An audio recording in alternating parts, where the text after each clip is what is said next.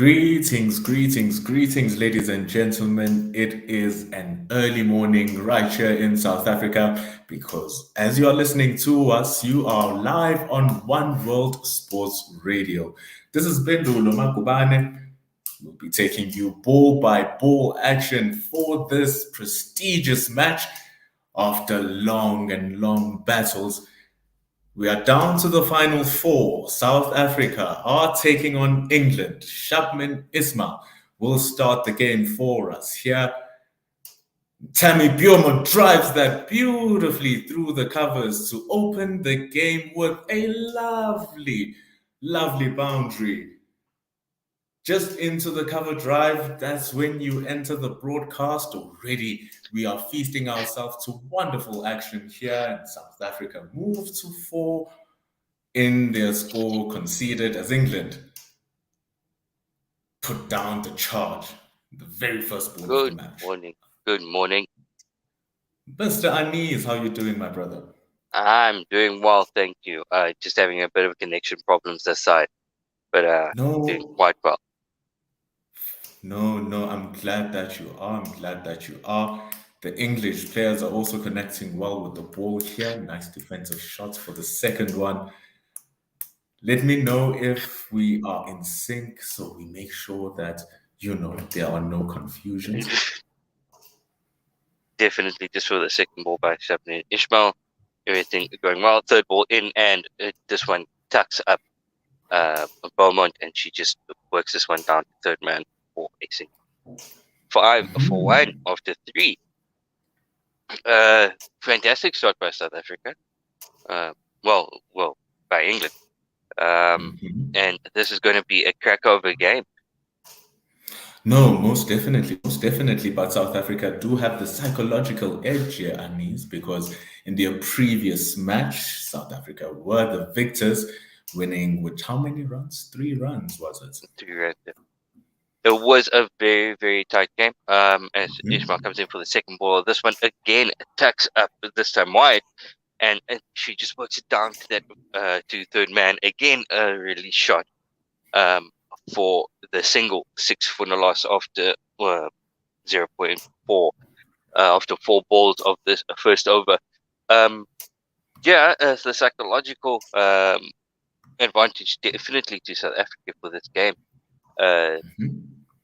But we won't mention the mental baggage for a South African team in a World Cup semi-final, as this one is straight and well played forward defense from Beaumont, and this one is straight to mid-on for no run. As we know, Anis, a new match equals new opportunities. So whatever has happened in the past can be written off, and this could be a new lease for life for the Momentum Proteas. So they've been playing very well to get to the stage. Once everything starts clicking for them and all the boxes are ticking, like Mignon Dupree, and now she's getting back into her drive, it's going to be wonderful to watch and see if they can take it all the way, actually. And this one is short, and it's popped up into the air, and it is just falls safe. However, think it might have come off of the helmet. They are calling for, they're going to do the protocol for concussion testing protocol. So I don't know if there was any bat on that one, but it was a fantastic bouncer by Shabnir Ishmael, just rushing onto, straight onto the helmet on the side of the head. A fantastic bouncer. Just catching Beaumont by surprise there. And it just looped up into the air and fell safe. But yeah, they're doing the concussion protocol now, checking the helmet. They're probably going to have to replace it. But yeah, fantastic bouncer there. Lightning delivery from Ismail. She was like, "You hit me for 4? Take this." It was a fantastic reply for her. You can't do that to me. 6 for 1 after the first over. Lizelle Lee and Sinead Liss both playing their 100th game today. Hopefully that is a good that is a good omen for the Proteas women. It's fantastic that the team has such a nice steady experience in their core, their senior players. Some of them are kicking. It's like, yes, it's lovely to see. So these milestones, we are all crossing our fingers that they bring memorable results for the team and the Yes. players themselves too. And hopefully in their 100th game, both the ladies can perform and make it even more memorable. As Marizanne Kapp is about to start the second over, she's at the top of her mark now. She's going to be bowling into Wyatt. Just Marizan Gap will sorting out the also field. want to. Marizan Gap will also want to get into that high rhythm that Ismail ended with once that field has been set. And this one is wide outside off stump and swinging away, and it is called a wide by the umpire. That ball's going to have to be bowled again. Plus, there's the extra run. That's 7 for no loss. Just giving herself a nice loosener there, Marizan Gap. Of course, you don't want your loosener to cause a free runs and make you bowl another one. But it was nice that we saw a huge swing.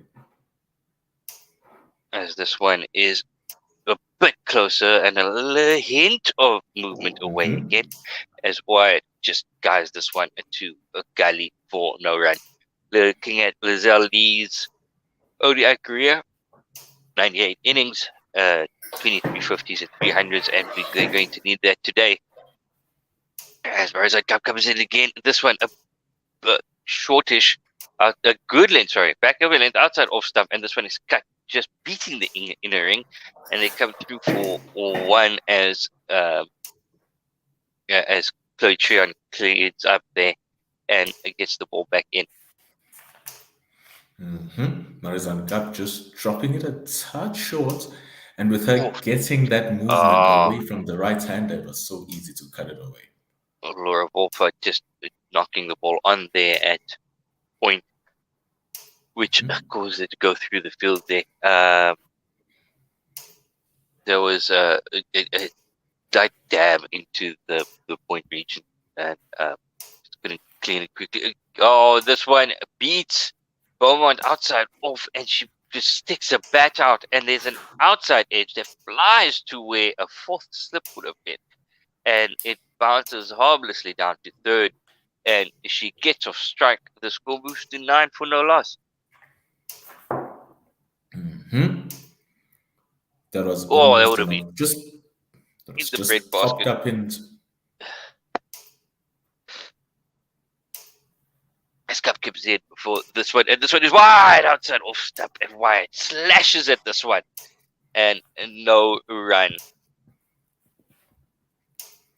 Wild swing, but maybe the Sonelos will be happy about that. You see, there she has those slip fielders. Oh, it's just her waiting for that Just waiting wild for it, one. yeah. And Marizanne Cup comes in again, past the umpire now. This one again outside off. It is a slower one, and Cup and Wyatt tries to play a cross-batted shot. Not sure what was that. Was half-hearted, but swipes across the line and just lobs safely down to mid on for no run. I don't know how to describe that shot. She just stuck her front foot out and just swiped across the line. And it's went in front of the wicket. As a Cup comes in again, this one is very close. It tucks up Wyatt, who can only dab it into the offside for no run. Yes, the end of the over and the second over, and it's 9 for no loss. 9 for no loss, except for that wide delivery. I guess that Marizan Gap will be happy with the result of that over that she has.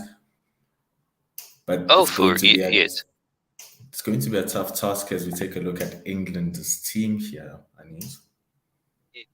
Yeah, we've got a moment of Wyatt, Knight at 3, who's 50 runs away from 3,000 runs. Shiva and Jones, then Dunkley, Brand, Ecclestone, no relation. They cross Dean and Shrubsole at 11. It's going to be this England troop is a very strong team. it's not take anything away from them as um, Ishmael comes in, champion Ishmael comes in again. This one, Yorker on off stump, and it's well dug out by Beaumont to the offside for no run. Beautiful delivery from Ishmael, getting a little bit of tail in there at the end. Hmm. And as talented as the English team are, so are the South African bowlers, as you saw with that ball from Ismail. Ishmael comes in, tick ball past the umpire out. This one, full fourth stump line, and Beaumont can't do much with it, just pushing it straight back to the bowler for no run.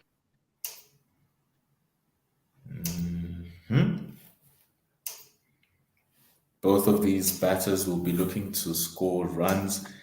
It's been a little bit of a tough tournament for both of them, but Danny Wyatt can be happy that she got her 76, which is a high score in this tournament. As this one is again just outside off and worked to backward point for no run.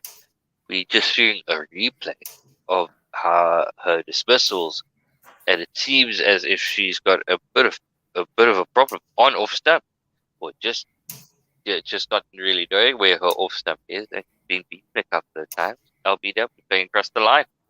Mm-hmm. She too has been having a tough tournament, and Ismail getting the ball to come back in. Oh, this one is a big appeal for LBW and not given by the umpire. Maybe just drifting down leg.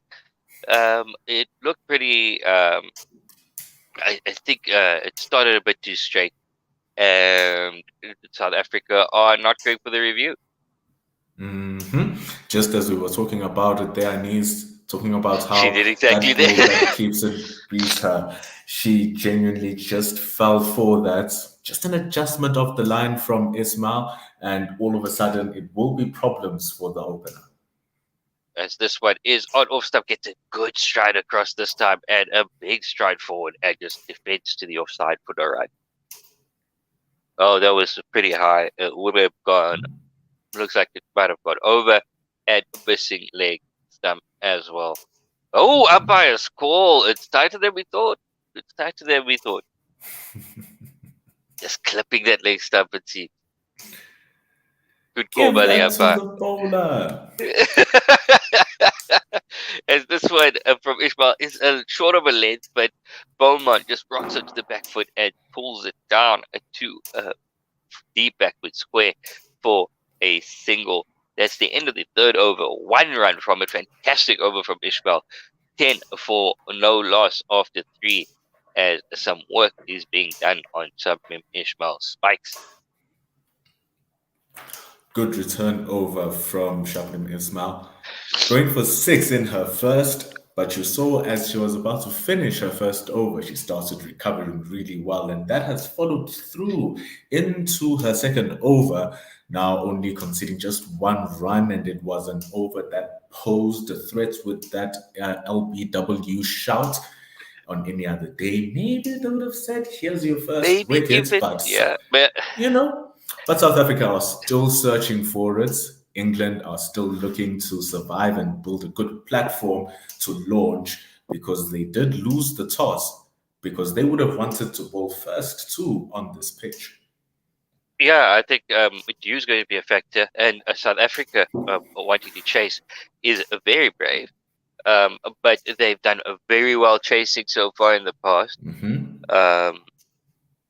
Winning, we know they've got BMT at the end, so I think that's what they're hoping for. They want to restrict England to a decent score, and then chase this down as Cup comes in for her second over. First ball in is straight and tucks up Beaumont, and she defends this one to the leg side where it's cleaned up by Marizan Cup of bowling for a no run.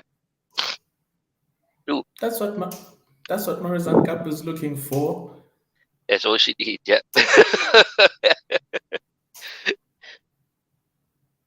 Just keep things tight is what South Africa need right now. But they also need wickets. We don't want to have they don't want England to have too many wickets going into that final 10 as Cup comes in from the second ball. This one is caught outside off stump, edged. and taken. Beaumont just dangling a bat, and it goes straight to the keeper, Trisha Chetty. And Marizon Cup is fired up, getting the Dale Steyn eyes with the second ball of her second over. And Cup just a nothing shot outside off. It finds the edge, and she has to go as Marizon Cup gets the first wicket. Ooh, Beaumont, she was fishing there, but fishing in rocky waters as her little racket topples. Now she has lost her wicket, 7 runs. She took 14 balls for it. And even she shuffled across a off stump, and Yeah, Marizan Cup was so wide, it just indicates us how far away from the stumps that ball was.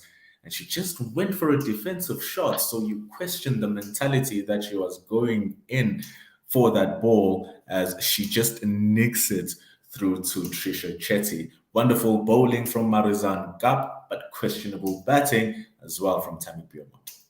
as the big wicket that South Africa will be searching for. Heather Knight makes her way to the crease.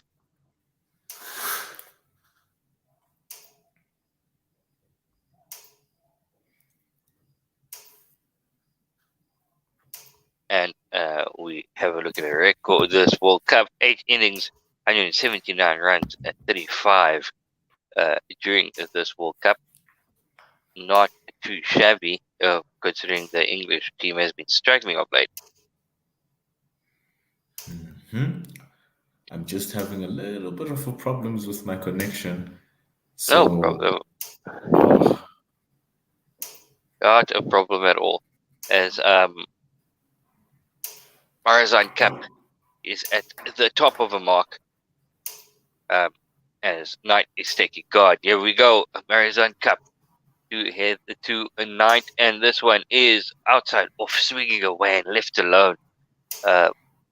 As the ball just comes through and is left alone, watchfully left by Knight as it goes straight through to Trisha Chet.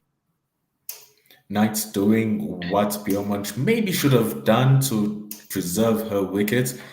She decided to fend for that one, and Heather Knight deciding to leave it. As this one is a bit closer on fourth stump. Doesn't swing as much as Knight is brave. Heather Knight is brave enough and trusts the process and leaves this one as well, getting a good stride across, covering herself straight to Chetty for no run. Couple of balls, couple of sighters before she gets going. As Marizon Cup comes in, fifth ball of the over. This one a bit closer again, and it is just cramps Heather Knight up, and it is played to Gully for no run. She had to play at that one, and it just guided to Gully, no run. The score remains 10-1. We saw One that ball to come in the fourth. We saw that Marizan Cup can also get those wickets with that offside field, with that width. You slash it into the air. As this one strays down leg side, spoiling the maiden over, and just Heather Knight just falling over there, but not to the ground, just falling over in her balance as she tried to work this one to the leg side and misses everything. Goes down leg and called it wide. That is score moves on to 11-1. Just tried to get it a bit straight, maybe looking for the LBW. Just getting a tad bit wrong there is Marizon Cup. Final ball of the over. This one outside off 6-stump line and left alone by Knight. So otherwise would have been a maiden over. Score is there was instead one from it for the wide and the extra ball. So that is 11-1 after 4. South Africa, we see how lethal they are. Their pacers played no jokes. They waste no time. They have 40 wickets as a combination. That is Masabata Klaas, Shrapnel Ismail, Marizan Kap, Ayabo Makaka. And the second team is 31 as New Zealand follow South Africa. So that just shows the gap that the South African bowlers have. And with this lady on the ball right now, she looks to show why. Ishbal coming in, the last ball of the over. This one is slashed and misfielded on the boundary, but by Ayabonga Kaka, but they just managed to get the one. That was actually poor running because it was slashed hard down to third. Um, just a bit of a fumble in the field, but they don't run for the misfield as as they come through for a single as Wyatt gets Knight on strike. Knight to face Shammin Ishbal for the first time in this game. What will the result be as Ishbal at the top of a run? There's a bit of a fielding change. We've got a slip, the gully point cover mid on the offside ring as this one is straight and just defended by Knight to getting the inside off the bat and going to the mid on for no run. So there's a mid on, a mid wicket, and I think a deep backward square. Deep backward square and third man are the two are the two boundary riders for that field to Heather Knight. As Shabnam Ishwal comes in again, and this one is worked down to third between Kali and Slip, and they get the single. Just that release shot. So that is 2 runs of the over so far of the 3 balls. Seems to be a lot of wind on the ground as well. It's blowing everywhere. It might have an effect on how the ball moves around. I just can't judge where in which direction it's blowing, actually.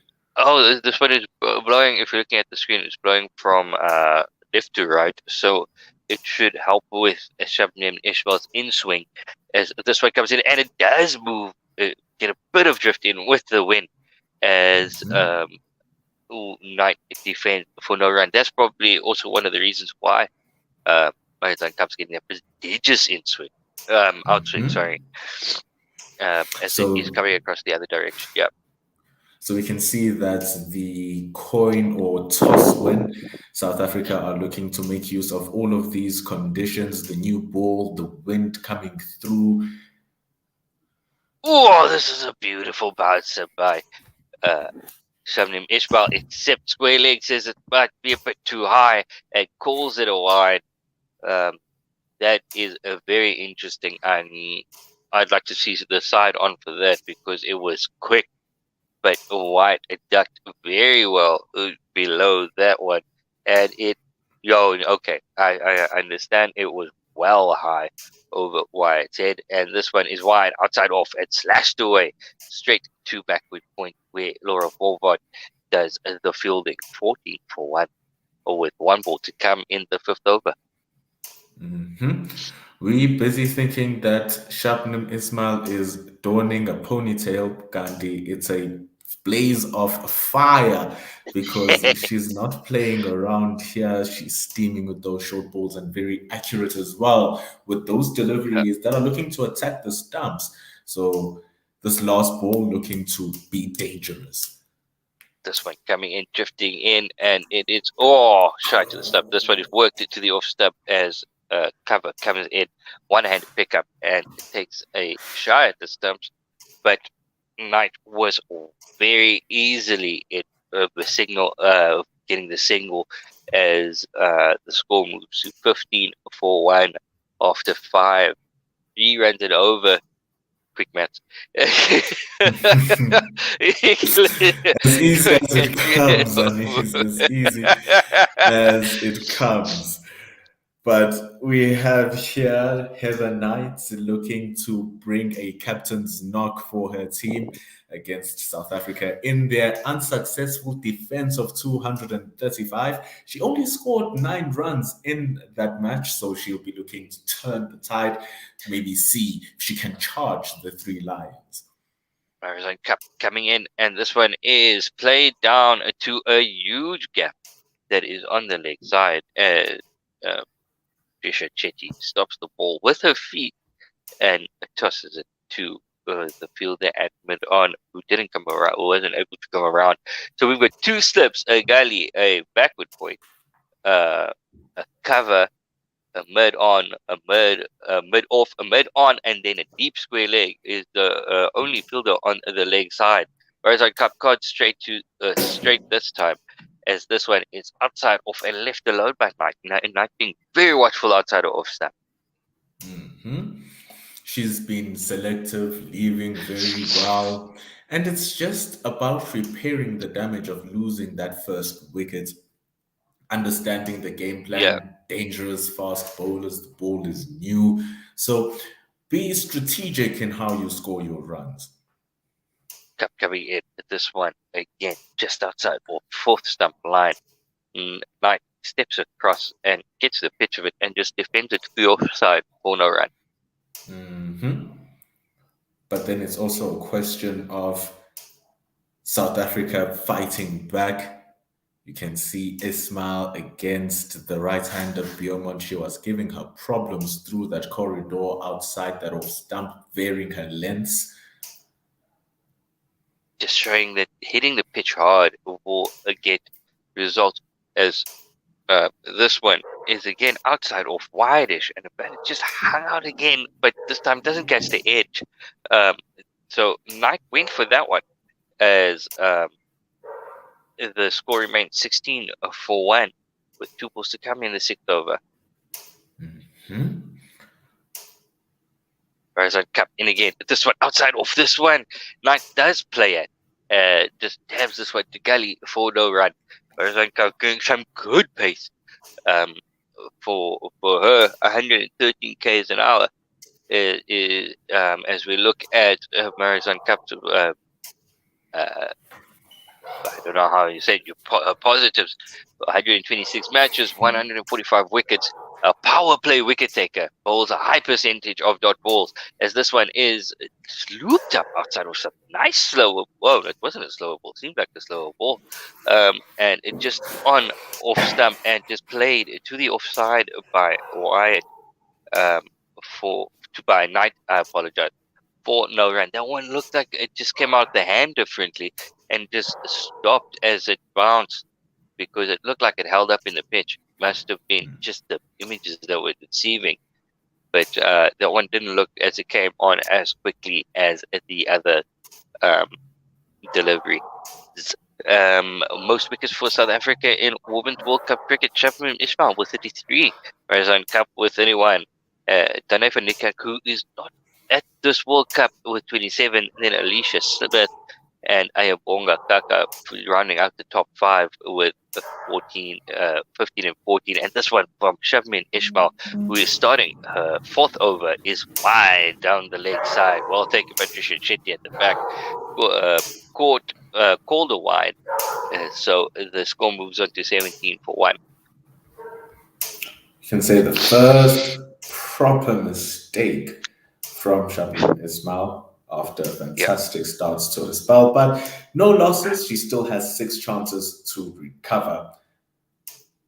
As she pulls up in her run-up, just aborting the run-up there, getting back to a mark, dead ball called by the umpire. Great to see the crowds back here in New Zealand, as this one is outside off and just worked straight to gully. Very quickly, almost very quickly to gully for where it is cleaned up by Lazali for no run. I apologize. Score 17 for 1. And even though the English team lost in their previous match, Anis, against the South Africans, overall, they've won 29 of their past 39 matches. This one being so critical to get to the final. This one again outside off, and it is cut by Wyatt, but straight to Laura Wolford this time at point. She's just making her way around the fielders on the offside, unable to break the ring. First to gully, then to point. The score still remains 17. Oh, that one just hitting Laura Wolford awkwardly on the hand. This one, score remains 17 for 1. Shabnam Ismail comes in for the 3rd ball of the over. This one wide again outside off stump, and this one does beat the infield, and is cut well for 4. A diving Laura Wolford couldn't not beat that one as it is played between point and cover, finding the gap beautifully. Shamim Ishmael just straying short and wide, and that it deserved to be hit. I think that this may be the end of the spell. Uh, this Laura Wolfer diving despairingly, uh, in vain for as this one beats her, and it goes for four. Hmm. And we were. As this one, sorry, is this one does play through to get played to the covers again, outside off, and White just pushes it to the covers for no run. Playing a cross-batted shot, which is always trying. Good to see them get to the top of the bounce. Lesson to be learned. Two more balls left in the over here. Heather Knight still on 1 from 11 deliveries. This ball comes in outside of cut. A cut. Oh well, cut. This one another dive from Laura Wolford as it's just to her left, and it goes to third man for 1 run. As we can see, and I'm very surprised that Shamim Ishmael hasn't been given the signal. White has camped in the way in a crease, waiting for the short one, just giving a couple more milliseconds in order for her brain to register and be able to play the shot. I'm very surprised that no one's given the signal to Shamim Ishmael that she's batting that deep in a crease. As Knight faces Ishmael, and this one is full on middle, and it is worked to Marizan Kapu at mid wicket for no run. That's the end of the over, 22 for 1. 7 overs have been completed by the South African bowlers. And you can join us on our social media pages to engage on how these past 7 overs have gone. You are on One World Sports Radio. Please join our YouTube channel. Go watch us as we do our thing. But be careful, it is radio. You won't have any visuals of the game. Comment as you listen to us. Comment on our Twitter. We are at One World SR. Hashtag Guerilla Cricket, like Guerilla, the guns, the ones with the guns. Guerilla. We want to hear from you. Join the commentary team. As Marizan Kapu comes in for the first ball of her 4th over, as White dances down the wicket and plays a drive straight to mid off before Wool comes around and cleans that one up. And no run. I think that last over from Shamim Ishmael is a sign that she needs to be taken off. Getting a bit tired, just being a bit loose there with her deliveries. As Marizan Kapu comes in for the second ball of the over, this one is cut. Is wide outside off. Doesn't bounce enough, but it's still cut to a backward point regional for no run. It's hard to see what's actually being done here. The South Africans are gifting the English batters a lot of width, but that offside is thoroughly covered from the slip fielders looking to be that attacking edge and the rest of the guys on the ring to defend. I think this one is straight, tucks up Wyatt, who tries to work it to the next side but misses and takes it on the body as it just drops down to her feet and dribbles behind her for no run. I think that that's the South Africa. It's been the South African go-to plan for this entire World Cup.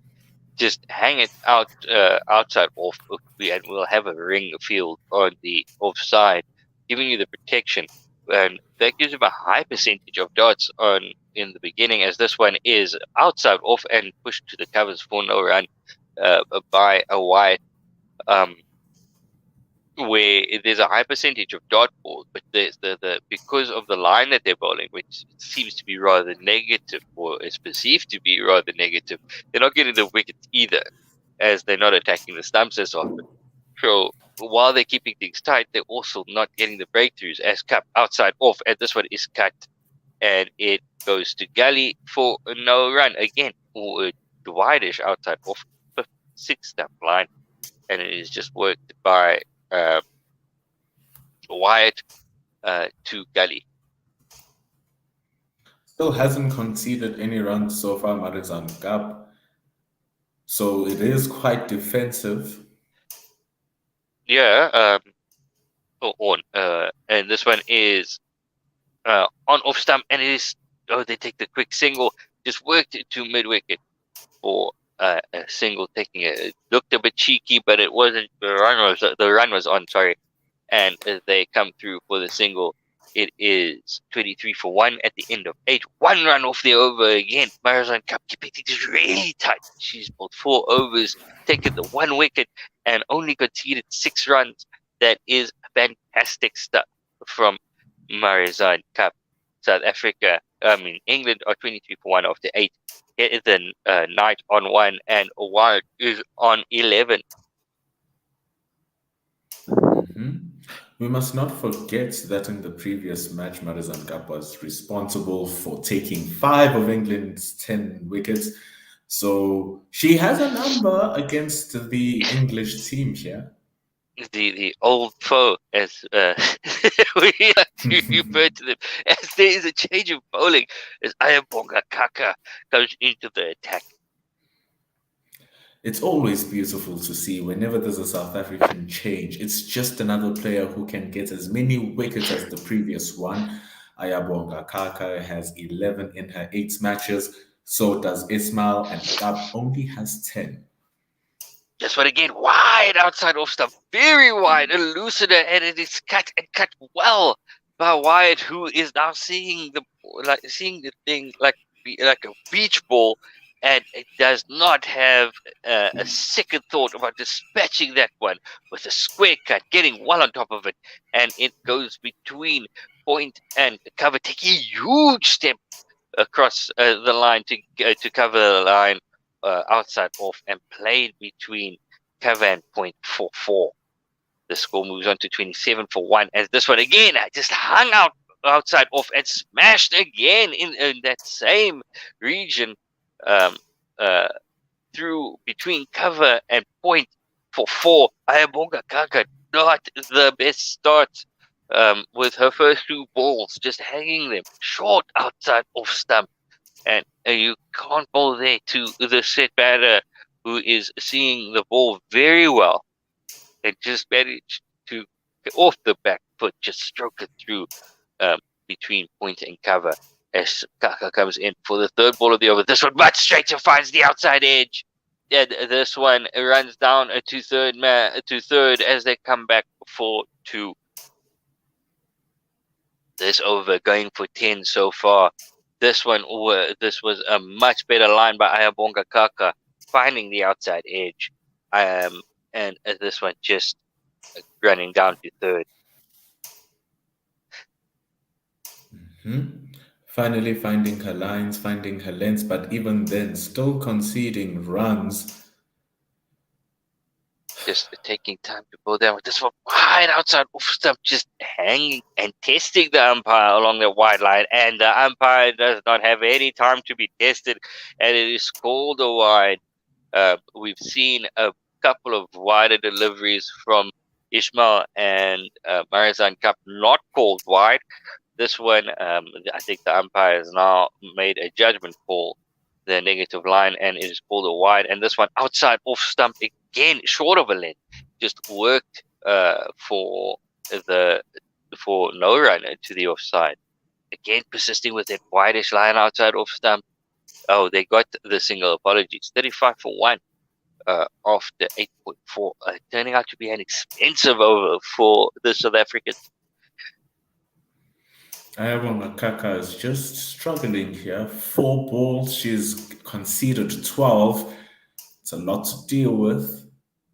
This one comes back in, and this one hits the pad, and it is a huge field for LBW. I think just might have hit her outside the line. Was that a ball or was that a snake? The ball Great slithering ball, through and the it air. came back in.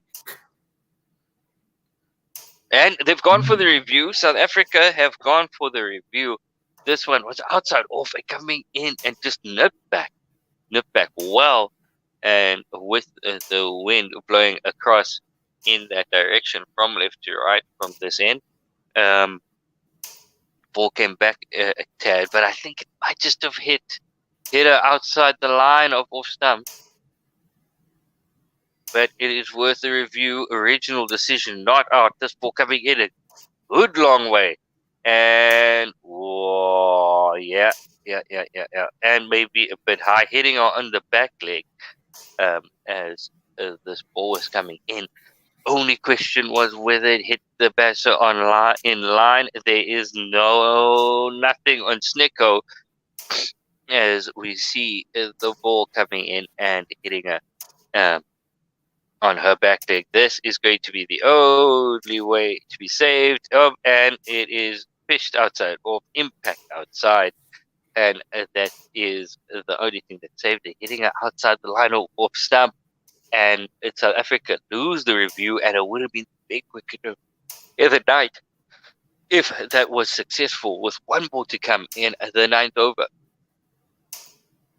She just shuffled across her off stump and covering this.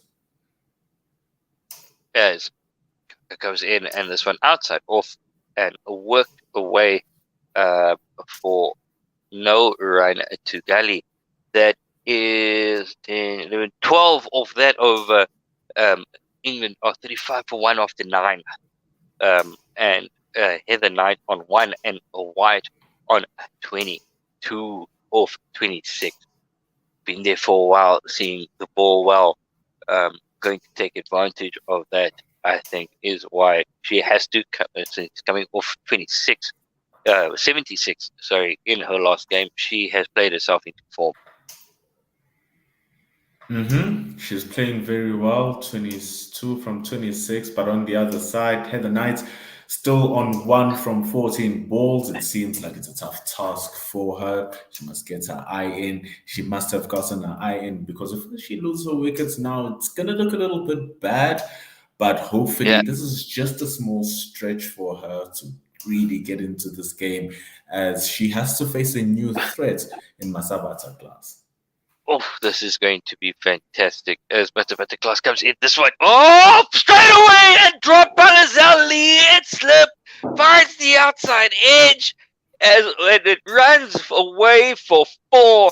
Masabata class, the first ball of her spell, and finds the outside edge where South Africa have been searching for, and is put down by the Zali at a second slip, diving to her left. Could only get a hand there. It was a chance. It would have been a good catch, but at this level, in a semi-final, in a big game, those make all the differences. But this time, it just goes down. As this one outside off and driven, and it is driven to go square on the wicket straight to Laura Volfard. Will South Africa rue that mistake in the field of putting down Danny Wyatt on 22? Avonga Kaka. Matabata class pitches this one up, and it is salt in the woods, driven while 4-4 between cover and point, and the score moves on 243 for 1 after 9.3. Just salt in the woods for Matabata class, bowling the perfect ball first up, and having the victim put down as Wyatt faces again the 4th ball of the over.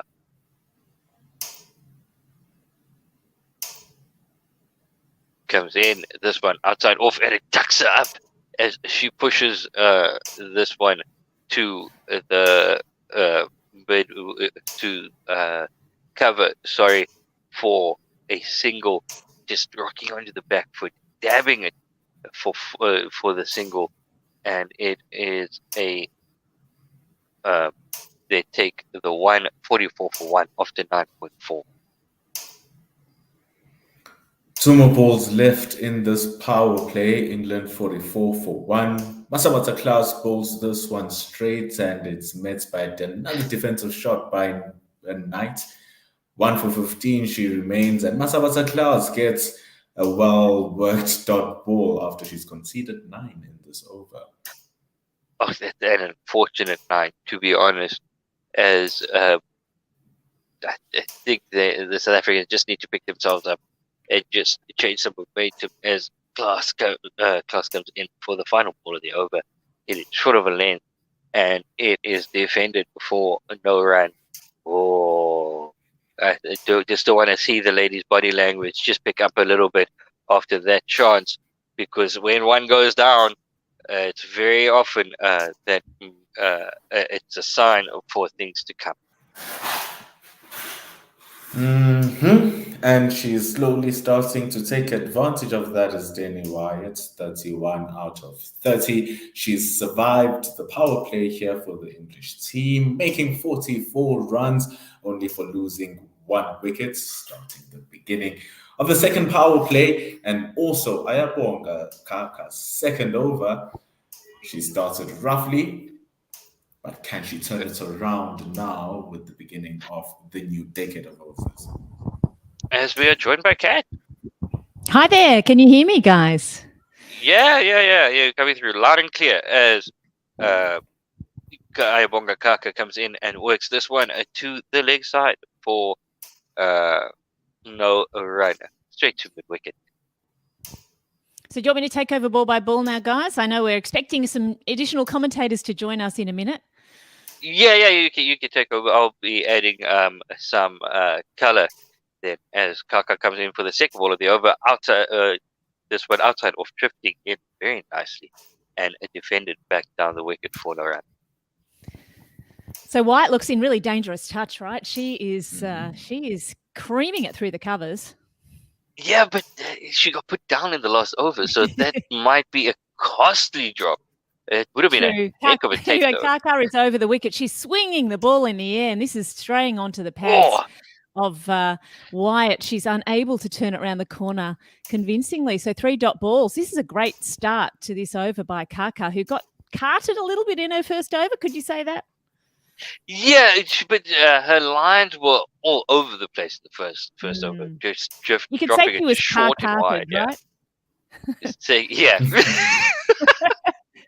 But this is a beautiful line and length from Kaka for the fourth delivery in exactly the same spot, swinging in, straying onto the pads a little bit, but we know that Wyatt is better through the offside, so it's probably a good line to Wyatt.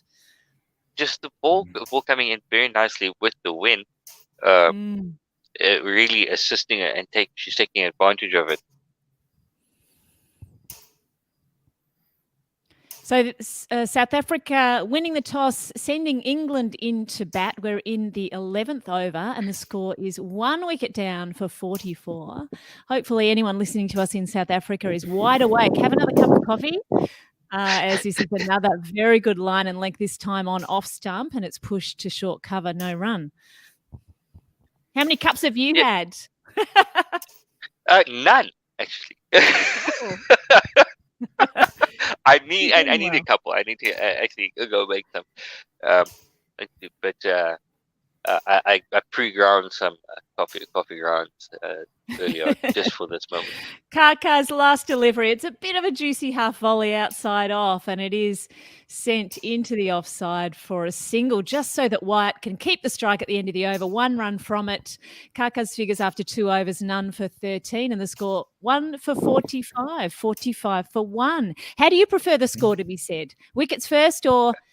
Oh no, runs first, definitely. This wickets first and then runs. This is definitely a creation from down under. Yes, indeed. Well, we are down under in a way. We're in New Zealand, so we have to either decide. Yeah. I prefer it but that New Zealand still calls it runs first, so it's only really Australia that calls it wickets first. It is ridiculous, isn't it? It's like, get it consistent. Anyway, we have Klaas coming in to bowl her second over, and Wyatt is still on strike, the right-hander who's in good touch. She's bowling, back of a length, defended on the front foot, and no run. Well defended there. Now, we're going to see that Matsubata Class is going to get the ball to move in the opposite direction. So she's going to get the ball to move away from the right-hander.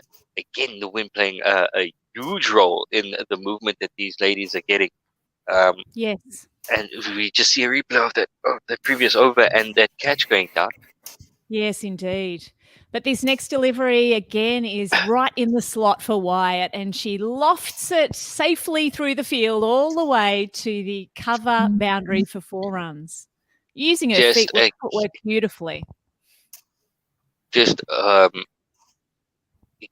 putting it in her arc and then allowing her to dance down the wicket. Actually, she made that a good that length as White danced down the wicket, just slapped this one over extra cover for 4. Fantastic shot. As to prevent that from happening again, Trisha Chetty comes up and is up standing up to the wickets for Matsubata Class.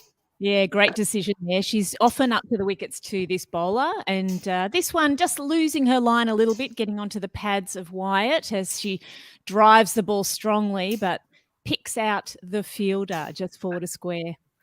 No run. We're going to see Class bowl a bit straighter now because she can't just hang it outside, way outside off stump, as she has been doing because of Trisha Chetty standing up to the wicket. Yes, that's true. The run rate at the moment, 4.26. As Wyatt is winding up and taking a wild swing at this, it's heading out to short wicket where it is shelled. It's totally grasped by the fielder out there. Oh, my goodness, that was not a good drop. Easy catch, don't you think? Oh, this is bad signs. As I said, when we saw the first one from Lazali, this one dropped a Marizan Cup. Once one goes down, it is all about confidence, and we should see more. One drop leads to another, as this one is just on off stump and worked to back to gully for no run. Oh, it's so hard to watch right now because it is really difficult. Both of them were sort of difficult chances, but nevertheless, you've got to take those in the semi-final, don't you? Yeah, as I said, in a semi-final, it is a knockout game, and the pressure's on. And this is the second time that Wyatt's been dropped. She is living her 99 lives. Wyatt this time plays the ball down to backward point in the deep, almost to third, and they run a single. So Wyatt is just at will farming the strike here, even though Knight is perfectly capable of batting well. But she is, of course, only 1 from 16. She was not able to score as well. Is that right? I think that Danny Wyatt's taking a play out of Graham Pollock's book. Batting for time and not for runs. No. As in, he had a bit of a habit of getting a single off of the 5th or last ball of the over because he didn't want his batting partner to face because he didn't really like running much, so he would just slap things for 4 and then get a single off the 5th or last ball to retain the strike. Yes, we'll see Kaka coming back here. And I'm not sure. I think I would have had maybe another change of bowling here just to mix it up. But Kaka's coming in for her 3rd. She's right arm over the wicket. And there's just a straight bat offered as this is worked away backward of point for a quick single. So we will see Knight finally getting a bit of a bang. Finally on strike, yeah. Yeah. So if you're just joining us here, we saw before the opener, Tammy Beaumont, who was bowled, caught by the keeper, Chetty, bowled Cap, and she went for 7 runs. So since then, we've seen a lot of scoring, although this next ball tonight, and straight away we see she's not as comfortable as Wyatt. She just manages to edge this awkwardly into the ground and not get it away. We are joined by Ravi. Hey, Ravi, I think you've got your... Hi, sorry. Hey, Ravi, I think you've got your... You need to mute your other feed because we can hear us twice. Oh. This next ball is pushed backward a point and no run. Backward a point. Hearing 2 cats. Thank you, Ravi. Something has to be muted there. Thank you, Ravi.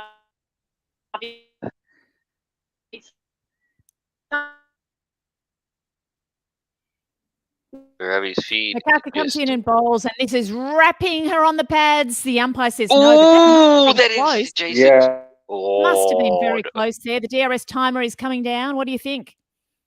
oh, go up. I know but they've only got one, and the luck hasn't been there going their way. Ah, go up. She's Take the reviewed shot. it. I think she's reviewed it. Oh, was there an edge? So, yes, think look, that's the it only could thing have they been can an edge. say, Other but- than that, is there anything else saving her, I wonder? Maybe, but the umpire's call on leg stump Hmm, because that looked pretty adjacent. that's possible. Let's see. We don't But yet then have Ravi back.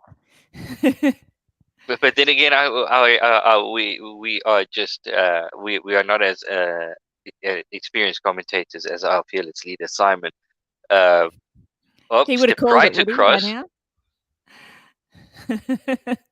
Oh, I think it could be missing leg. We're seeing Ultra Edge is not showing a spike, so she has not hit it.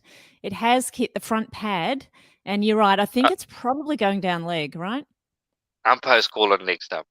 Good call. Good call. Let's see if we're right. Impact is in line. It is, in fact, hitting, and it's out. Oh, did Excellent good review. Hitting middle, hitting middle, not Oh. even leg stump, hitting middle. Oh, that poor umpire is not making the best decision there. That was my With the original sheepish thought. I bow. thought that it was hitting. I really did. Oh, I thought it was so it was a bit straighter than we thought. Looked like it might have it was clipping or umpire's calling leg stump, but in fact hits middle. Yes, and, not a good has start there from Heather Knight. I mean, she's managed to make Yeah. one run from facing 19 deliveries. She did not look at all comfortable, and it was exactly the right ball to bowl to her. It was wonderful. Well, she was just watching the game move on from the other side, so don't get me punched out as we go to drinks, as they take the drinks break with the fall of that wicket. But hopefully this is the change of momentum that South Africa need after those two drops. I also love the fact that the bowlers cannot rely on the field. They've got to take it into their own hands. You've got to bowl them. You've got to get LBW. You can't rely on your catching fielders, right?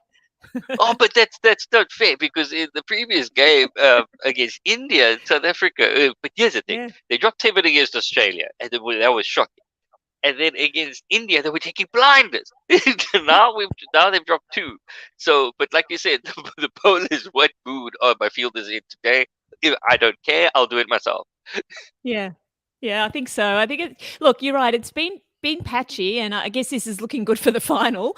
But if you drop a couple of chances, as long as you can regroup, they've still got 2 relatively quick wickets here in the power play. So I think that hold your next few chances, South Africa, and you should be fine because England have been shaky, the whole season, the whole World Cup. They shouldn't win.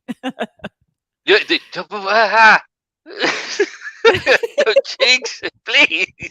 South Africa and World Cup semi-finals. So, Yes. No. Knockout games in general. No, there's no worries today. I'm totally in the South African deserve to win for sure. This team, yes, they deserve to win. This team has no baggage from previous knockout games. This is the replay of the previous World Cup semi-final. I forgot to mention. And look, that was a fabulous review there from the captain because she really thought about it. She knew that there was one review gone already. Will you waste this review? It was such a brave review, and it was exactly the right decision. Imagine how bad she would have felt knowing that had hit middle stump and she hadn't reviewed it. So Luckily. Like you say, can you imagine if she didn't review it and they put it up on the big screen, only for you to see that 3 reds? But now, the only bad thing about that wicket was that it wasn't the inform batter. So we do need to make sure that Wyatt, who is hitting the ball in the air, sometimes intentionally and sometimes not, she's got it. Look, they've bowled so well. They've managed to, elicit several edges in these first few overs. It's quite remarkable. So I think it's important that they continue to do this from Wyatt, and maybe they can make some inroads on Siva. Yeah, as we see her World Cup scoring 150 and 100, 109 top score in this World Cup as But Kaka Siva comes is in. straight off the mark. She sends this first delivery backward of square for a quick single to get Wyatt back on strike. Wyatt's on 38 from 43. As Kaka getting it a bit too straight this time, as it is cleaned up at backward square leg by Elizal Lee.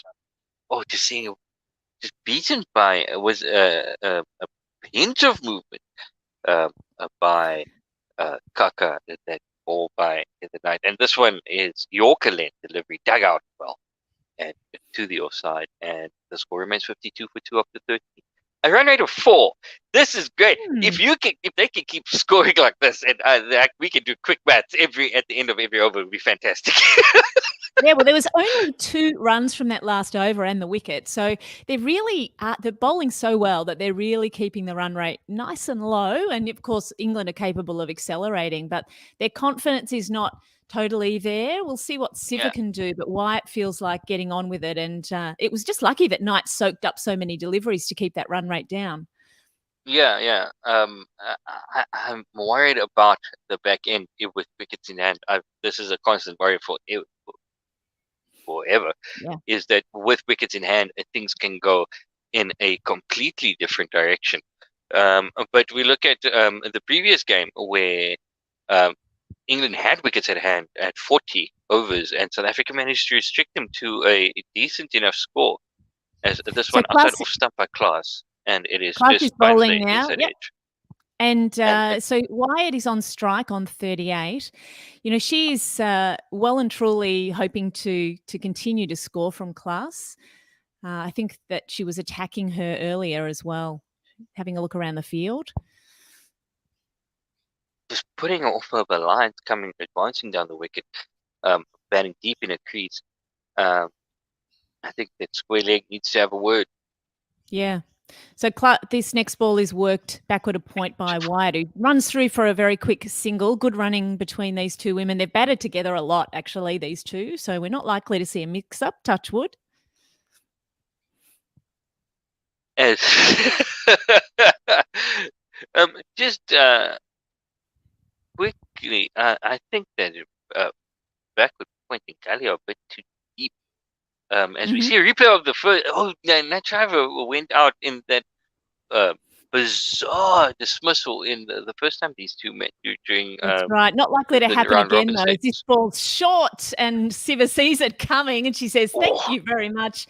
Sends it out through deep square leg, and that's 4 runs to Siva. Scoring at will. That ball just sat up and said, "Hit me," and Siva didn't have to get us twice. And she just slapped this one. Not even. Hello, can you hear me? Rolling the wrist well. Hey there, Ravi. We've got Ravi back. That's hey, great. welcome back, Ravi. Finally. Anyway, Klaas is bowling against Siva. She's driving a ball to mid-wicket, and it's a dot ball. So we will say goodbye. Thank you very much for staying on, and Pendulo. That's great. I need. We've got Ravi now, I think, taking over. Is that right, Ravi? I'll hang around in the background until Ravi's... Maybe, because we haven't got any audio just yet. Siva's on strike now. She's pulling a ball across the line. It's going forward a square. There's a fielder out there in the deep, comes across from deep square leg, and they get 2. So quite a lot of runs coming from this over now. So far, we've had 8 runs here. Just, again, dropping it a bit short and worked to the leg side. Score is 60 for 2. 1 ball to come in this over. I think Kaka might be take it out of the attack this time. So you think Heather Knight on the way out said, get a move on, Siva? So she certainly has. She's already 8 from facing 5 deliveries. This one is wide outside off stump. Will be called a wide, I imagine. It is? Yes. Mm. Matabata Klaas, I apologize. Bowling got Ayabonga Kaka. I think this might be a final over as we lose Ravi again. He's having some demons We've lost with Ravi his as well. Yeah. Having So some class comes demons in, there. last ball of the over again. This is outside off, and it's cut on an elevated kind of way down to third. She's just in the air for a minute, but safe, and they take one. Yeah, you're going to third or fourth, cutting it in the air. No real risk there. So not bothering to keep it down, and it just bounces harmlessly to third. As they complete the single. She keeps the strike, 9 of 6.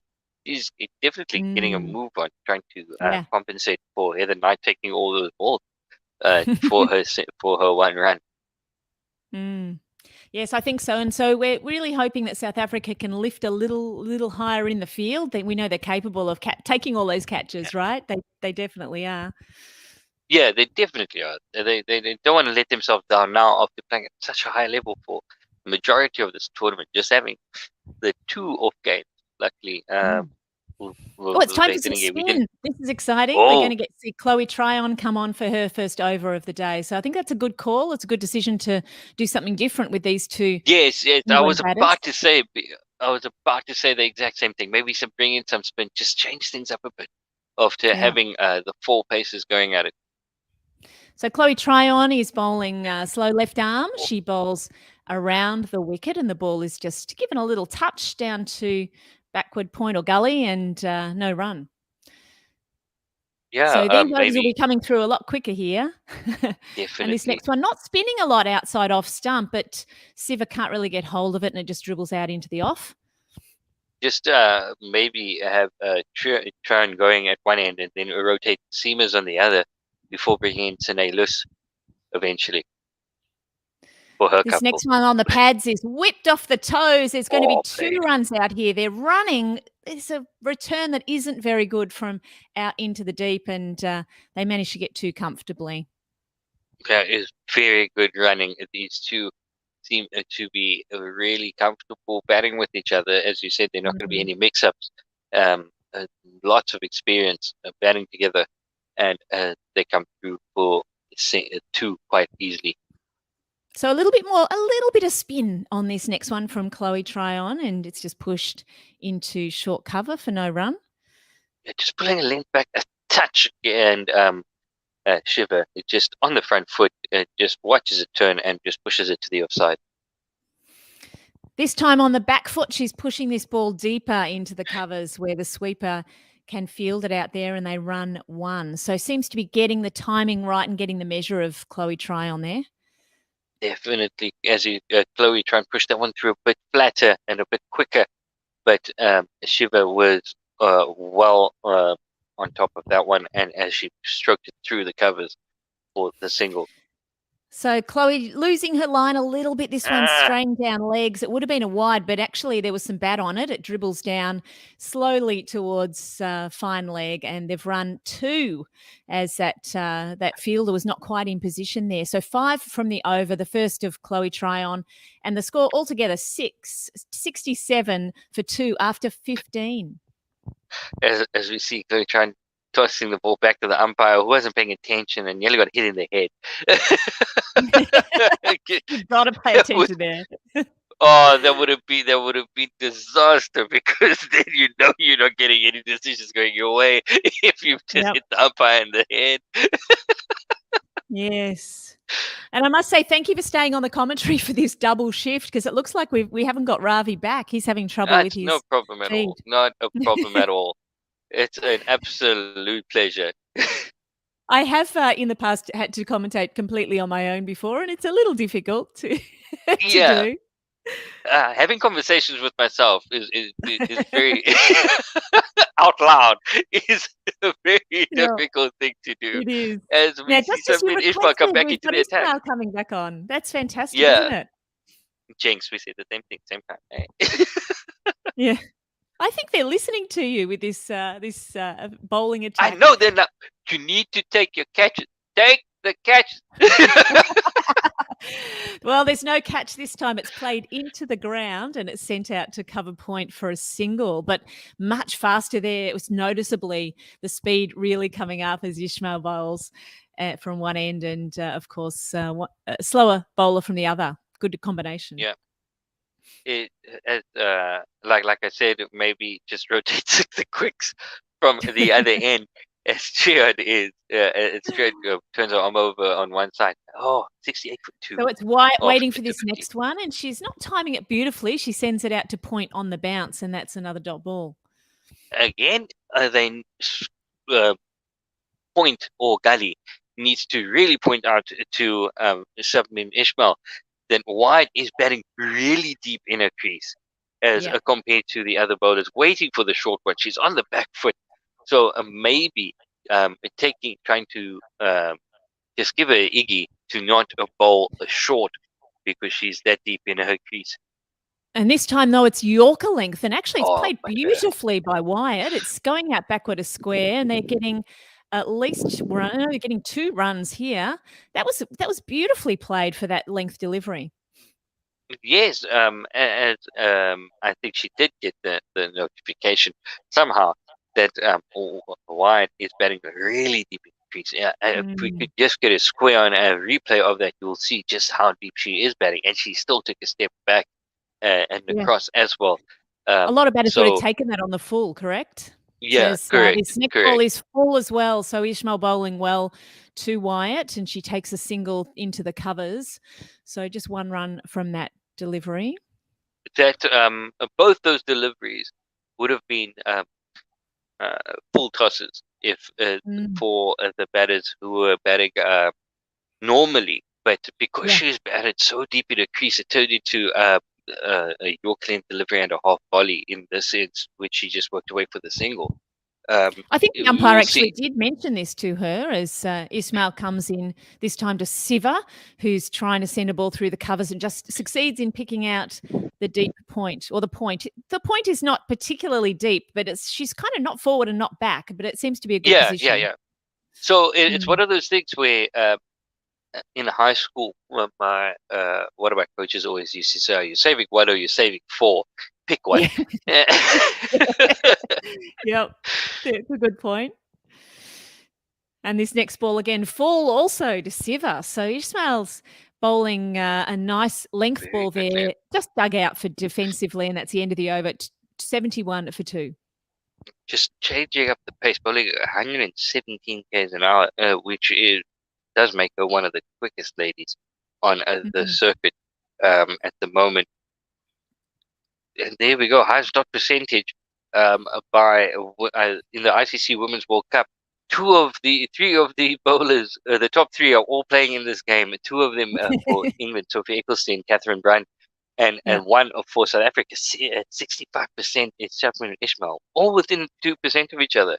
67 and 66 for Brand and Ecclestone. And then number 3. So Chloe Tryon now coming into bowl to Wyatt. She's ramping the ball behind her head, and it's heading down to fine leg where Goodall's come around to do the mopping up, and they've run 2. Nice little shot there from Wyatt.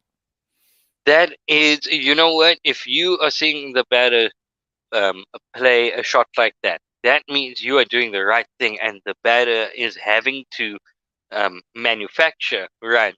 So keep doing what you're doing, and hope, trust your processes, and hope that in them trying to force the game, it is them that make the mistake. This one is just work through the covers for a single where it's cleared up by the sweeper at deep extra cover. That is a bit of a dive there, maybe not fast enough by the short cover, who might have been able to diving all over it. So Siva's on 13. She's faced 14 deliveries, and Wyatt at the other end on 47, as Siva's again trying to drive this through the covers, but she's not succeeding in making a convincing shot, just enough to get a single. A little bit, sort of deep point for a slowly ambled single, I think, is that one.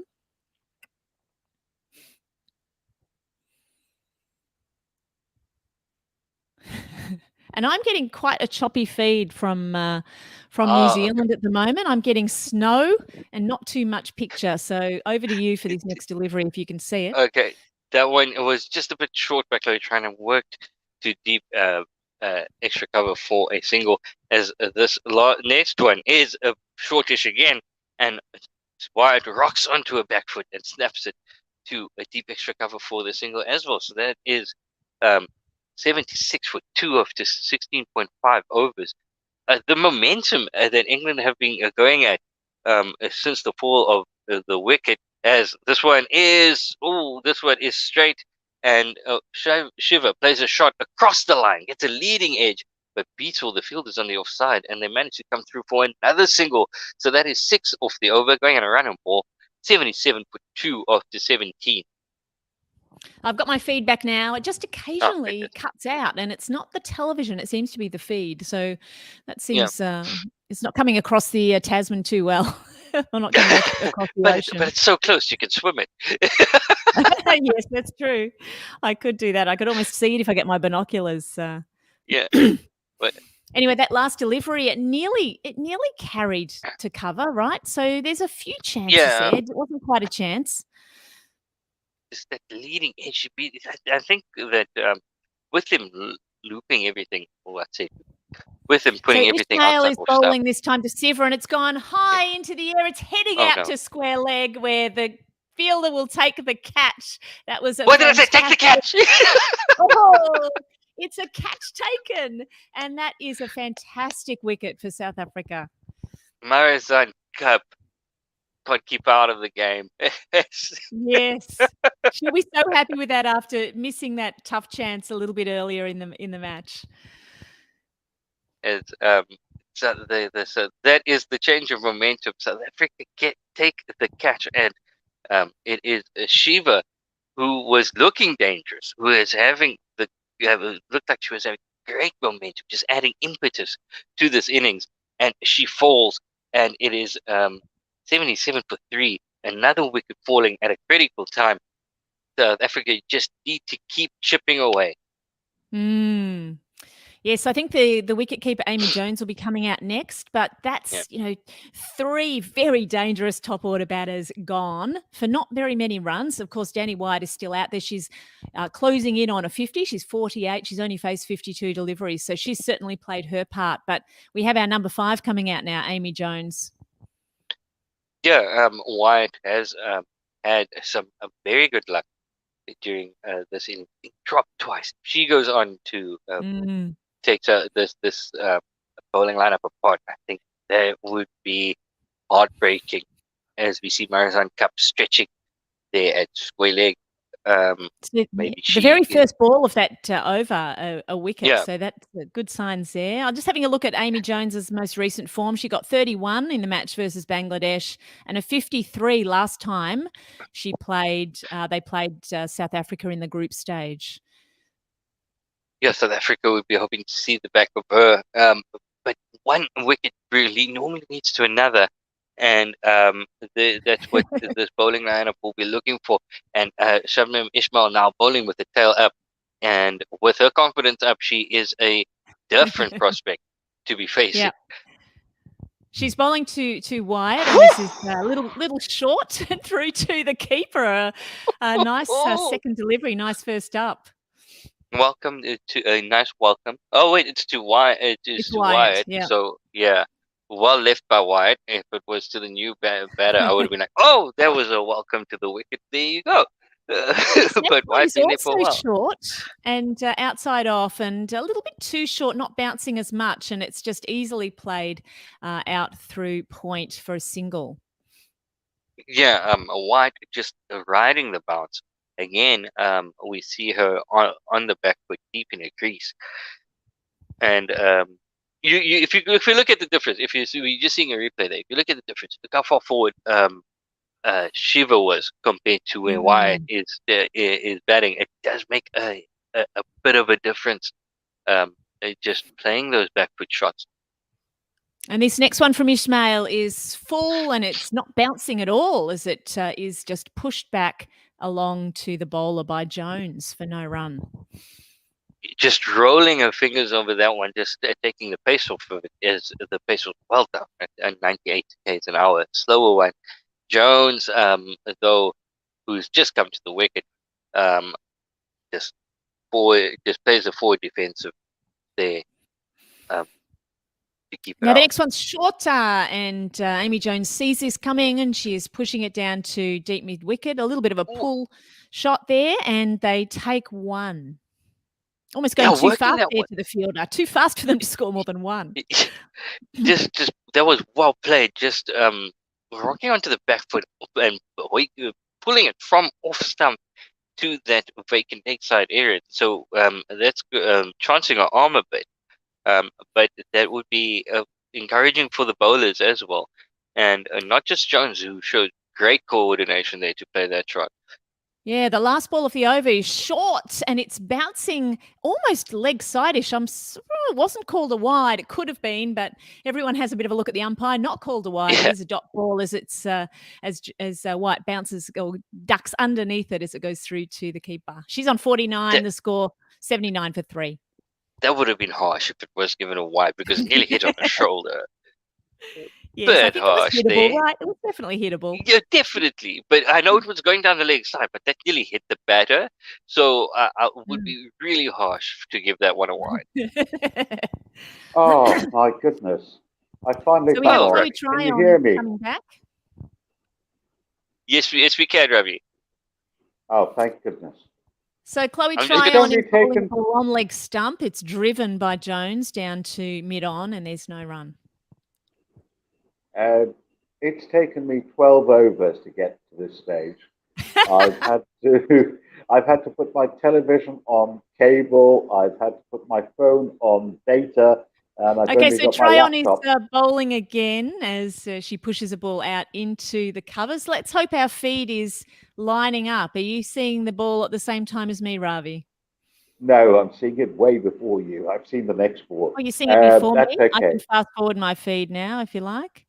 Yeah. Yeah, next one is I'm gonna hang Sweat around here Well. in the background, just in case. Please, I'll Honey, be here. hang around because my feed is so rubbish right Okay. now that any time an emergency could take place. Okay, but I'll be around. Just give me a second. Well, So Chloe Tryon coming in and bowling to Wyatt, who just pushes a ball out into the covers. So far this over, a dot, a 1, a 2, and another dot.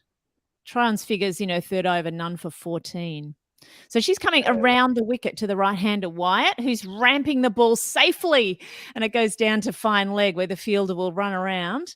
She's actually got a fair way to run here from square leg Goodall, and they've run through very well, actually. They've run through for 3. So that was a good shot placement there, Ravi. that actually makes Wyatt's 50 as well. So she's got her 50. I've always said that Wyatt should be opening for England in ODIs. Yep. She was kind of dropped from the from the roster for a few years and considered a T20 specialist. Sorry. So Jones is on the back foot now, punching a ball out through the covers, and she gets a single. So quite an expensive over there. 7 runs from it from Tryon, and her figures are none for 18. England 86 for 3.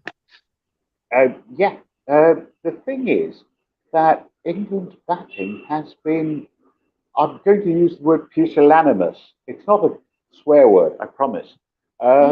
They have been really, really poor this World Cup. Let's be honest, they've relied upon one person or 2 people to make the runs for them. And that's why they lost their first 3 matches.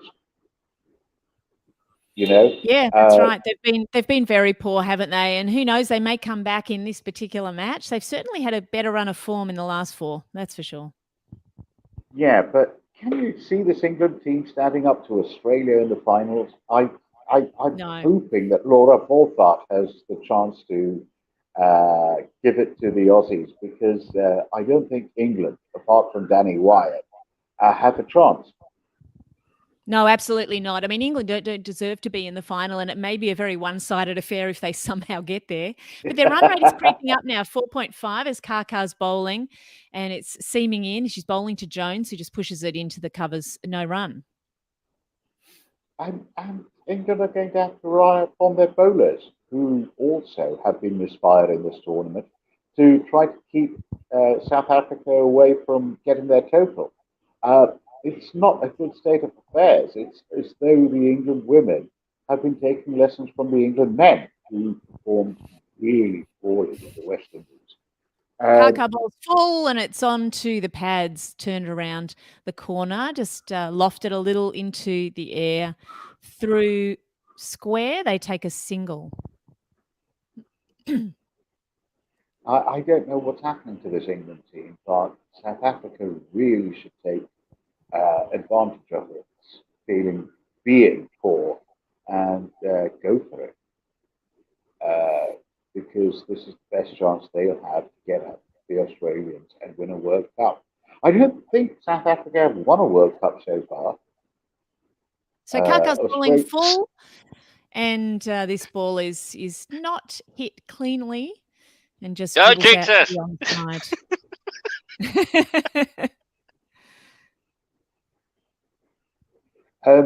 onside. This is South Africa's best chance of winning a World Cup, I think. Most of the World Cups, of course, so far have been won by England or mainly Australia. I think New Zealand's won one. That's right. Seven wins to Australia, as this next one is just driven into the covers for no run. So Kaka bowling beautifully here, really keeping Wyatt from scoring, which is hard to do. Wyatt seems not to have learned from her past mistakes, but to simply rely on luck. She flashes at anything outside the off stump. And this next one is outside off. She bounces it into the ground. It goes to the covers. They scramble through for a quick, safe single that puts Jones back on strike for the last ball of the over. And she just relies on luck outside off stump. She flashes. She hopes the fielder won't catch it.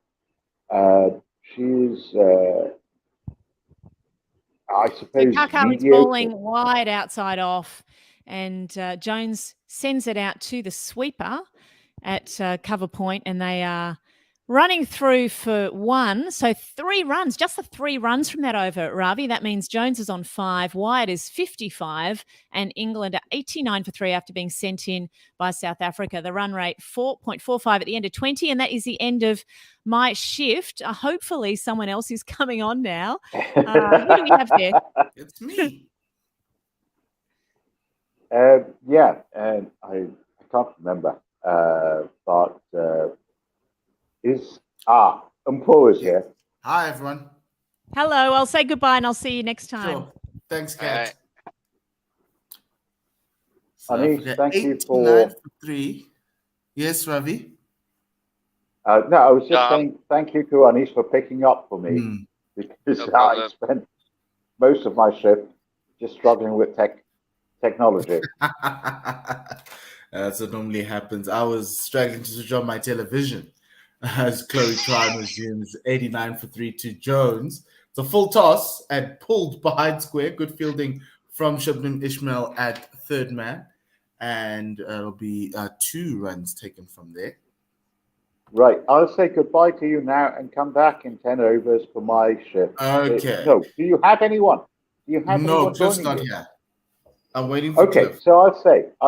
Yes, say. We can do like the yes. Cool. They're checking if it's a boundary, but Shibnam did a really good job. But that was not a boundary in any shape or form. Look, right now, some of the decisions that have been made today, I'm not so sure. Let's not get into that. To be honest, South Africa are, unless England do something spectacular, South Africa are winning this, is my feeling. I'm worried about Sophia Dunkley, but we'll get there when we get there. Next ball in from Coitran, just defend it back to the bowler, no run. Next one after that, driven straight to mid-off. Ayabonga Kaka making a meal of it. A quick single taken there by Danny White. Did they take a single on that? Yes, they did. Kaka? Oh, my word. That's a bit rubbish. Because Kaka shouldn't have done that at all. She was nearly on the line of the bowler, of the non-striker stumps. really, when she Nine- took that. She gave away a single 92 on for that. 3. And there was a chance Danny White comes down the wicket. He heaves it over mid on. It will go over Sunelisa's head. Bit of a Yeah. top edge there.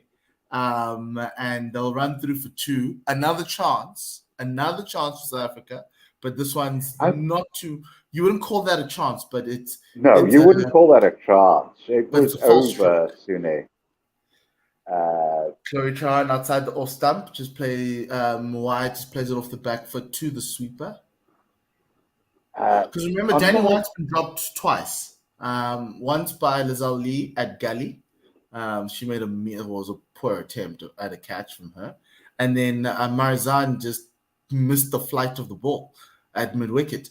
Next ball in tight on Danny White, but this time she plays it off the back foot through to the fielder at long off for a single. End of that over, 7 coming off of it. England are 96 for 3, 21 overs in. So I'll tell you why I'm worried about Sophia Dunkley. Right. It's that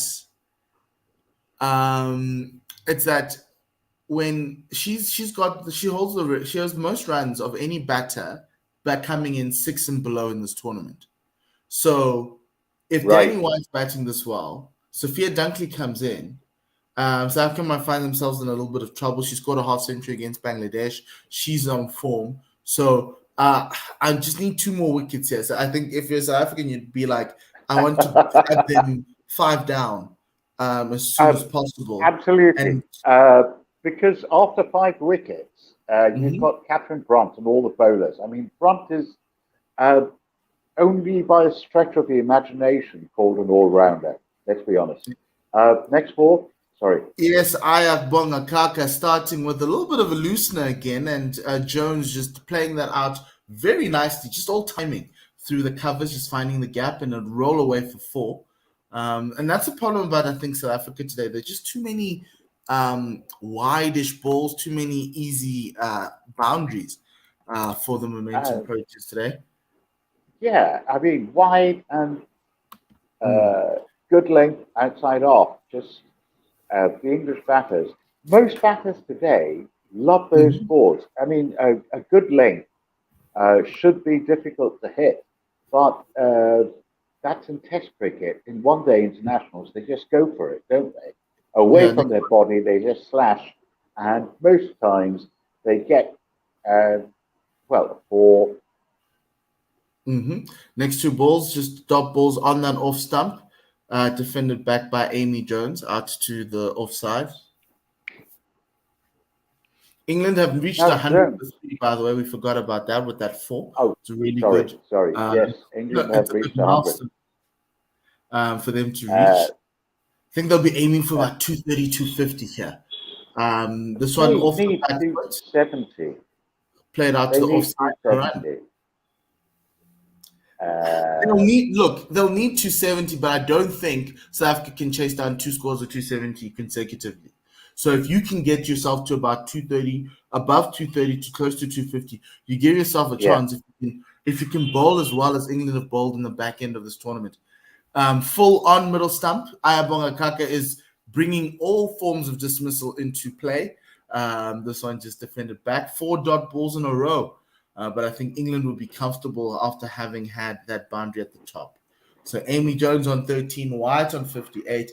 All Danny White needs is a partner. Someone to take her through to 50 overs. The thing about Jones is that she almost always seems to choke on the big occasions. She's a wonderful batter, and she's a very competent keeper. But take next ball. Oh, edged and down the ground will roll all the way down to third man. Really streaky shot from Amy Jones, but she knew she didn't have a slip. All she needed to do was hit it as hard as possible, late as possible, and she did that really well to get that ball. It was edged. I don't know whether she knew there was a slip there or not. She just hit and hoped. Yeah, but hit as hard as you can. Because you don't want to feather it. Because if you feather it, it might end up in Trisha Chetty's palm. Yes, so 143 after 22. Sune's going back to Masabata class, who has bowled 3 overs, no wickets for 24. she at least deserved one because she had two chances to Danny White that were dropped. One by Lazal Lee, the other one by Marizan Cup. So yeah, the boundary Yeah, but position she has got has very given right. away 8 runs and over so far. So it's Chloe Tryon took her off and brought herself on I mean, Sune Luce Yeah. took her off and brought Chloe Tryon on Mm. to stem the flow of runs. But she's hoping now in these so-called boring middle overs that she can get Klaas and Kaka Mm. to well, Klaas has Yes. just given up on her run-up. I don't know if it was Yes. Wyatt. Let me just give everybody Who? the field. Conventional field, the only fielders outside the ring are the sweep on the offside, third man and fine leg as Masabata comes in to Danny White. This one's full on that wide line, and Danny just sticking a bat out there, jamming the ball into the ground. I went to that gully position. They took a quick single, and everybody is safe there. But she is truly giving South Africa a lot of problems. Looking at her way, that she's been innovative today, coming forward, coming back, using her feet. Even she was playing. She moves forward and back, up and down in the crease. Then she moves right and left in the crease, which is really good to see the way she's manipulating that line of the ball and also the length. As the next one is full on that off stump, defended back by Amy Jones to Masabata Klaas. I think South Africa will be happy to see a lot more of Amy Jones than Danny White for this period. Yes, but the problem is that if Jones gets her confidence in, she can be a very disruptive batter. South Africa do not want her. Next one is full outside the off stump, driven to Lazelle Lee at extra cover. Maybe that's a safe-ish spot for Lazelle. I'm not sure if there are any other places where Lazelle could be, where she could be a catcher after her drops. But South Africa not employing a slip, so that slip is now sitting at extra cover, just packing that offside field. I would bring Marizan Cap back on. They don't need her for the full final 10 overs. She has only bowled 4. They need to take a wicket now. Sune Luce is my call. She needs to bowl herself. Yeah, of course. That too. Masabata into Amy Jones. She flicks this one outside the off stump, down the leg side. There is a catcher at mid wicket, and it beats that catcher, and it will roll slowly to the boundary. But Laura Goodall picking that up, running in from square leg for 2. Good. That was the scrambled seam delivery by Klaas, and you'll notice the same tendency of batters to take the ball from outside off and then send it towards the leg side, even backward of square of the leg side. It's the modern thing, isn't it? Yeah, it's very easy. Oh, Masabata aiming in for that middle stump. Oh, all the thing that saved Amy Jones there was that she got a healthy inside edge onto that. If not, that would have been plumb. Dot ball there. She played that out to mid wicket, no run. That was beautiful and straight. And low, actually. This pitch yes, it was low. Yeah. I mean, Amy Jones did what a batter should do, which was a ball on the stumps. She turned it away to leg, but yes, another one turned away to leg. This time a lot squarer. Laura Goodall is actually on the square leg boundary now. This time for a single. That is the end of the over. 4 runs coming off of it. So good start of this new spell from Masabata Klaas. 108 for 3. And most importantly, Amy Jones is now on the other end to start the next over. So I think I don't know if South Africa's plan to always just give the single on the last ball to Amy Jones so they can get a lot more of her. No, because it was an interesting thing, and I hate comparing the men's game. I hate doing that. But when South Africa played Bangladesh at Sinchurn, one thing I noticed was, Dave and I noticed, was that whenever there was a batter who was in form scoring runs, the moment they didn't face the ball for like 7 balls or like an over, the next over they got out. So Quinton de Kock did that, he got out. Yanaman Malan did that, he got out. And you kind of felt like, oh, wait, so you can strangle inform batters by not making them face balls. So if South Africa is using that tactic, they're using that well because, as you say, Ravi, Marizanne Kapp is back. 1 for 6 after her 4 overs. First ball outside the off stump. Amy Jones looking to play it down the leg side. This time, Laura Goodall is in as that square leg, so to prevent that single. So that's what I think. Sune's trying to do. Just dry up the Danny Wyatt runs right now.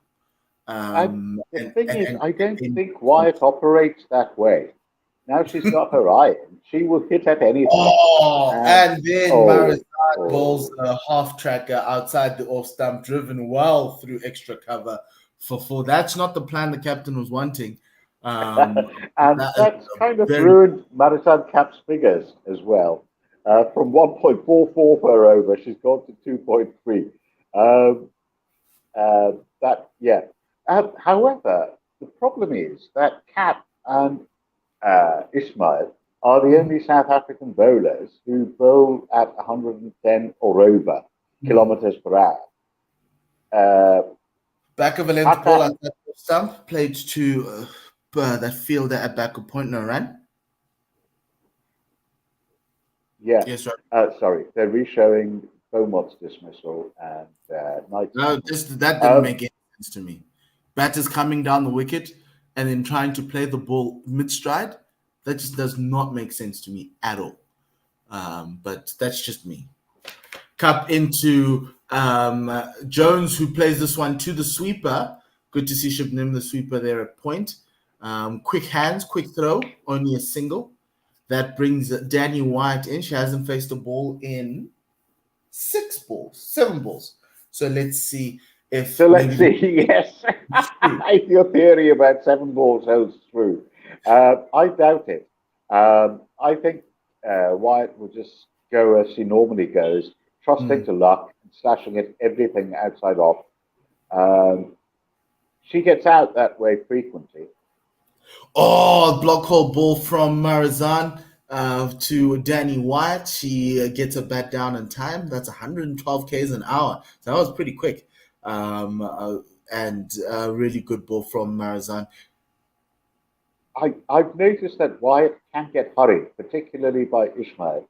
When she's bowling at her fastest, Wyatt can't quite cope with the speed. That's another full ball driven out to the field at extra cover. Chloe Trown, the fielder there, just drying up the runs there. 5 off this over. End of that over. Marizanne's completed her 5th over, 1 from 11. We're seeing images of the coach, Hilton Moreng. He's been with the team for 10 years. And if you want to listen, if you want to get to know him a little bit better, we did a podcast with him on our show, on our channel. You have to probably just go back and look and search for that. He's a really great guy.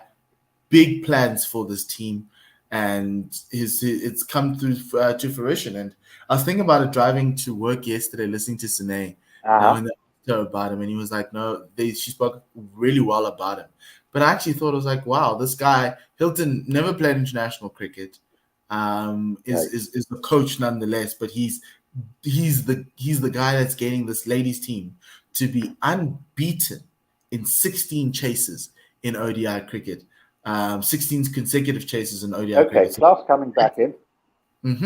Masabata's in outside the off stump. 106 k's an hour, that last ball from her outside the off stump, driven out to the offside, no run. 1 for 3. Yes, Amy Jones on 25, Danny Wyatt on 59. And the problem is that unless South Africa take a wicket soon, these two will just put on runs and keep putting on runs. Not that they're doing anything special, but out there watching Lizelle Lee's fumbling catching. Not good. But Masabata's last ball was just defended back to the offside, no run. Fielder at mid-off. South Africa needs to watch out for these two. As Amy Jones coming forward to it, taking a nice little stride, hitting on the up, it will plug like a pitching wedge.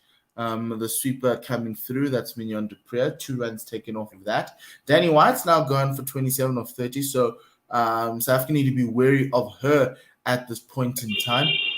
Exactly. That's what I said. Amy Jones played that shot as though she was Danny Wyatt, rising outside the off stump and not caring where the fielders were, just This hitting. partnership with 38, it could be detrimental to South Africa if they don't try break it open. Masabata with a wide one, full and wide, driven out to that sweeper again for a single this time. A little bit slower to Mignon du Preez compared to the last. You talk about the South African women's code. England is looking for a director of cricket, and Rob Key has been mentioned as a name. So I suggested, why not have Ebony Rainford Brent as director of cricket for England? Oh, Ravi, not we're also white. director of cricket, by the way. Masabata class What? coming in. It's full and straight, driven down the ground, just inside that fielder, Admidon. She stops it really well, and she's prevented 2 The runs. relay fielding work. Both captain and vice captain working in tandem as South Africa prevent 2 further runs. 118 for 3. This partnership is now starting to motor on. England are getting into some sort of a groove now.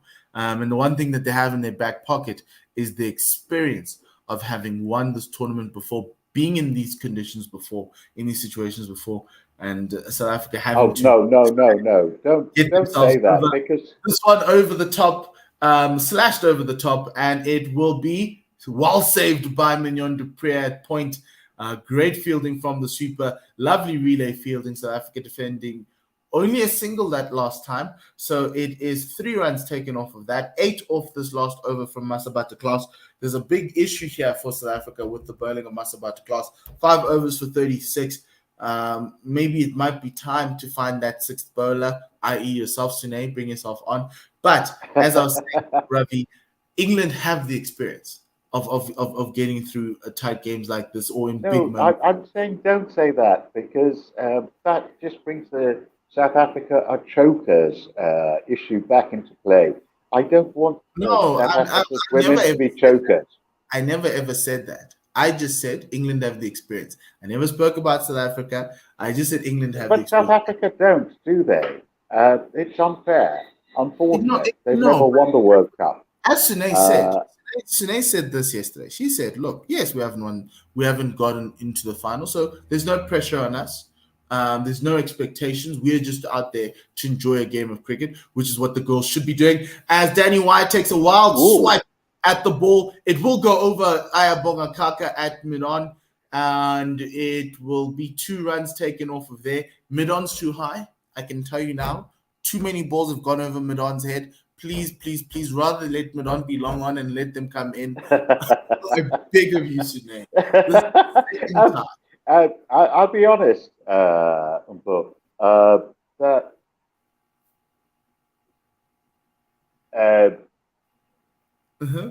Mazza coming in to another short ball that is Danny White. She rides the bounce there, pulls it to mid wicket.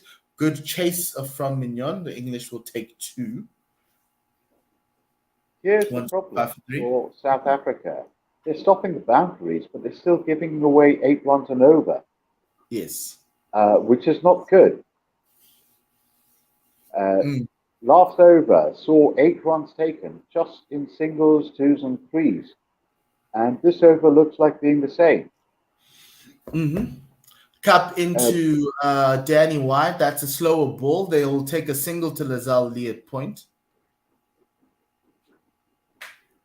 So the score goes up to 126-3. These moments are expected to happen in the game. A partnership of 49 right now between these two, Amy Jones and Danny White.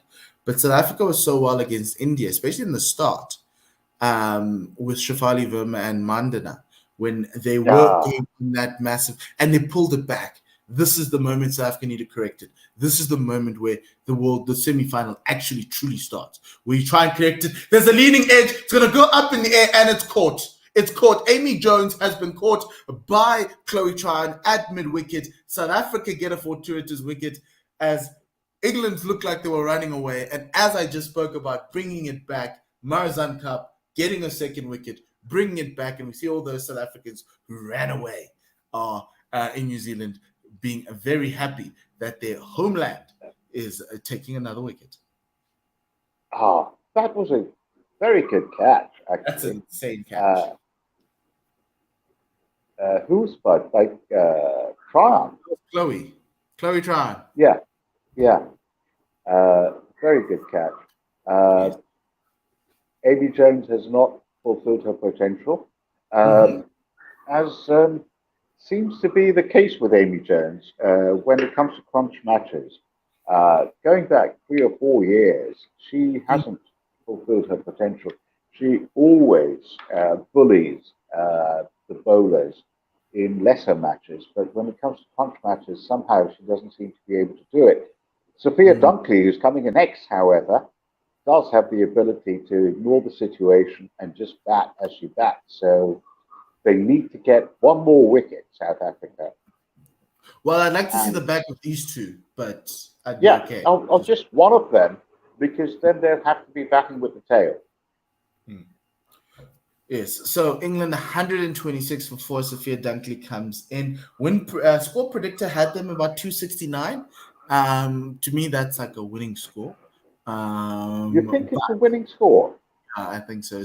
It's a World Cup semi-final. You can get away with We can get away with a low score in a World Cup semi-final as long as you have runs on the board.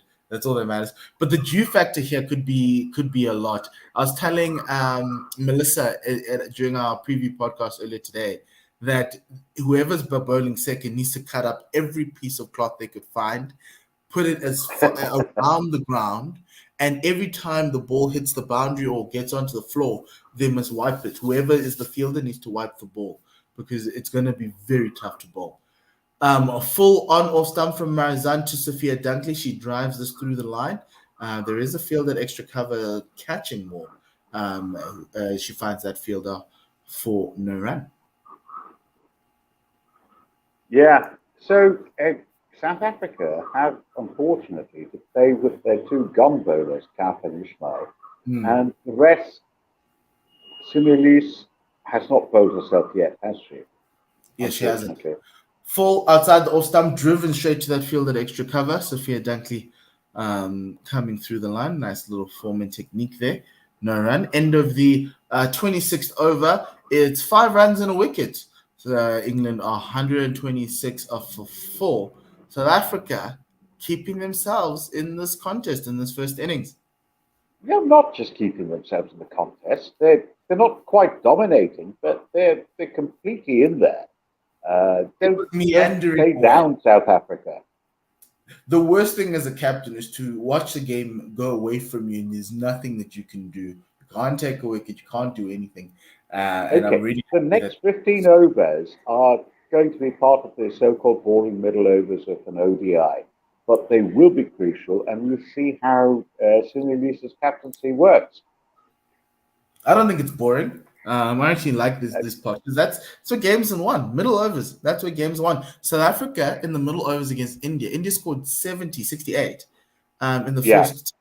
They only scored 200 in the last 40, just because South Africa bowled really well. First ball from Chloe Tryon, played off the back foot, out to point, no run. It's going to come in for her second. Short and played back to the bowler over her head, down the ground. Just another chance. They nearly had Sophia. Was it Danny White? They nearly had it was Wyatt. Wyatt does that sort of stuff. If only Chloe was a little bit taller. If only Chloe was a little bit taller. Wyatt if she was a little bit taller, if she was a little bit taller, genuinely plays as though there are no fielders there, and she can hit the ball anywhere. If she gets out, she gets out. That's how I play my golf. I assume that there's no trees, even though there are trees. The ramp shot over the keeper from Sophia Dunkley. They'll take a single. They might even come back for a second. They do come back. They come back for 2. Yeah, innovative batting there from Sophia Dunkley, just identifying the slower ball and being able to ramp it over Trisha Chetty for the 2. Do you think she knew there was no fielder exactly where she would place it? Did she even know exactly where she would place it? She wanted to play it behind square because there was nobody there. I think the fielder behind square is on the circle or is on the offside, by the way. It's not on the leg side. So you wanted to play it down the leg side. The only problem was if you get a leaning edge, Trisha Chetty's in. Next ball is full outside the off stump, driven out to point, no run. So that's the risk of the shot, is if you get a leaning edge, you're out. That's effectively what it is. There's nothing there. Down the leg side and swept, but the umpire was very quick to call it a wide. She's not having a great game. I think her name is. Let's see that. Let's take a look at that again. Okay, there is nothing. Well, good call from her. There's nothing there. That's a wide. Next ball is short and wide and punched through the covers. I don't know why you don't have a sweeper for 4. You can't have fielders everywhere. I mean, give South Africa that much credit. They try to put fielders wherever they can. If they don't have a cover sweeper, they don't. But Dunkley pierced the infield very well with that shot. Yeah, it's a really good shot. She waited on that. Good to see her come through. Chloe Trine's gone for 33 in her 5 overs, so that's above 6 runs and over. As the last ball of her 5th over is played back to her for no run. End of that over, 134 for 4. 8 runs coming off of that over with 1 boundary and 3 dot balls. Ravi, you said that a lot, that England is scoring at 8 runs and over without necessarily needing to put down boundaries. They're looking for 2s, they're getting singles, they are rotating the strike really well in these middle overs. Yes, and that last ball was, funnily enough, try to grab it and send it with a sub. She actually sent it into Danny Wyatt's calf, I think, as she turned back to make her grab. I wonder if that ball will actually cause an injury for Danny Wyatt. It's something to watch out for. But yes, Dunkley is 6 of 6 deliveries, and Wyatt is nearly at 100 strike rate as well. This is. Yes. Oh no! First ball is over, taking over from Marizan. So down the wicket, down the leg side, and they'll run 2 as Trisha Chetty's attempt didn't save anything.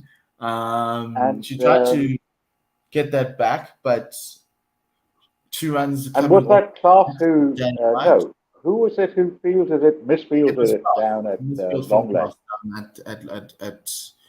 At fine leg. Full outside the off stump, driven through the line by Danny White. That's one if it's wide, Danny's just going to throw her hands at it straight to the field. Yes. Point run. Look, Kaka is bowling at 85 kilometers per hour. She's like a fast spin bowler. And the problem is that if a batter has got her eye in, she's just. And it's wide and cut behind square to the 3rd man. That's Laura Goodall for a single. 3 off this over already. Yeah, so Wyatt, outside off, just hits at everything. But she hits better against Kaka and Klaas, who don't have the pace of Ismail or Cat. Oh, my Lord. Yeah, the Cats come back. I might have to leave you for a minute or 2. Okay. Kaka outside the side, no run. Don't worry, I'll be good. Just deal with Fuzzy if you need to. Yeah. Don't worry, darling. I love you. Yeah. Yeah, so I've got England 137 for 427. 2 balls into the 2 balls left in the 28th over. Shorts from Kaka pulled to the square leg boundary. There is no fielder there. It will race away for 4. That takes England scored 141 for 4, and that run rate now is dangerously now creeping over 5 runs and over. That looked like an absolutely empty leg side, didn't it? There was no one there. There was no one even close to that.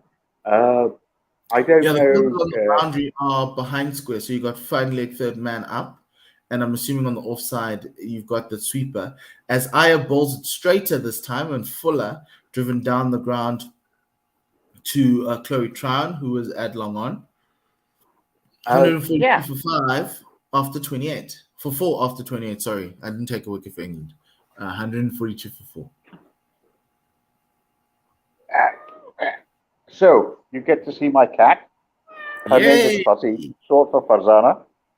She doesn't like being held, but she will stand it for a few seconds. And now she goes underneath my lungi to get her secure space. Anyway, Lungi yeah. is a blanket, right? Oh well, not quite a blanket. It's a lower part of the body covering that's made of just a rectangle of cloth. So you wrap it around yourself like a sarong, and that's it. And First ball of Chloe's over is full and driven through the line to the deep extra cover boundary. The long off coming around to pick that ball up. 2 runs taken off there. Sophia Dunkley batting at a strike rate of over 100. This time she just comes forward defending that. The intent from Sophia Dunkley is evident. Well, that's what I love about Dunkley. She does when she gets her eye in. Even when she doesn't get her eye in, she always has intent. She always bats to make the most. Wide, and Sophia just plays that square of the wicket for another single. She moves to 14. England 145 for 4. White on 73. She hasn't faced the ball in a while. She's going to face one now. Short and wide, played out to point for another single. We've got that sweeper there. That's Mignon. Yeah, but they have no one on the leg side, front of square, do they? If any ball on the stumps is going to go forward of square, and next one, full, driven straight back to Chloe Tryon. Sophia Dunkley needing to use her feet, but she managing to get that straight into the ground and back to the bowler. Last ball of this over. Last ball of this over outside the off stump and played off the back foot by Dunkley to that sweeper for a single. End of the over, 147 for 4. Dunkley on 15. Wyatt on 74. At the end of this shift, who's coming on? I think I'm coming on, actually. No, you've got me in the final 10. I'm on the final 10, am I? Yes, it's Kat and Jenna. So I'll just wait to see if Jenna Searle is awake. Yes. But if not, I'll stay on with Kat and then until Jenna arrives. Right.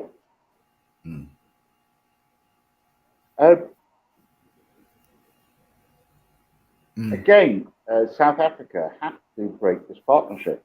The previous one, they broke almost by luck. It wasn't a great delivery. No, it wasn't a great delivery, let's be honest. But Amy Jones mishit it, and it was a good catch taken by Kat. And given the amount of luck that Danny Wyatt has had, South Africa also deserved their luck, let's be honest. Yes. We don't always talk about the role that luck plays in these games, but it does. So this partnership is worth 21 of 20 balls. So, as I said, I'd like to have England 5 down, and then we can reassess from there. But right now, I want these two out. We have a drinks break right now. They're taking a drinks break. Normally, they take it at over 32, but with all the stoppages, we are running a little behind schedule. So, the thing is, at the end of this innings, Danny Wyatt's innings will be lauded as a great innings, holding the innings together. She played. But the fact is that Danny Wyatt has relied purely on luck and slashing at everything outside the off stump, hasn't she?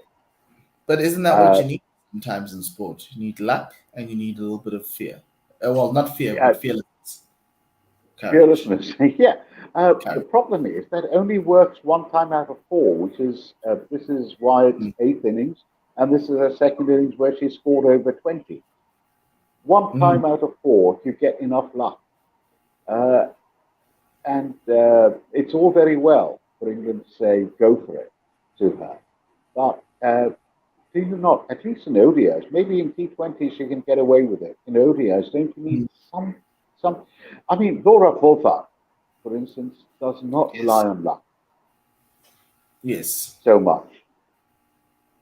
But You don't know? you make your own luck? No, I don't think so. When it comes to cricket, it's all luck. Even umpires' calls are luck. Because Yeah. if the umpire has given it not out, then it's not out. If the umpire has given it out, then it's out. That's luck, Mhm. surely. Yeah, Uh, I who hear is you. it that we're looking at? A lovely grande dame of cricket. Mm. I don't remember her name. Please tell me she's not died. Uh, No, she but hasn't.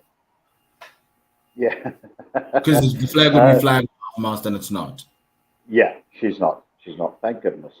I love these old ladies of cricket. Their stories are fantastic. Mm. Serving in the Second World War and then going back to cricket and stuff like that.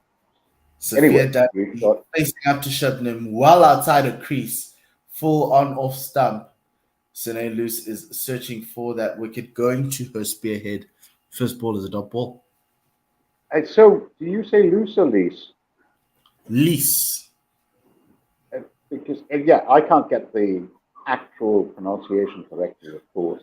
It's like My that. tongue is There's that actor in the UK with the surname Lees. Same way you uh, say it. Yeah. yeah, I'm happy Short to say ball. leads, but Yes, I yeah. think Short I'm ball outside missing. stump, run. I It's think lease. Lease. it's Rachel Hayhoe Flint, one of the Mm. greats. One of the greats. She is seriously Look one of at the that greats of average. England's cricket. 58. 58. Best score Uh, versus Young England women. Okay. uh, yeah, exactly. That was not What's the age international. distinction? This one down the leg side and played easily by Dunkley off her hips to the square leg. 148 But for. only one run and three balls. That's the difference of bringing Ishmael back. But you can't have Ishmael all the time. No, this is the problem for South Africa. You can't have Ishmael and Cap all the time. But to have them. Mm, Look at it this way. Ishmael is going at less than 4 runs and over. mm. Slower Uh, ball from Shubnim outside the off stump. Easy little guide by Danny White. She's been power all the time. This one is really nice to see.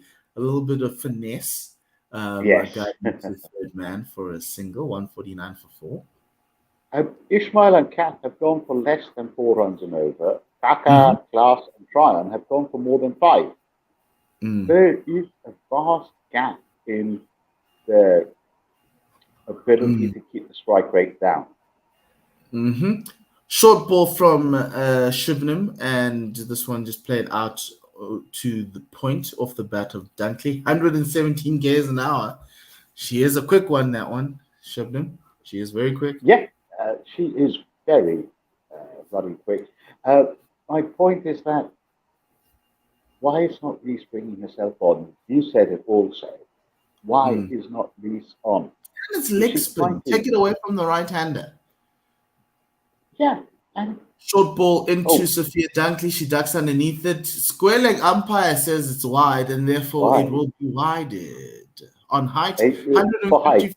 154 for England. If they were looking for a massive start, they achieved it. Normally, you should be able to double your score from here, but I Uh, think they backed themselves to score 120 from here to get to Ravi's magical number of 270. Not my magical number, yours. I'm Oh, hoping my England get to magical number is what? 300. I'm Last hoping England get to Last 300. four of the over, and our stint is 150 for four after 30. Dunkley on 16, White on 75. Ravi, I'm going to say goodbye to you because Kat's ready and waiting, and we'll just wait to Okay. see if Jenna is going to be And joining us. what, Jenna? Cat? Jenna, Jenna? so. Who? Okay, they're on. Yes. Sure. I'm Cool. going. Thanks, Ravi. I'm leaving. Kat. Hi there. Good to see you again. Nice to see you too. And I think Jenna's about to join, so let's get her on. Fantastic. Here we go. Oh, Hi, Probably Jenna. the middle of the night for Jenna, is it? What time is it for you? It is 5 o'clock, 10 past 5. Yeah. 5:10, It's not too almost bad. morning, almost, but Yeah. not quite. So we've had one ball so far in this over, and it was driven down for a single. What do you think the score will be, Jenna? As a South African fan, I'm hoping under 250. Obviously, at this stage with Danny White at the crease, anything can happen. That's true. As this next ball is driven down to mid-off, another single taken. So 1 run off the first 2 balls. And Chloe Tryon's coming in again. She's bowling around the wicket to White, who slaps at a ball, sending it out to cover, extra cover, and they've scampered through for another one. So I'm with you. I'm desperately wanting South Africa to win, with big apologies to any England listeners. And Dunkley White, I think, has her top score of the World Cup. Yeah, she's been great so far. Yeah. 77. She's had a few chances. I don't know if you were sleeping through the chances. There definitely has been a few chances. But Dunkley's facing up now, and she's sending it out through the covers where it is missed by the short fielder, and Dupree gets it in the outfield. And another single run. Yeah, I think Danny White has been great so far. Obviously, those 2 missed chances, the one in the slips and then the one at mid-wicket, but she's used those chances and taken full advantage there. And this next one is shorter, and it's sent sailing out in the air towards mid-wicket, in fact, through the hands of deep mid-wicket all the way to the boundary. Oh, my goodness. Yeah, you're a little bit ahead of me here on Super Sport in South Africa, but it's all good. You keep going. I think I will just pause so that we are exactly. Tell me when you've seen that drop.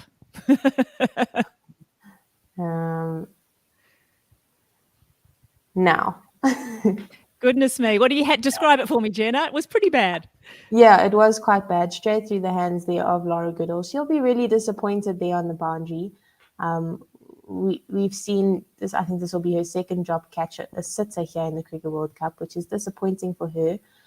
She hasn't been great on the boundary, but she has a lot of potential as a player. She's young. She's in her mid-20s, and I do think she's better than what she has been this far in the tournament. Yeah, it's a bit unfortunate. Now, we're just hoping for the listeners that Jenna and I can get our feed in order. So I will describe the next ball and you tell me how far ahead I am of you. But White is facing up now to Chloe Tryon. Last ball of the over.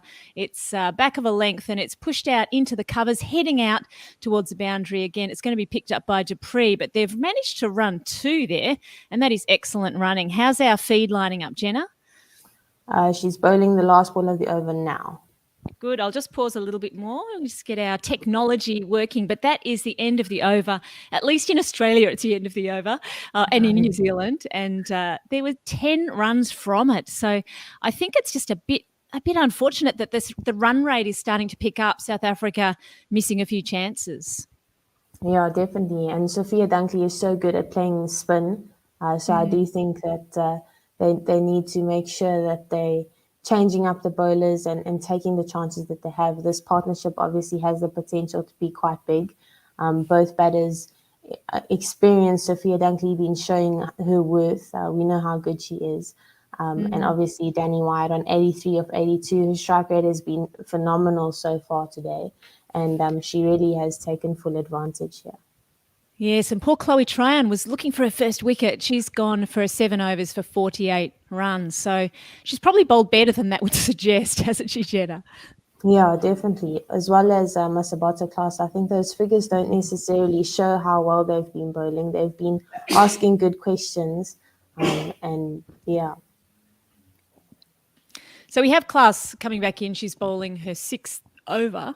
And it'll be Dunkley who's up on strike. And England score 160 for 4. We're just past the end of the 31st over. So the run rate is well up over 5 now as Class comes in and bowls more back of a length, a very straight bat defensive offered there by Dunkley, and there's no run.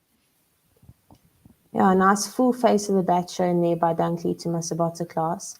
And she's looked confident so far. Obviously, as we've said, very good against the spin of Chloe Tran. She's rotating the strike nicely to get the in-form batter Danny Wide on strike. And she's done well so far, so confidence at the crease. And Dunkley, of course, is no slouch either. She's had a good score as well, but she can't do anything else with this next delivery from class. She defends it into the offside, can't score, and that's another dot ball. Yeah, my Sabata class has really been on the money this morning. Her figures in her 5.2 over, she's only gone for 36. So those figures don't necessarily show how well she's been bowling. Obviously, the chances that she's managed to get.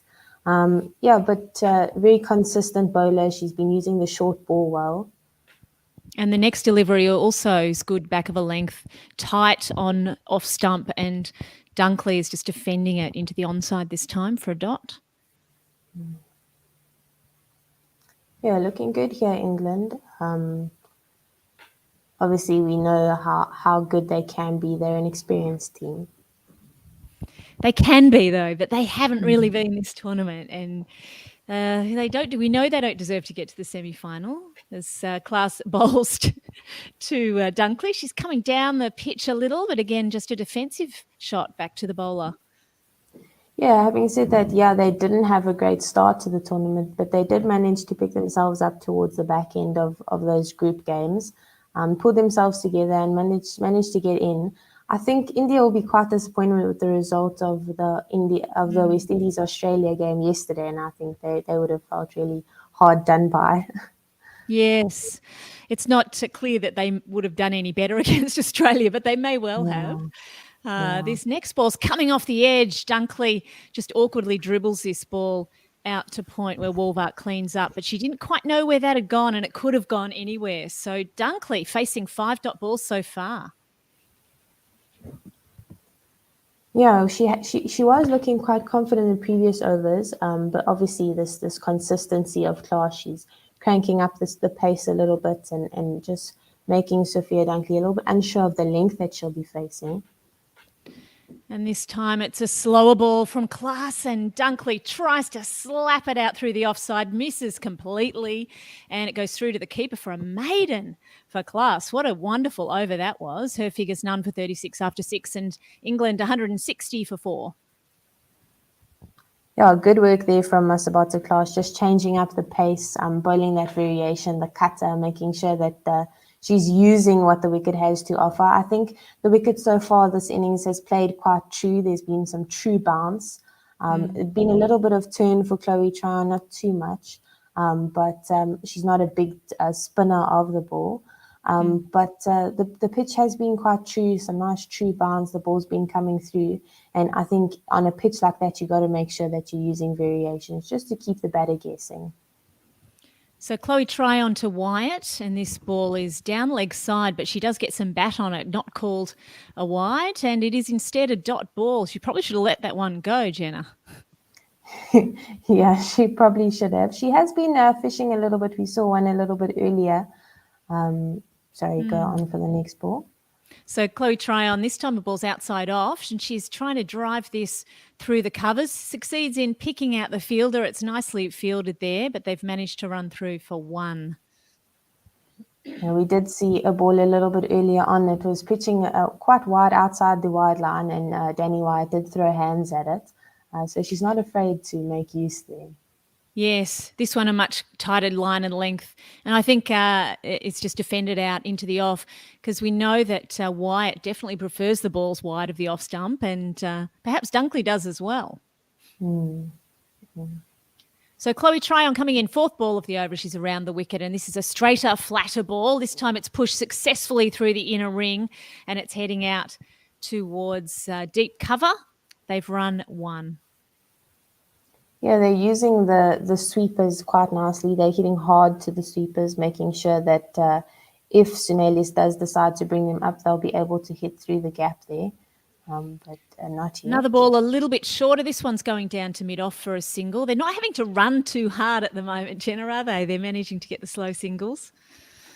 Yeah, they are. And the South African fielders on the boundary doing good work just to get them in on that one.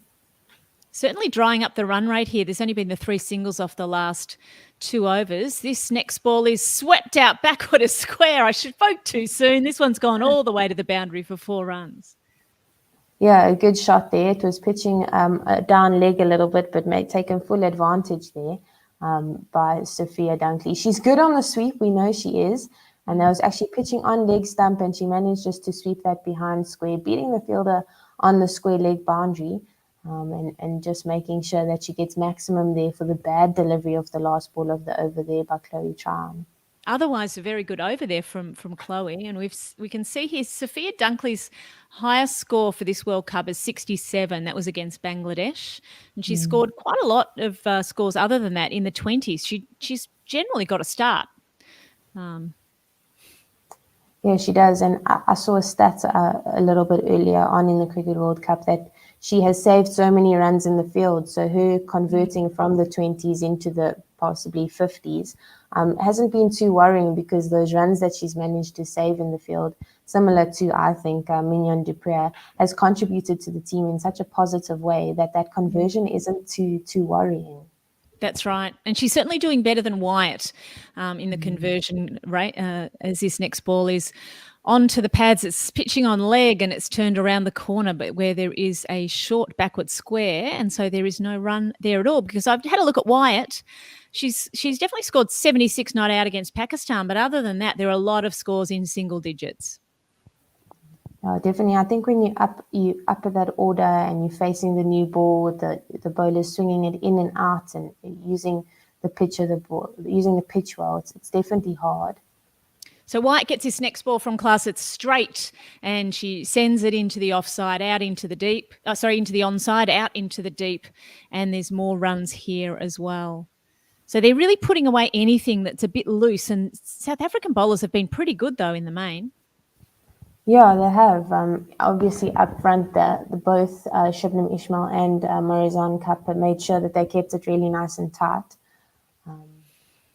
So another ball back of a length, and using her feet, Dunkley comes down to the pitch of this one and pushes it gently, just working it to cover, extra cover, and managing to get another single. She was already halfway down the pitch almost when she took that ball.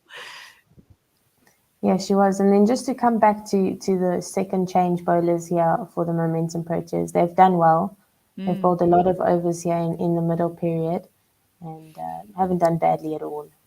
Yes, class with a slower, very wide ball, and Dunkley hasn't quite timed this. She has sent it out into the outfield for a single, but she probably could have sent that one over the fence if she wanted to. So good bowling again from class. Yeah. And we're just looking how good Trisha Chetty has been behind the stumps today.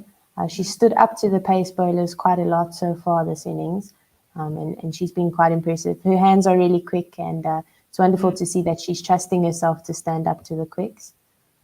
Yeah, she's back at the moment, and that's probably because Dunkley has been batting pretty deep in her crease. But as soon as there's an inkling of the batters coming forward, she comes right up to the stumps as this next ball is just worked backward a square, fielded very sharply, and they've run one.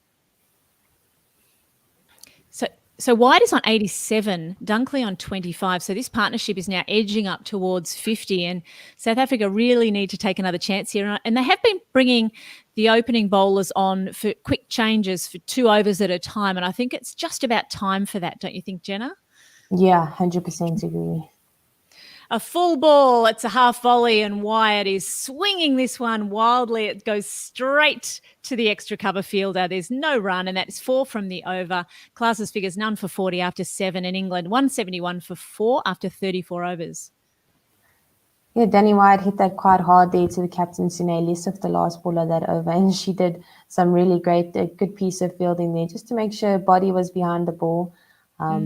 And just managed to get hands on there. She's smiling, shaking her head a little bit, knowing that she was in the correct place. Had she been a couple of centimeters to her right or left, that definitely would have been a 4. It was really slashed hard. It was, yeah, indeed. So Wyatt really edging up towards a century, towards a milestone here with her top score so far for the World Cup. And it's certainly, you know, we really needed one of these England batters to come out with a really big score, didn't we, this match, if they were going to have a chance of beating South Africa? Yeah, definitely. We see the top teams, obviously, like South Africa, Australia, making sure that their players are consistently scoring runs. And obviously, we haven't seen that so far for Danny White. So it is wonderful to see her making sure that she is scoring the runs here for her team. Maybe a little bit inconsistent, but she'll be happy that she's managed to pull through. Big games call for big players, and I think that's what she's done so far here today. Made the most of all of the few chances that have been offered in the field. But it's going to be Kaka resuming this ball onto the pads, and Dunkley can't get it away. It just goes to the short backward square, the short fine leg, and there's no run. Yeah, we know So that we have- Ayabonga... Go on. Sorry, go. Okay, well, we know that she's so good and she change of pace, and she's so good at getting that breakthrough. And I think that's what Sunelis wants here from her seamer. Yeah, that's right. 171 for 4 as Dunkley's winding up. Very high back lift there. She sends a ball down to mid-on, long on for a single. So they're not scoring. In fact, the run rate really had dried up a little. It was well over 5. It came back down under 5 in the last couple of overs. So they're not accelerating as you might expect. No, definitely not. And I think with the 4 fielders out, I think that Sunelis has positioned her boundary fielders quite well so far. This next ball from Kaka's a full toss, and Wyatt says thank you very much and sends it over the mid-wicket boundary just for 4, not for 6, but a little bit loose there from Kaka and taking full advantage there to move to 91. Yeah, you can't set a field for a bad ball, and that unfortunately was quite bad. I think just trying to go for the back of the hand slower ball and just not managing to pitch it, but well taken care of there by the England batter. So Kaka coming in again. This one is outside off Fuller and driven to extra cover for no run. And this is, I mean, I guess Australia, of course, are through to the final. This is the match to decide who loses against Australia in the final, right? Gosh, but sure. Kaka bowls a really good ball on middle stump, awkwardly defended by Wyatt, dribbles back to the bowler. So far from this over, 1 to come and 5 runs so far. Yeah, I think all that we want in a Women's Cricket World Cup final is good cricket. And definitely a nice teams, competitive match. Yeah. I think both teams have the potential of making that happen. Kaka bowls a short ball. This might be her last for a while. It's a bit of a half tracker, and Dunkley says, thank you very much. I'll send that over the mid-wicket boundary for 4 runs. The fielder cannot get around to stop that one, and that's 4 off the last ball of the over. Yeah, Ayabonga Kaka was so good in the South African series against West Indies back at home just before the Women's Cricket World Cup. She was the player of that tournament. She bowled really well. Her economy was unbelievable. She was a wicket taker for the Momentum Proteas. And she started off the Women's Cricket World Cup so well. Obviously, the same thing, a good economy, a good wicket-taking deliveries. Unfortunately, in the second half, I think so far in this Cricket World Cup, she hasn't managed to carry on that momentum. And she just hasn't been as good as she was. She's still been good. So run rate again creeping over 5, and Dunkley is on strike. She's on 26, and this ball is down leg and called a wide. First up from Class. So just having a look at the bowling, we've had 7 overs so far from Ishmael, so they'll probably be saving her for the death, I guess. Marizanne Katmay came on and bowl another couple at some point. She's done 6 so far. Kaka 7, Class 7, and Chloe Tryon has bowled 8. Just for 5 bowlers used. Next ball back of a length defended by Dunkley for no run. Yeah, we have seen Sunelis take the ball and bowl some leg spin previously in the Cricket World Cup. And it will be interesting to see whether she tries her hand here. However, the bowlers have shown that they're in control so far. And with Chloe Tryon not doing too badly in her 8 overs, it's definitely not something that the Proteas need for Sune to come in. So just a gully and a point, no slips in place. This one is edged, almost a gully. It's in the air for a minute, but it's heading all the way down to third where it's fielded extremely well down there in the deep. And they've run 2. Yeah, Laura Goodall had to make sharp work there. She was fielding at a short third man position, and she had to chase that down to the third man boundary. She did really good work sliding there, managing to save the boundary. They only came through for 2, I think. So she did really wonderful work. She hasn't been great in the field. Obviously, we saw that drop catch a little bit earlier, but hopefully she can make up for that somewhere soon. I think it's been Danny White with most of the chances dropped off her, as this one is short from class and it's worked into the onside, scurrying through for a quick run. Good return there from short square, and they safely get one, though, not really a chance of a run out there. Yeah, Sophia Dunkley so good at rotating the strike, making sure that she's getting Danny White off strike. On strike, sorry, and just making sure that her strike rate is staying nice and high, getting those singles, but at the same time making sure that the bad ball goes for a boundary, which is so good to see from the young batter. So now we have Wyatt on 95, and she's pulling a ball backward a square. This is going all the way to the boundary. So she's now on 99. I thought there was a fielder out there, Jenna, but there wasn't. Yeah, that was an interesting one. I'm still trying to work out exactly what happened there. But a good placement there from Danny White, making sure getting behind square. That short ball by Masabata Claus, obviously knowing that she has it, but not getting up to the bouncer height that Masabata Claus would like. Obviously, with the ball getting a little bit older now, it's difficult to get the ball up there at the batter's head. And she'll be a little bit disappointed with that one, I think. So she's on 99. This is a full ball driven to short cover and no run. So if you're just joining us, you're just waking up in South Africa. South Africa sent England in to bat. We're in the 30-odd over. We've had Tammy Beaumont dismissed early for 7. She was caught behind bowl cap. As we have class coming in again, bowling. And this ball is edged. It catches the under edge of the bat and just bounces straight into the ground. She could have played that on, but she didn't. So a little bit of luck there. Good slower ball there from the bowler. Yeah, definitely. Heather Knight was LBW, bowled Kaka. We then had, we also had Nat Siva. She was caught by Cap, bowled Ismail for 15, and Amy Jones caught Tryon, bowled Cap. So Cap and Ismail have been put on for two over spells, and they've managed to take wickets nearly every time that they've been returned to bowling. Yeah, as we see Chloe Tryon back into the attack here. She had a little bit of a break there when they tried Ayabonga Kaka, but she's back on now here for her 9th over to Sophia Dunkley. Good idea to take Kaka off after that last over where she had, I think, 3 loose balls out of 6. But Dunkley's on strike now to try on. She's deep in her crease and working a ball into the offside. It goes out between extra cover and cover. And into the deep, they get 1 run. Yeah, there has been a little bit of chat about whether or not South Africa have been short of a spin bowler.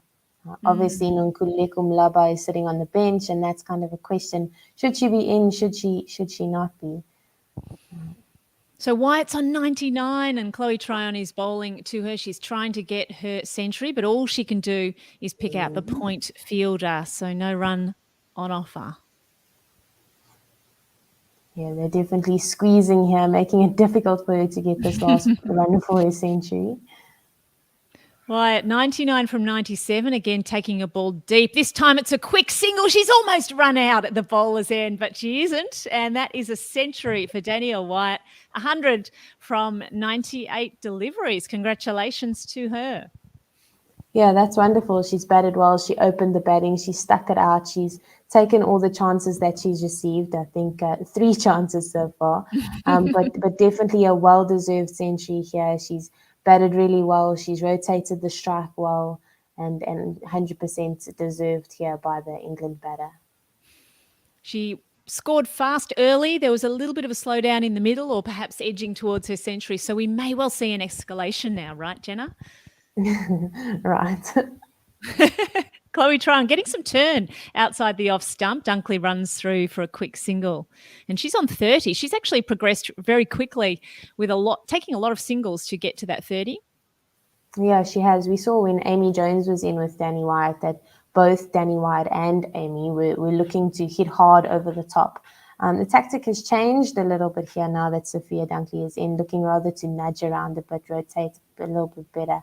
And yes, as you said, an escalation is due, and one of them needs to make sure that they're hitting boundaries, looking to take the innings forward by being nice and aggressive.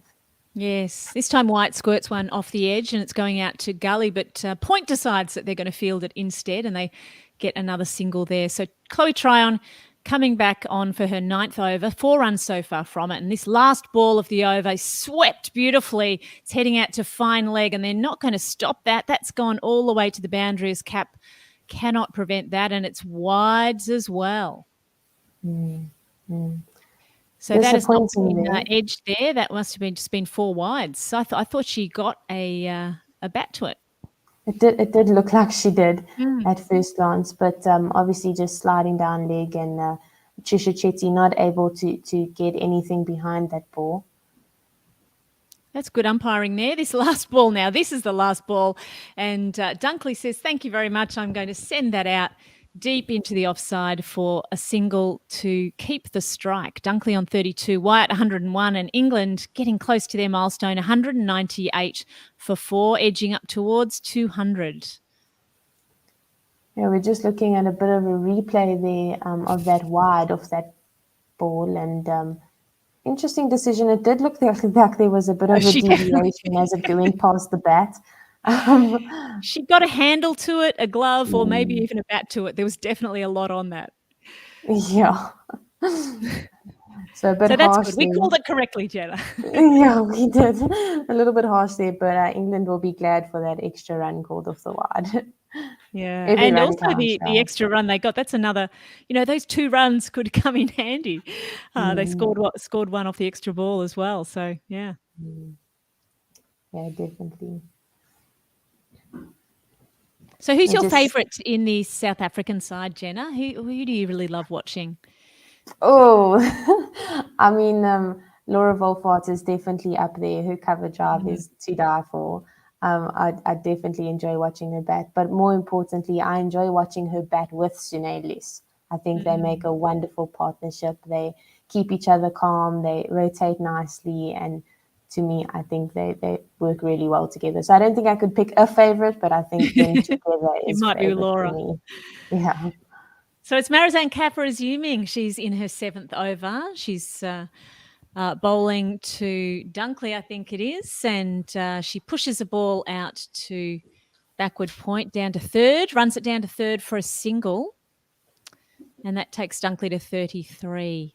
So I'm glad they've brought Cap back, Jenna. I'm really glad about this. Yeah, definitely. We know when she played in the group stage, Marizanne Cup against England was very, very dangerous at the back end of the innings. She used the slow ball, she used the bounce, and she took, I think, 3 wickets in that period of the game. So that's definitely something that Sunelis is going to look back on and try and replicate here. Slightly slower ball here from Cap, and Wyatt waits for it and plays it late and sends it down to mid-off, but there's no run. And Cap has been in the wickets today, 2 wickets when she's been bowling, and she also took a catch to dismiss Nat Siva. So she's been right in the action. Yeah, Danny Wyatt there on that last ball of the over, just looking to accelerate there a little bit. It was a bit airborne for a while, but just bouncing before the fielder at mid-off. And she's definitely looking to throw hands a little bit more than she has been so far this innings. So we're in the 38th over as Cap comes in and bowls wide to Wyatt. That's a good line, and not called a wide. It was just inside and through to the keeper. Yeah, we know that Danny Wyatt is so good at playing that wide delivery, but they've put a fielder out at the cover sweeper boundary, and she'll be hesitant to go hard over cover, especially with Shibnam Ismail there in that region. She'll be looking to go straight, and that's what happened on that previous ball, just missing the top edge of that flat bat. Another one down a similar line outside off, and Wyatt reaching for it, can't quite make contact. So she's not using her footwork quite as well. She seems to have just lost concentration in this over, which is good for Cap. Yeah, very good for Cap, and she'll make sure that she's taking full advantage, looking to set her up. We'll see what the next ball does. 2 more to come in the Cap over. Cap bowls the same line again. This time Wyatt makes contact well, and she's sending it all the way over the head of mid-off. It's gone down to the long off boundary for 4 runs. Yeah, that's definitely what she was looking to do for the 2 balls prior to that delivery. Obviously, Marizon Cup just looking to go wide, maybe looking for that top edge because that the fielder at mid-off is up and Shubham Ismail is out on the cover boundary, and just saying, come at me straight, you know, and definitely work the two deliveries, but it needs to be a little bit tighter here for the next one. So this next one is being worked into the onside. It's heading out towards long on, deep mid wicket, and they are getting 1 run there. That's the end of the 38th over. England are 204 for the loss of 4 wickets. This partnership now is massive, and South Africa really need a wicket. Cap coming back in, 2 for 22. Her figures, 6 runs from her last over, and she's bowled 7. Yeah, South Africa definitely does need a breakthrough. You're perfectly correct there. Batters both looking settled at the crease. Danny White looking to take the innings forward by making sure that she's hitting boundaries, keeping a lot of the strike here from Sophia Dunkley, who's more than capable to rotate it. But she's looking to go hard here. So definitely a wicket opportunity in that sense. Yeah. Chloe Tryon now resuming. Hasn't been able to get a wicket. This is her last over, and Wyatt is sending a ball out square on the offside. They run 1.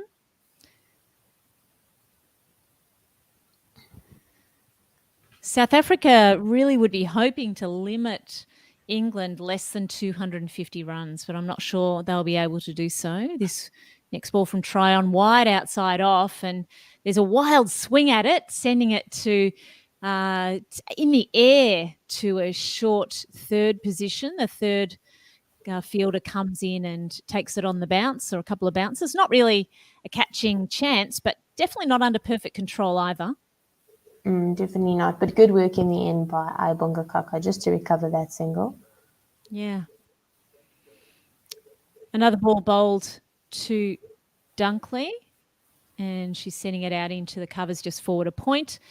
There's 1 run. So far from this over, 1-1-1. Sorry, that was Wyatt who scored that one, taking her 108. And Dunkley now on strike. A lofted ball from Tryon. She takes it on the full but can't put it away, sends it down to lose at mid-on. And that's a dot. Yeah. Bad delivery. Missed out there by Sophia Dunkley. Dunkley on strike again. This ball straying onto the onside. It's down leg and it's turned around the corner where Goodall will clean up just inside the rope, and they've run 1. Yeah, she got the ball in nicely there, the Laura Goodall. She's been a little bit shaky on the boundary. We've spoken a little bit about it, but making sure a clean pick up there at the square leg boundary and getting it in hard. Only 1 bounce into the keeper, Trisha Chetty. So a ball a little bit shorter from Tryon on middle stump, and it's pushed out for another single. So they've run 5 singles from that over. The score is 209 for 4.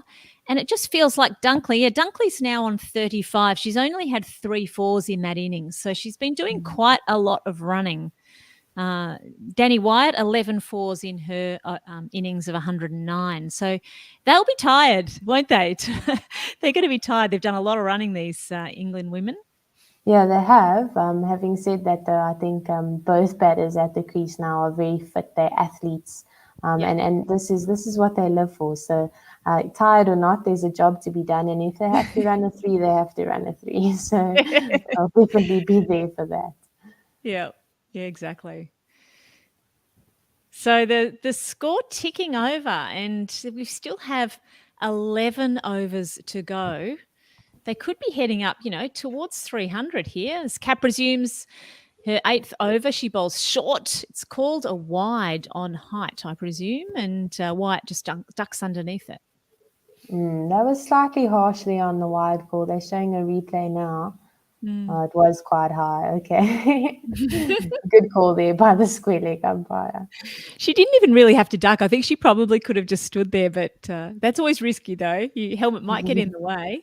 Yeah. And Wyatt moving across her crease towards the offside. Cap sees her moving and bowls very wide into the channel.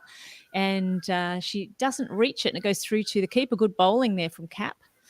Yeah, very good. She's making sure that she's watching the batter the entire time, making sure kind of like a reaction kind of thing. You act, I react. And making sure that she's using her experience to her full advantage. Wyatt again walking across her stumps. She's lofting a ball and it's heading out towards the third boundary. There's a fantastic bit of fielding there from Goodall in order to stop that. And they run 2, but that could so easily have been 4. Yeah, definitely. Wild swing there, just throwing hands at it. But wonderful work there, Laura Goodall. We've said she's been terrible on the boundary, but they're definitely showing that she's not a bad fielder and making up for it. And that was edgy from Wyatt as well. It could well have been spinning as it bounced, which makes it very much harder for the fielder. Another ball in the channel is just guided by Wyatt with soft hands into the gap, out through cover point and out into the deep where they've run 1. Yeah, timing that shot so beautifully. Her point of contact just underneath the eyes. It was quite wide. But just like making sure getting hands through the ball and placing that in front of the point fielder, just getting that out to the fielder on the cover, a sweeping boundary. That's good. Just a few changes in the field now. We're just sending another one of those cover fielders into the onside. So Cap must have a plan here. We still have plenty of coverage in the covers. And this ball back of a length, it's lofted safely into the covers and out into the deep where it is fielded by Ismail for a single. Yeah, I've been quite impressed with Sunelius's captaincy so far, especially in this game. She's been proactive. She's used her bowlers so well. She's making sure that her fielding changes, fielding positions, the right fielders in the right places, and she's really has impressed me.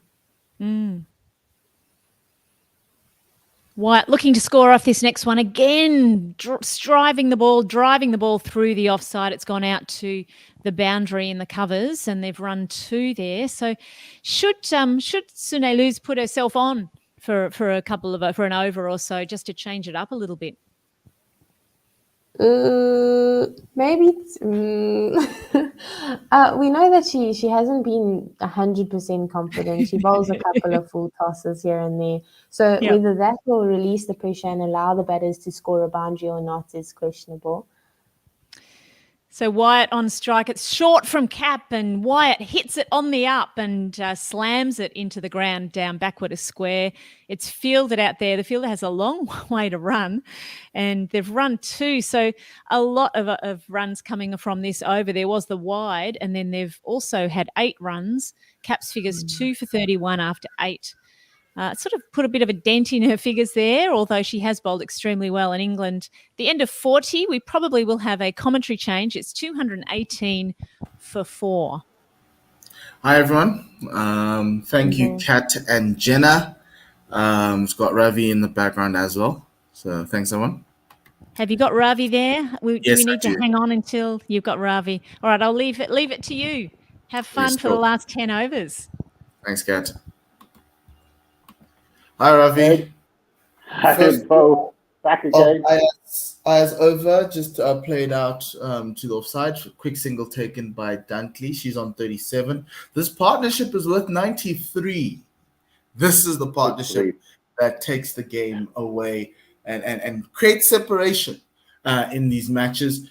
Next one is short. It's pulled straight to Shabnam Ismail, who drops it. She dropped it. She had 3 chances at that, and she couldn't clutch it. And South Africa have another drop.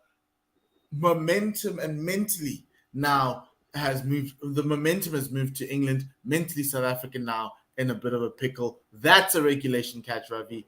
And she just made them. Absolutely. Even Heather Knight in the dressing room was looking sympathetic. She said, ouch. A horrible drop. as Kaka comes in, slower ball to Wyatt, or to Dunkley, actually. Great calling from Danny Wyatt, who wants to get the strike. She's had a very great century, has Danny Wyatt. A little bit lucky, but still very wonderful. Well, it's a century. I don't know about great, but it's a century. It's an important century for England right now. Yeah, Getting ready. very important. To provide some Ashes revenge on Sunday. Looking to do that. I don't think anyone done so well so think, far, and another drop. This one was at extra cover. It was full, driven off the back foot by Danny Wyatt. It was a great stop from Mignon du Preez, the hard one, but it was a drop. It went up in the air. She tried to come down onto her right diving, and she got fingertips onto it. But 2 drops in this over, 4 singles. I think it's harsh to call it a drop, though. I know. She was at full stretch. Did you see Mignon's catch against Australia? After she did that, she could catch anything. But it was a little bit tough. I think a little bit tough. Kat said it earlier. Both of these teams are just battling it out to see who will be beaten by Australia in the final. No. This one's full on off stump, just punched out to the leg side for a single. I actually think the South African team would fancy the chances against Australia. Put them into bat first. See what your bowlers can restrict them for. One could say the same with the England team, but the fact is, our fast bowlers are not having a good day right now. Kaka in, that's a fuller ball, bump ball, or Yorker length ball down the leg side. It will be called no wide, actually. Funny enough. So that's a dot ball. 5 runs off of that over. 2, 2, 3 for 4. 97. Run a ball, 97 partnership between these two. Dunkley on 39. 118 for Danny Wyatt. That's Danny Wyatt's highest ever ODI score. But more importantly, with 9 overs left, England are already 223. So Cat Jones on our WhatsApp group says, "Oh my God, buddy, catch something, please." I know. I don't even think the South Africans can catch a cold, even though it's very cold out there. Why is Shabnam Ismail wearing sunglasses on the top of her head? Oh, sorry. Yeah, no. Maybe she was looking on the other side of the ground with no sun. But yeah, it's just horrible. Yeah, well, it looks afternoon, evening-ish in New Zealand because the shadows are all going to one side of the field. But trying to redeem herself now, coming in to bowl her 8th over. Looks like they'll be leaving Masabata class with some overs in the back end. Close bowled out her team. Yes, because Cat has bowled played out to mid-on, no run. I think Sunilisa's theory is that she does not want to bowl at all this innings, and she's going to get her other bowlers to bowl their full quota. 1 over. 1 over gives you 2, gives you 3, gives you 4. Just give me 1 over so we can see at least. So we're not going to worry.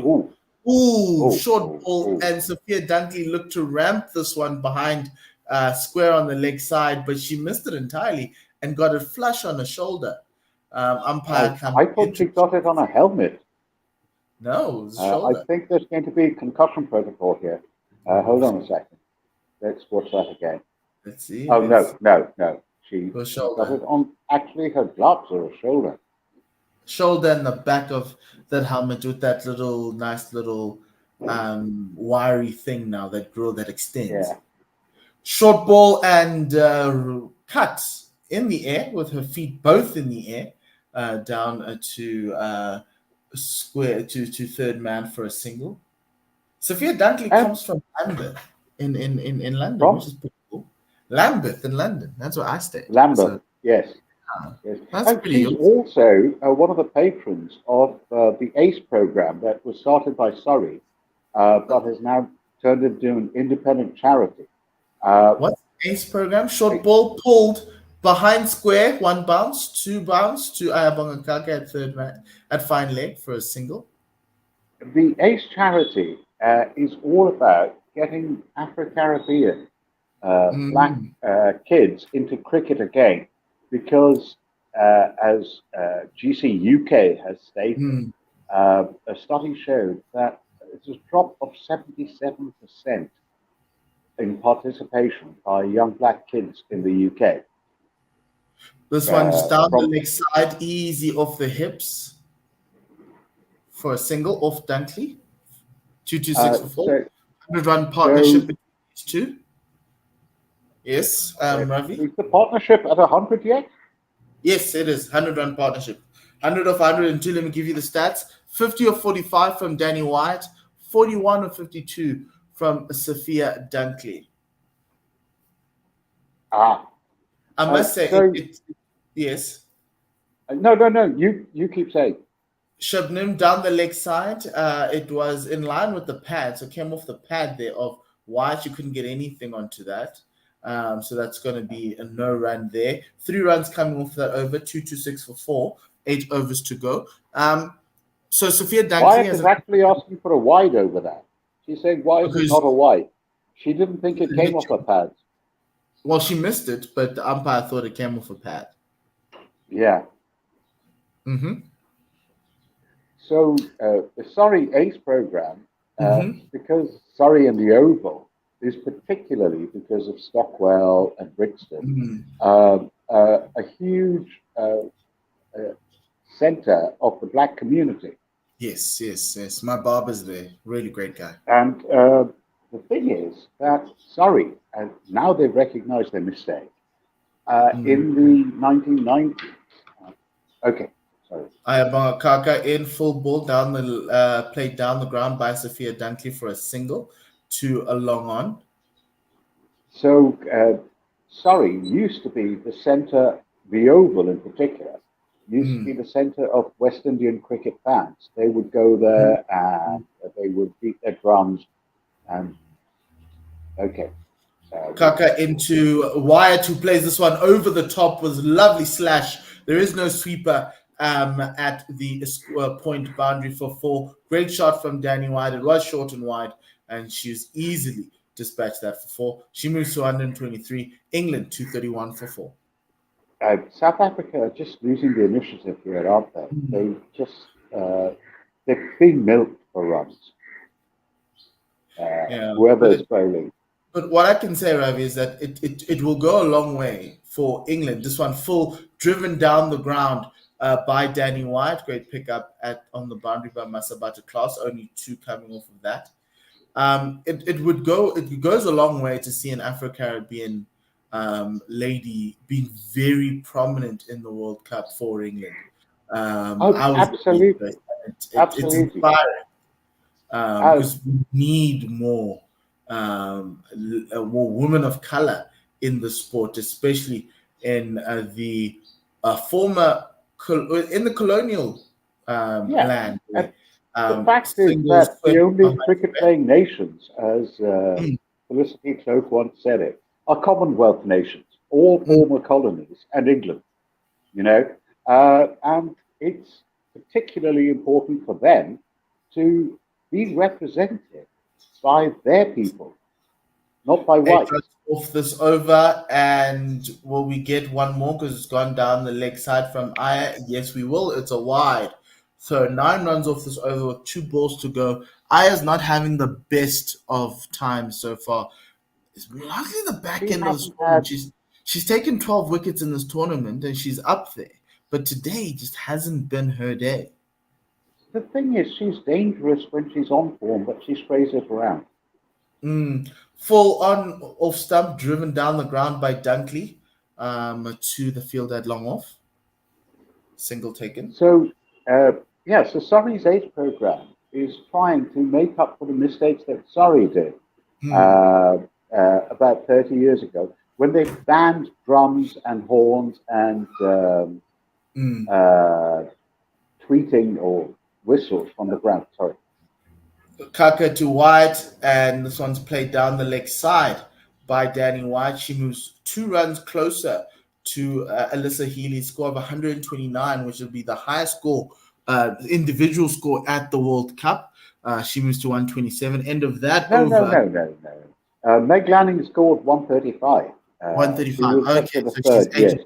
She will get third highest. Okay. So the Oval banned all noise-making implements in the ground. And it seemed like in the 90s, just as they banned more than one bouncer per over, just as they implemented an overs per day rule, all to, okay, I'm going to say this. It was racist. It was the MCC. They wanted to cripple the West Indies at that time. Not so much South Africa, because South Africa didn't have quite the black representation then that it has now. But they didn't want the West Indies to win. So they did everything possible to cripple not just their bowlers, but their fan base. And now they're realizing what a silly, bad, horrible maneuver that was. And so now they're trying to get black Afro-Caribbean children back into the game. And it's proving difficult, but they're working on it, which is why it's now become a national charity, not just Surrey's charity. Shubnim coming into Danny White, who pulls this one, skies it in the air. It's going to land safely at just in front of the fielder, on rushing field at fine leg. And so 238 for 4. Chances are being created, and that's the sad part about this South African side, is that you've had to create. With those 5 drops, that's 5 wickets. 5 wickets that you've extra. No, that's 5 Danny Wyatts, isn't it? It's all drops against her. Yeah, and you could have had her like in the 20s, had the catch stuck. Full outside the off stump, flat batted slash straight to the fielder at mid off. Chloe Tran, no one's running on Chloe Tran. She gives a little bit of a shimmy to scare the batters, but no run there. Dot ball, that's important. And Shopman Ishmael is either not on form as a fielder today, or not as fielders today, or she's not a very good fielder. I mean, for instance, Sophia Dunkley. Short ball down the leg side, ducked underneath it. Sophia Dunkley won't be a wide as it went over the back of Sophia Dunkley, 116 k's an hour. But Sophia Dunkley is not a good fielder, for instance. She almost inevitably fumbles it or drops catches. She's kept in the outfield, but she's also kept in the team because of her batting. Shubnam into Dunkley. Short ball. She pulls this one. It's in the air. Will it be caught? No, it won't be, because it's going to land in between the 2 fielders behind square. That's deep square leg as well as fine leg. They will run 2 off that. Masabata class not being able to get there in time.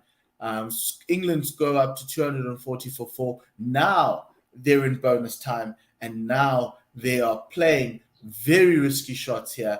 And if South Africa don't want to catch them, they're going to find themselves in a lot of trouble. Absolutely. I mean, they have at least 6 overs left. Short ball outside the off stump. This one played out to point.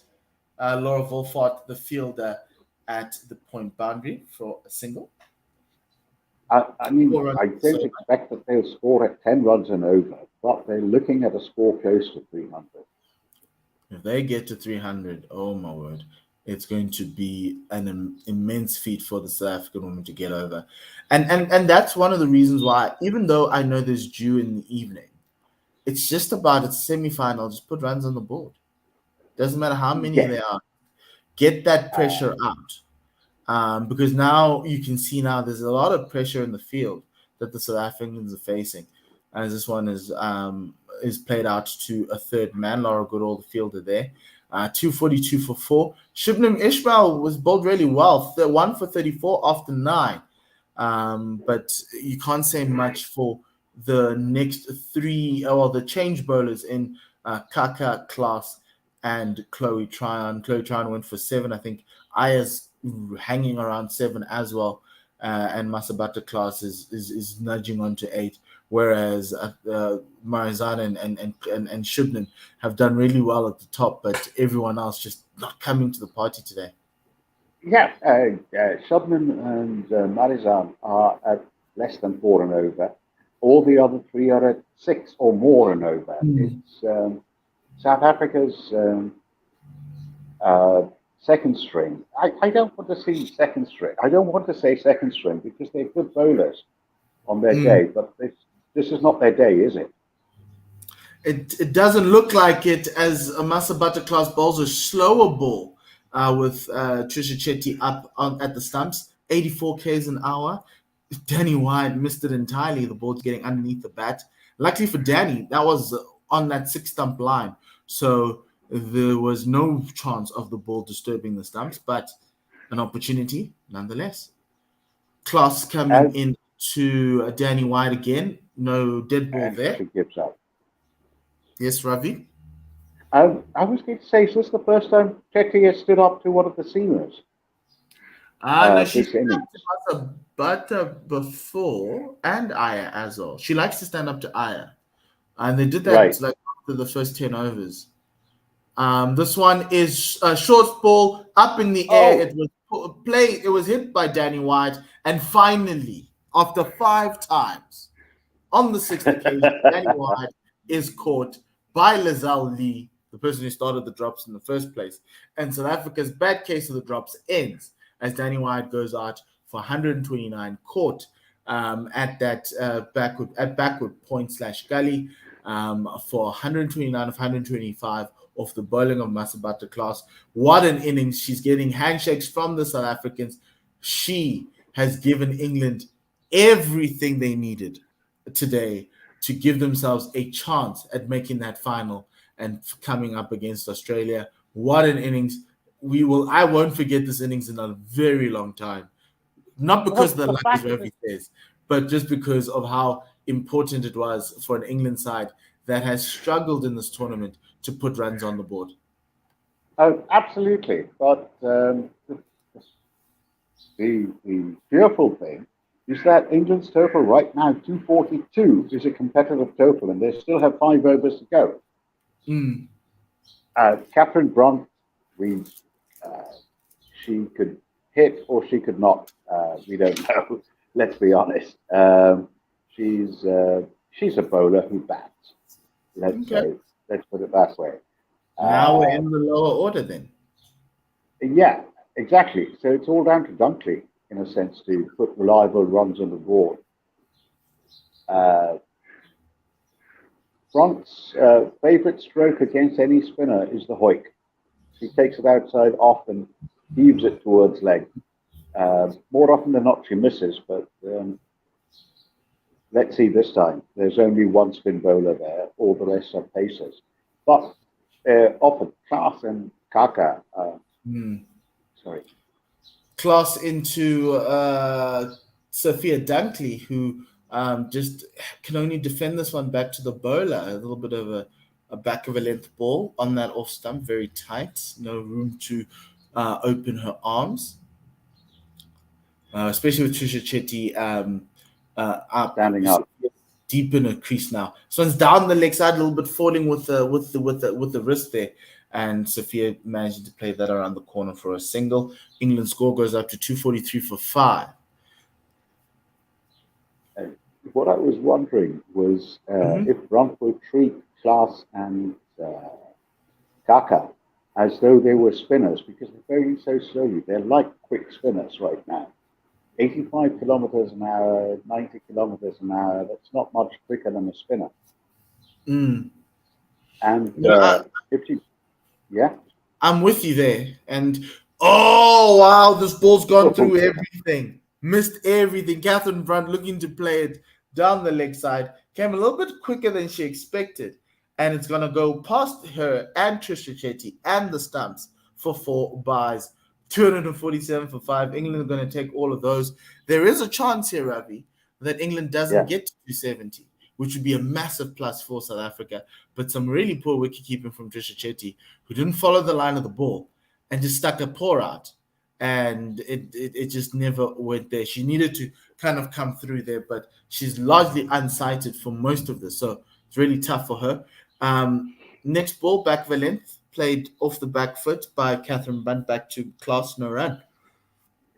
Oh, also, you've got to give some sympathy for Chetty. She's standing up to the stumps to a pacer. And when the ball moves even slightly, it's going to be very difficult, unless you're Sarah Taylor, to take that. No wicket keeper today, apart from Taylor, can catch that sort of thing. I'm serious. I'm with you. I'm with you. But look, obviously, it's just you don't want to be seeing. Look, South Africa haven't bowled bad. Have bowled badly today, so those 4 byes hurt even more. Whereas had we had them at least like 220 for 5, and those 4 byes happened, that I'd stomach that a little bit better. But South Africa are behind the 8 ball here. I think they're about 20 runs behind the 8 ball. Marizanne Cup coming in. This is where South Africa make their bread and butter in the death overs, the final 5. Can they do it? Cup is coming in to bowl short, slight on off stump, slapped to Shibnim at the sweeper there on point. They'll take the 2. South Africa will also take the 2 there. Good fielding, good bowling. That was a much slower ball, wasn't it? Dunkley had all the time in the world to wait for it and hit it. It was only 87 kilometers an hour. Yeah, Sophia Dunkley now moving to 49. She is the best batter, batting from 6 and below at this World Cup. Cup coming in full on off stump, driven for a quick single to extra cover to mid off, and she runs through for her 50. Really awesome to see. 50 off 62 by Sophia Dunkley. She's had a great tournament, scored about 310 runs at this World Cup already, and she's keeping England in the game. She's helped keep England in the tournament. I think England were 90 for 4 against Bangladesh, and Dunkley came in to try and save them, and she's doing really well today, not only to get England out of trouble, but to get them to a very good total. Next ball to Catherine Brunt, outside the off stump, driven straight off the back foot. It's not textbook, Ravi, at all. But it's not, is it? Brunt is not textbook. But England are 250, by the way. They've hit that landmark now. Yes, 250 for 5. Quickest 50 of their innings. So it's getting better and better. Yes, it's an ominous score. South Africa are not going to like having to watch this. But I think at the top, 4.5 overs to go. Full on that leg stump, good ball from Marizanne, no run. That's a Yorker length ball, 114 k's an hour. But I think at the toss, if you told Heather Knight, look, we'll give you 250, she'd take it. She would have taken that. She would have, exactly. This is not good for South Africa. And remember, England have Charlie Dean and Sophie Eccleston. Yes, and isn't Shropso playing as well? And she is a long full ball and too. driven well by Catherine Brunt. That was just all pace and all timing. She finally managed to get one, and she played that all the way to that extra cover boundary for 4. 21st 4 of the innings, England 254 for 5. And that is Catherine Brunt for me. She's like Danny Wyatt, but without the finesse. She hits at everything. That one. Every shot is a swipe, isn't it? Yes. She opens up a front foot and gives herself room and then comes through with a more of like a square drive. But yeah, front foot is already open. This one's pulled too deep mid wicket. Short ball from Marizanne. Man, another fielding mishap there. That'll help them come through for 2. Ayabonga Kaka deep mid wicket. It's just not there. It feels like South Africa have lost that feeling that when you're batting or even fielding, there's that touch. There's always that finesse touch. South Africa's missing that today. Because I can only explain South Africa are just waiting for the end of this innings. They're just saying, "Come on, let's get it over with." They're not actually pushing. I can only explain it with golf, where sometimes you've been playing so well, and then all of a sudden you'll just get a day where you just feel like something's just off, and that's what this innings is. Something's off, and things are not sticking, and it's just horrible. It's sad that it's happened now, when was Well, bowling. my dad used to play golf. I never got into a posh game like that.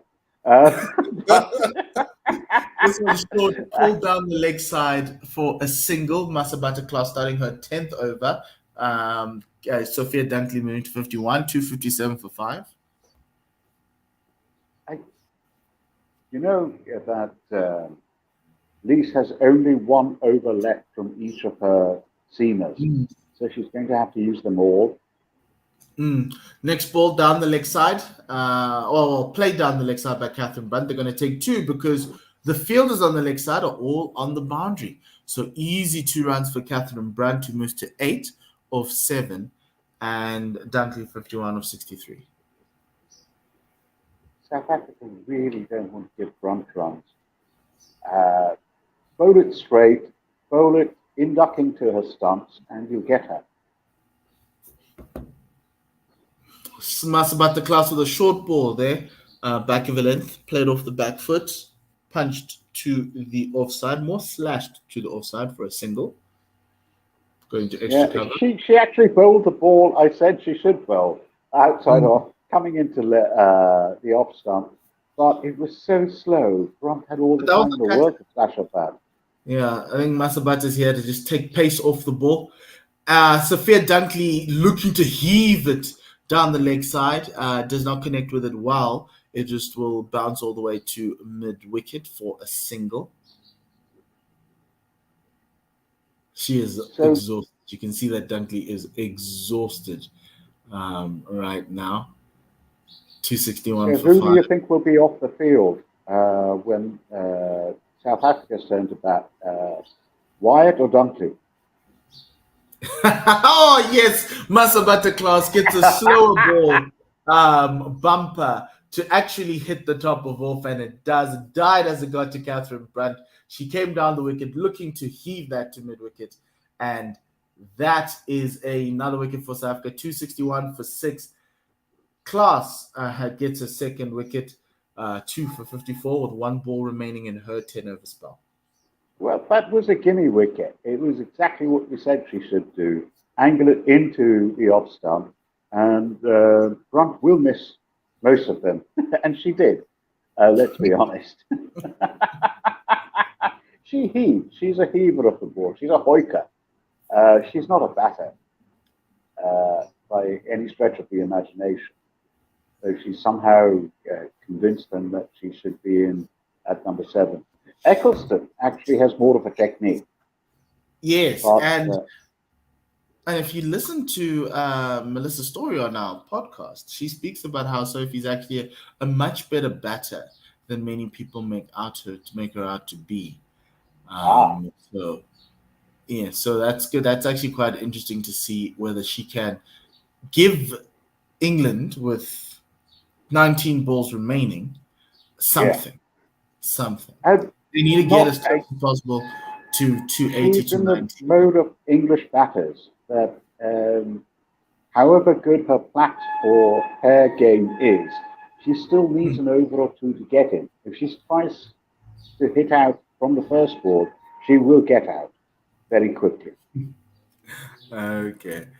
Let's see. Sophie Eccleston and Sophia Dunkley.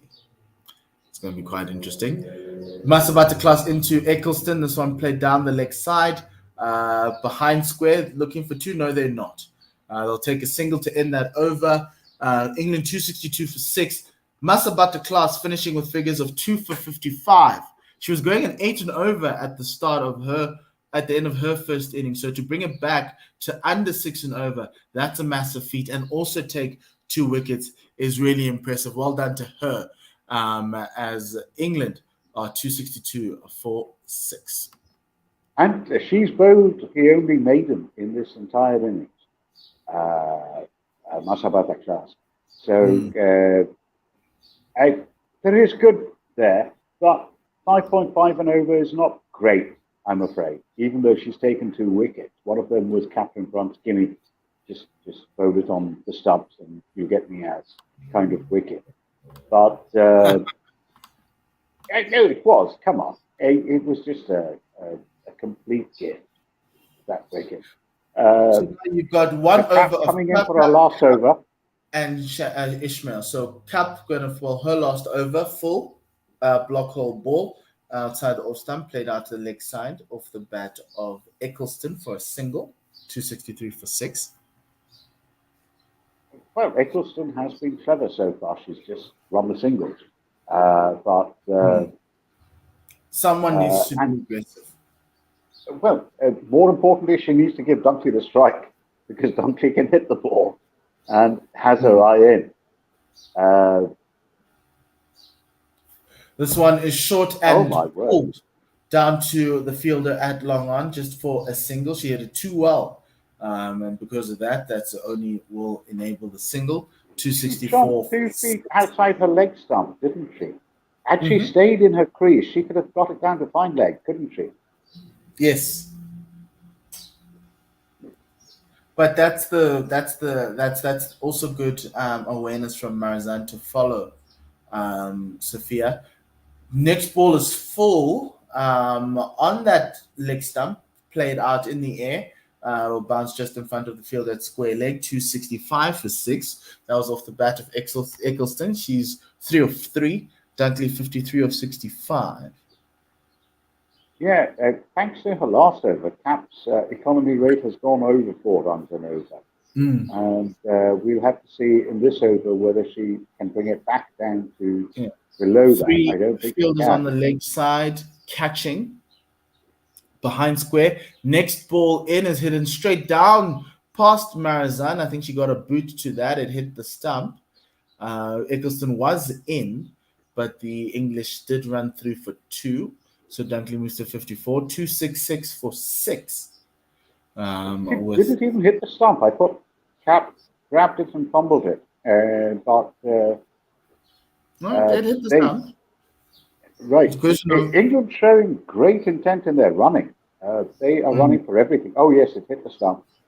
Cap into Eccleston. This one's a drive down the ground. It will beat the fielder at long on. Diving Chloe Tryon for 4 runs. That takes England's total to 240. Great timing from Sophie Eccleston to a slightly over-pitched ball, and she played that very straight and really good batting from her. Much needed runs for England, a much needed boundary for England, as now they enter into this record territory of record chases. 270 South Africa members chased down 275 against 274 against India, and that was like the second highest at the World Cup, at this World Cup. So only to be bettered by Australia chasing down India's 275, with them scoring 278. Next ball down the leg side, half volley, swept to fine leg for 4 to end that over with 2 boundaries, 12 coming off of Marizan Cup's last over, and her figures after 10, 2 for 52. England 274 for 6. Bonus time with 12 balls to go. Don't you agree with me that Sophie Eccleston looks a far more competent batter than Catherine Brunt? Well, she actually plays the strokes that the ball requires. Let me ask you this, Ravi, because I'm not going to be on in the second innings. Melissa Story had a point that she believes England needed to drop either Anya Shrapsol or Catherine Brunt, one of the two, in this match, and bring in maybe a Tash Farrant into this game, because she felt that their bowling hasn't been up to speed. As Kaka starts her last over, full toss, hit straight to deep mid-wicket for a single, 275 for 6. As an England fan, I will say I'm quite happy with Shrapsol being dropped for Farrant. Farrant is left arm. She swings the ball brilliantly. She makes it move like a banana, so much so that she loses control. But she is, to my mind, a better bowler and, frankly, a more fit athlete than Shrapsol. Shrapsol was like Lee. Down the leg side, well saved by Marizan Cup. Eccleston getting healthy bat onto that, and Marizan saving that at fine leg for a short fine leg for a single, 276 for 6. The score goes up to Eccleston, moves to 12. So dropping Shrapsol for Farrant, I'm absolutely up with that. But let me ask you a question, since you're not Mhm. on in the second innings. Do you think South Africa have kind of suffered, particularly in this innings, from the lack of Danny? Possibly, because I would have wanted a leg to see what a leg spinner would do as the next ball is heaved down to mid wicket. Great slog sweep from Sophia Dunkley for 4, 1 bounce for at that cow corner, 280 for 6. It's all falling apart here for South Africa. England in bonus time, and they are really making the most of it. Well, Shabnam Ismail has got the last over to bowl, and she's not necessarily a death bowler, is she? Mm-mm. She isn't. Uh, Next one is played outside the off stump, missed by Dunkley. Good ball from Aya. Dot ball for South Africa. 280 for 6 still. but it's already 6 runs from this over. The problem is England are going to probably reach around 290, which may Mm, just be too much for South Africa to get. yeah. Uh, But they could just on, come and get it. Aya coming into Sophia Dunkley. She gives herself room, but she plays it straight to the field at extra cover. Good bowling from Aya and good fielding from Sine Lees. 2 dot balls in a yeah, row. 7 balls to yeah, go. exactly. Those are gold, those 2 dot balls at this stage Mm. of the innings. England have 4 wickets. They can't afford to play out dot balls. Full ball outside the off stump, pulled by Dunkley to mid wicket for a single. End of the over, 281 for 6. Dunkley on 60, Eccleston on 12. Most importantly, Sophia Dunkley will be facing that final over to be bowled by Shubnam Ishmael. So, would you call that a pull or a slog sweep? It was almost a sweep, wasn't it? Yeah, That it was more final. of a sweep, but she didn't get all the way down, but she was trying to, it's a hoik. That's I think the It's a best way. like, it's a It Catherine feels Brunt stroke. it feels more baseball-y, Yes. like baseball-y lower box hit than a pull, because a pull's more higher box trying to get to square. But Well, yeah, you until know too somebody can much describe about too that many shot. sports for me to compare with your knowledge. If you say it's baseball-y, it is baseball-y. I'll take your word for it. Because that's not a cricket shot. That feels like it's the game the Americans took the changed cricket for. Um, Now, the Last last ball, last over. over. Shubnam into Sophia Dunkley. She pulls this one into the air, and the Oh, Zoldies finally taking catches. She takes a catch on the run at mid wicket, and Shubnam to get her second wicket. Sophia Dunkley out for 60 of 72 balls. England 281 for 7. and Shubham looks as though she's talking to you, Simon, saying, "Why did it take you so long?" I'm She doesn't look happy. also not Uh, happy. This is like 2 in a row. um, Meanwhile, we and, wanted her to take that slip catch, like in the first and 10 overs. who would you replace Lizelle Lee with if South Africa make the finals? Because she has to be replaced, surely. It would have to be Tasman Brits. Yeah, So you and open with Tasman and Laura. yeah, fair enough. Now we have Kate Cross, and then there's Anya Shrubsole, I suppose. But not Anya Shrubsole. Shrubsole usually comes in last, doesn't she? But the, Mm. that's not a bad thing, though. That's not a bad thing at all. Uh, Mm. Charlie Dean will come in before Anya Shrubsole. But Yes. England need to throw their wickets at this because they've only got 5 balls left. They might as well. Kate Cross is in now. They did cross, so it'll be Uh, Eccleston facing. I do apologize for the puns. This one is down the leg side and pulled wild behind square, all the way to fine leg. Very fine for 4 runs. Sophie Eccleston proving her value with the bat, even though she has saved England with the ball in these final 4 games to get them to this World Cup semi-final. yes, she is she's taken the most wickets, hasn't she, in this World Cup so far? Mhm. She's taken 14. Yes, Shubman's taken 13. yes, And Cap has that's taken 12. and I has also taken 12. Short ball pulled in the air, same result. Down finally. Chloe Tran's trying to get there, but she won't. Back-to-back fours, 289 for 7. Um, Yeah. Ishmael is now having a tough end of that. 2 for 42 so far. 8 runs off the first 3 balls of this over, including the wicket. Chris Teep says Andri Steyn is one of the openers in the setup. Yes, but she is a reserve. She's not in the 15-man squad. 15 player Yeah. squad. Wouldn't you rather have Tasman Fritz than Andrew Steyn? I would. I actually would prefer Andri Steyn. The only problem is she's a traveling, non-playing reserve. What a shot there over the top of the keeper. It's going to beat Lizelle Lee and Ayabonga as it rolls. It trickled to the boundary, I must say, for 4. Good shot from Sophie Eccleston, who moves to 24 of 9. England get into 293 for 7. You know what?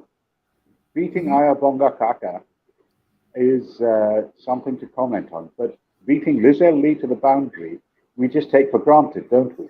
Lizelle Lee is started out ahead of Kaka, and she ended up behind her when they were chasing that ball.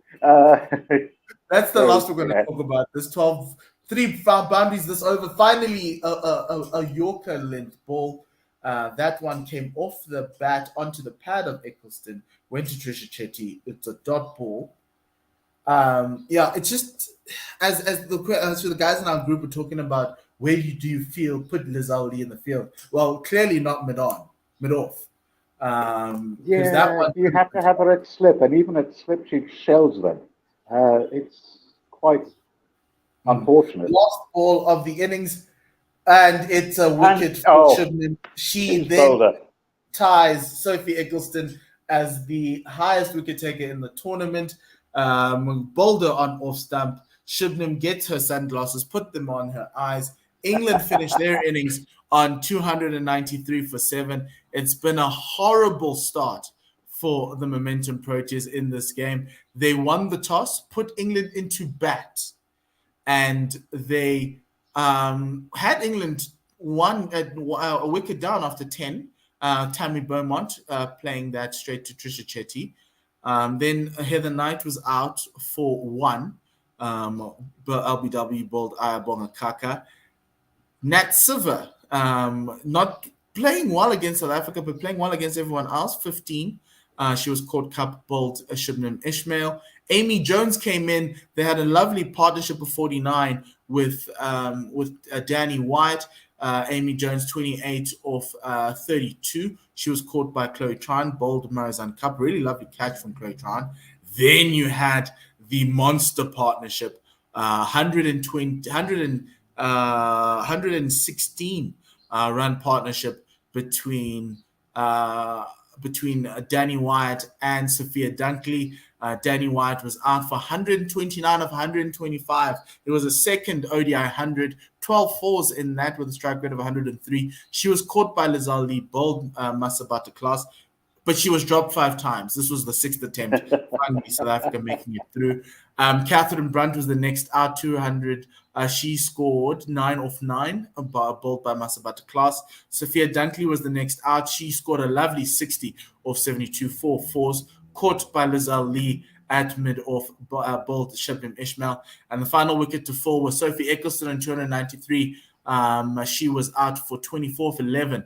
Really lovely cameo from her, probably even a match-winning cameo, because if you think if South Africa could get to 70, Sophie Eccleston's 24 takes the game away from South Africa if after 100 overs we get to that point. 20 extras bowled in this inning, 16 wides, 4 byes.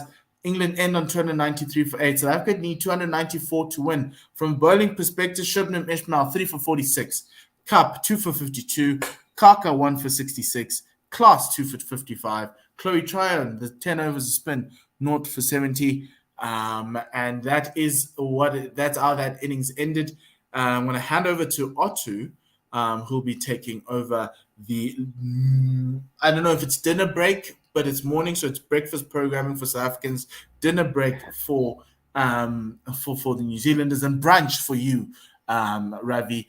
So thank you very I'm much going to to try to everyone. make some brunch, and I'll be back at the end of the second innings to see whether Yes. South Africa can make this. Danny Wyatt's being interviewed right now because Yeah. she scored the 129, a very, very lucky 129, but she took her chances and she took advantage of them. Thank you I'll very see much, you. everyone. And thank you very much. Ozmaster, over to you.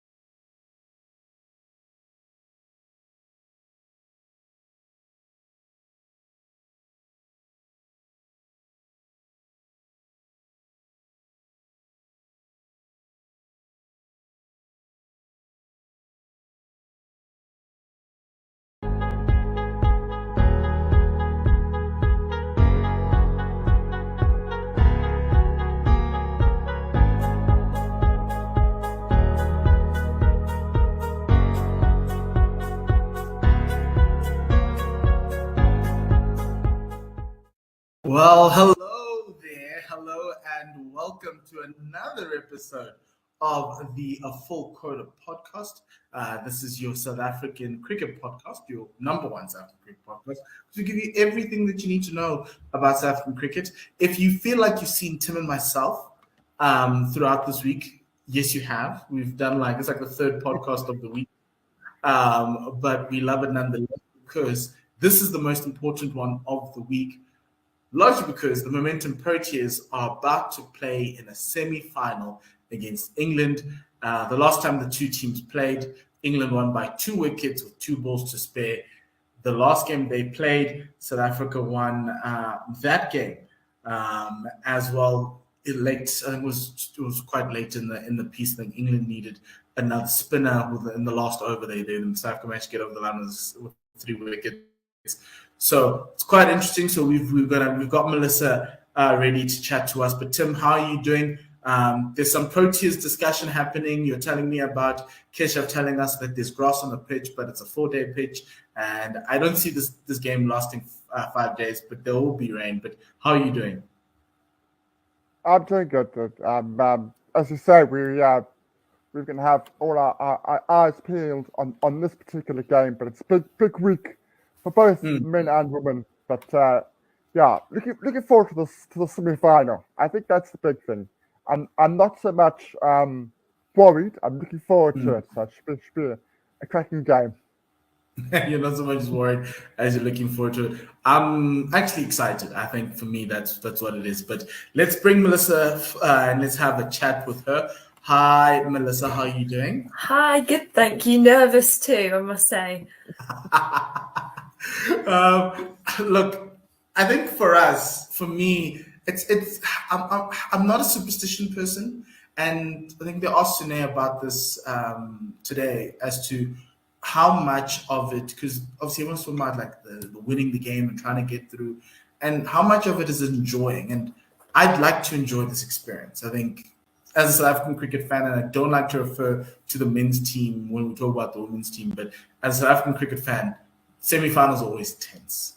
And I think the team that's less tense actually will end up winning. And so for me, I want them to actually go out and enjoy, because I think they've played some great. I haven't played the best cricket, but played some good cricket. So I just want them to just enjoy the moment, forget about what happened in 2017, and because if they play to their thing, I think they can win. But yeah, that's why we have you here, so we can discuss England as we go through this podcast. But just a quick reminder, please, to everyone who's listening to us, if you want to listen to commentary of the game, we'll be live at 3 a.m. tomorrow morning to bring you everything that you need to know. Just subscribe to our channel, One World Sports Radio. Melissa, my first question to you is, England's tournament has been roller coaster. It started off with 3 losses. At that point when South Africa won that game, what did you think they were going to make it to the semi-finals? No, entirely not. And I think a lot of the England women's players have actually spoken out too, and they were going, we didn't think it was possible for us to qualify either. Kate Cross has come out and gone, we all just assumed we were heading back as soon as we needed to. But there was definitely a bit of dismay, I think, after the South Africa game, especially with, and again, what you say, don't like to bring the men into it too much, but it's not exactly like our men are having a great time at the moment either. So it's not the best time to be an England cricket fan, but now that they have qualified into the semi-finals, it almost feels as if the entire England cricket fan base is just clutching onto this game just for a tiny little bit of hope. So it's quite miraculous they're there, to be honest. I think everyone would agree. Yeah. When we had you on earlier, you went through the squad, you went through the players, you told us ones to watch out for, and you said that Natalie Siva would be crucial to England's progress and how far they would go. And that's happened. She's been excellent in this tournament. Her numbers are right up there. She's got more runs than anyone else in the squad. So how important is her as it been that she's done well to keep you in these games? I mean, probably indispensable to England at this point. It would definitely be easy to say they haven't quite come together as a squad. And within especially these games, you need that one person to go out there and get the big score. That has been Nat Sciver a lot of the time, but you need that person to support her. You can't build a partnership on your own. I think that's where England went wrong in their first few games. I mean, take that first game against Australia before we'd even spoken last time. She was just this lone beacon in the England innings with not much support around her, and it's been this recurring trend for the England team. We've seen a few standout performances from Amy Jones has popped up, Tammy Beaumont has contributed, but the teams who are doing successful, mainly Australia, I think something like 6 of their batters are in the top 10 run scorers of this tournament. You suddenly think with them, it's outrageous, but you think Australia, you get them 3 down, and it's not even, you don't even feel in the game because there's about 5 more to come who can easily take the game away from you. And I think England and South Africa are both those teams who have struggled sometimes. 1 or 2 batters stand out a bit, but sometimes you need that scorecard, which when you go down it, there's, every batter in that top 6 making a contribution of above 30. And that's, in this game coming up, it's going to be the key difference, I think, between the two teams, and especially Nat Sciver's role for England, the same as Laura Woolfart for South Africa. Yeah, it's actually going to be quite interesting to see. I know England didn't say they haven't played their best game, but let's go through what went wrong in the first 3 games and then what changed in the final 4. I know Heather Knight was talking about the 4 knockout games, and I know in those games, in the 3 of the 4 games, England actually chased games. They either bowled first and they bowled teams out. I think they bowled New Zealand out for 203, India out for 134, and Pakistan out for 105. Was it just the bowling that needed to change, or what else came through in those 4 games? I think in those 4 games, it was just the batters and the bowlers working in harmony, working in unison. I'm trying to even think back to the first 2 games. The first game against Australia, England's bowlers completely let them down. Australia racked up that 300 plus total. In the second, I'm even trying to remember the second and third games now because I think I've wiped them out of my memory. But in that game against South Africa, the bowlers they're not quite putting in the performance at the end, and it's a combination of. I think when the team's presented with almost a problem of going here, 4 wins and you can do it, and that almost clicks something on in your brain and says, okay guys, we can still do this, and it sets that goal. And I feel that once you see that goal, which what England's done, that's one of the factors which has made them change their game. But the second factor, as I said, being the batting and bowling coming together. Heather Knight said that in that game against Pakistan, that was the first time their 2 kind of bowlers and batters, that those groups have come together. And it's all too well, obviously, doing that against Pakistan and Bangladesh, some of the weaker sides of this tournament. But it's just going to be interesting to see whether they can continue that momentum against a stronger team like South Africa. They said they've just come into their almost peak form at the right time in the tournament, so this game will really tell. But it's a similar trend to what we saw throughout the Ashes, of just really one side really puts through a standout performance and they're just let down by the batters or the bowlers. And I understand England have been away for a long time, but a lot of the other teams have as well. And this excuse of tiredness is coming up a lot, which I understand they've been away for a long time, but as everyone in the women's game wants to be, when you want to be treated as professionals more, you want to go on more tours, you want to be on an equal playing field with the men, you're going to have to get used to these longer tours. I always use the example of Chris Wokes for England. He's been away with England since the T20 World Cup, went straight onto the Ashes, went straight onto those series in West Indies without much break. And this is going to be something happening a lot more for the women. So they can't attribute their performances not coming together to tiredness. I don't think that excuse really stands. They've just got to think about the performances they put through when they work in unison, and that's how they're going to succeed in the semi-final. Yeah, that's actually a really good point about the women's game, about how it's changing. The last couple of years, it's becoming a lot more professional, for not just for England, but for everybody. That's a really good point. Thing here is the experience for England side. They haven't played that well, but how important is it to have those experienced players in there, the Crosses, the Beaumonts in that squad because they've won a World Cup. They know how to do it. They know how to go and win those big games. South Africa at the moment, they know how to get to a semi. They don't know how to get to the next, to the next Well, it's line. easy. Just win a game, Tim. Do you think that is? Huh? I mean, Yeah, but it's mental. From a mental point of view, how important do you think it is? Massively important, to be honest. You know, as you say, those experienced players, they're going to be absolutely key because the pressure, well, it's actually interesting. I've always tended to notice across domestic competitions that you always seem to have better games in the semi-finals. There always seem to be closer affairs. And then often when you reach the final, one team seems to dominate. And it's not very often you get a close final. But the semi-finals are where the nerves come out entirely. I think they absolutely just burst out of both teams. So whichever team can rein them in the most and really control them will succeed the most. They'll be able to handle the pressure. I think England's is going to be key because the close games they've had in this tournament, they've lost. And apart from that New Zealand game, of course, but the games against Pakistan and Bangladesh, they absolutely sailed through to victories. So they haven't quite been on the spot as much. So they're going to have to look back in hindsight saying, our senior players, you've dealt with this before in the 2017 World Cup. How do we translate it now? How do we try and convey to these younger players what it feels like? I mean, all likelihood is that they will be playing Charlie Dean in this squad, just with her recent success and with South Africa's perhaps weakness towards spin. So it's the players like her who are going to be searching and looking to these more senior players and go, how do I deal with this pressure? How do I deal with the crowd watching? How do I deal with getting through my 10 overs?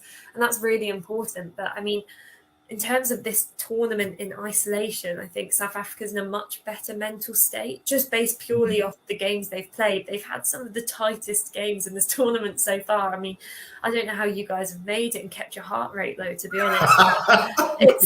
I would say they're definitely in a better place in terms of keeping their nerve. And obviously, again, with some of the experience of their players. And as you say, it sounds simple for us to say, but to get through this almost semi-final jitters for South Africa, they've just got to win the game. They've got to see it as not the semi-finals, but just any other game and just get through to that win. That's actually very true. But you mentioned somebody who I want to actually talk about now, actually, Charlie Dean. I think she's played 4 games, taken 10 wickets, an average of 12, as well as Sophie Eccleston, who's the leading wicket taker in this tournament. Obviously, South Africa have got their own 2 in Ayabonga Kaka and Shubham Ishmael, and that's going to be a battle across both sides. But let's talk about the spinners, because looking at the games that the final 4 games that England have played, the spinners, either being Charlie Dean or Heather Knight, have taken 5 wickets against New Zealand, 5 against India, 4 against Pakistan, and 6 against Bangladesh. And largely, it has been Charlie Dean and Eccleston. And in that game against South Africa in the final over, I kind of felt that in the final few overs, I kind of felt that Heather Knight ran out of spinners. When I was looking at that card, I was surprised that they didn't actually bowl Charlie Dean one more over to see if she can't eke out a wicket with the ball turning away from the right-handers. How important have those 2 been, and how important will those 2 be in the semi-final? And also, why hasn't Charlie Dean played all the games? I mean, they're going to be entirely vital. I briefly mentioned that, and we mentioned last time I was on about South Africa's weakness to spin. Regardless of what this wicket could look like, I think they need to go in with those 2 spin options 100%, and obviously with the additional spin option of Heather Knight. We've seen throughout, women's tournaments as well, that obviously in a kind of power hitting sense, a lot of the batters like that pace on the ball. I love facing seamers because it's more about timing and less having to put some of your own might. I mean, I've got no muscle to me whatsoever, so of course I want someone to throw the ball down at 65 miles per hour. The spin is a lot harder to generate your own power, especially, coming down the wicket or hitting those square shots, a square of the wicket off slow bowlers. So difficult. So the spinners in the women's game, you see them obviously often taking a bigger role. I mean, we saw with the India-South Africa game, spin in the final over. Australia have done that quite a lot with Jess Jonathan. They come in, they really take the pace off the ball, and it's just difficult to score off. Sorry if you can hear my dogs barking in the background there. But yeah, so I think they'll be really important. And this lack of playing Charlie Dean. I mean, I'm very biased, so I've played with Charlie for about 6-7 years now. She went to my uni. Absolutely love her. So I'm definitely biased, but I've found it so interesting that England haven't played her in more of the games. They've seemed to be chopping and changing between playing Shrubsole, Dean, I think it's Davies, and then Emma Lamb, when they can't quite decide if we want more batters or more bowlers. But I find that really strange because you often hear England in the men's side of things saying, thank goodness for Ben Stokes. He's the all-rounder. He brings balance into our side, so it makes the selection a lot easier. England should be saying the same about Nat Siver. She's that all-rounder in the England team, and therefore sometimes these problems about them saying, should we play one extra batter, should we play one extra bowler, really confusing to me. So I definitely would have played Charlie. I mean, you can just see from the impact she's made in those 4 games already that despite her inexperience, despite her age, she will just take anything on. You'll see her in the field throwing herself around. Batting, she needs a bit more confidence just to get up from that domestic level up to the international level, but she is a really good batter. She bats about 5-6 for kind of domestic setups, but her bowling's just coming along in leaps and bounds, and you see it with the flight and bounce she gets. I mean, I've said to everyone at our Hampshire women's nets that you've got, we've had the likes of Katie George, Susie Bates bowl in those nets. The bowler I'm most scared of is Charlie Dean, because I've never been hit in the stomach more and winded by a bowler. She just gets that bounce, and I'm incompetent as a batter. So especially against those lower order batters, I'm really surprised, as you say, she wasn't bowled for that extra over. She just tempts them with changes and pace, and as I said, gets that extra bounce, extra revs on the ball. But her in particular, as a compliment to Sophie Ecclestone as well, you've got Ecclestone who can just hold down an end.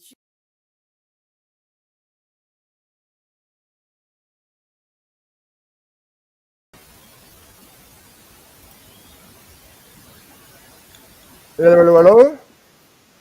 Hey, Tim. You all right?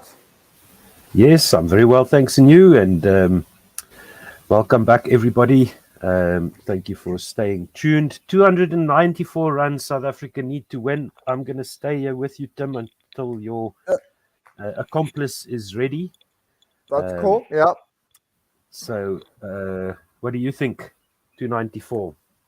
Too much. You can't Yeah. be dropping 5 catches and expect to win the game, I'm afraid. The heart says yes, the head says it's 30 or 40 too much. Yeah. Completely agree with that. So, let's see how close they can get. But I'm afraid, as you said, 5 drop catches against England.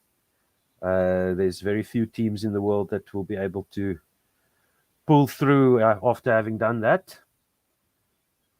So, come of the women. We need Lazali today. Yeah, this is the one game. I said to Paul, I said in the 3 games that she had left, she was going to come off in one game. So we'll see. And then Miss Dependable, Laura Wolfhard at the other end, strike rate of 78, average of 61. Wow, those are amazing figures. 61 average in any format is absolutely phenomenal.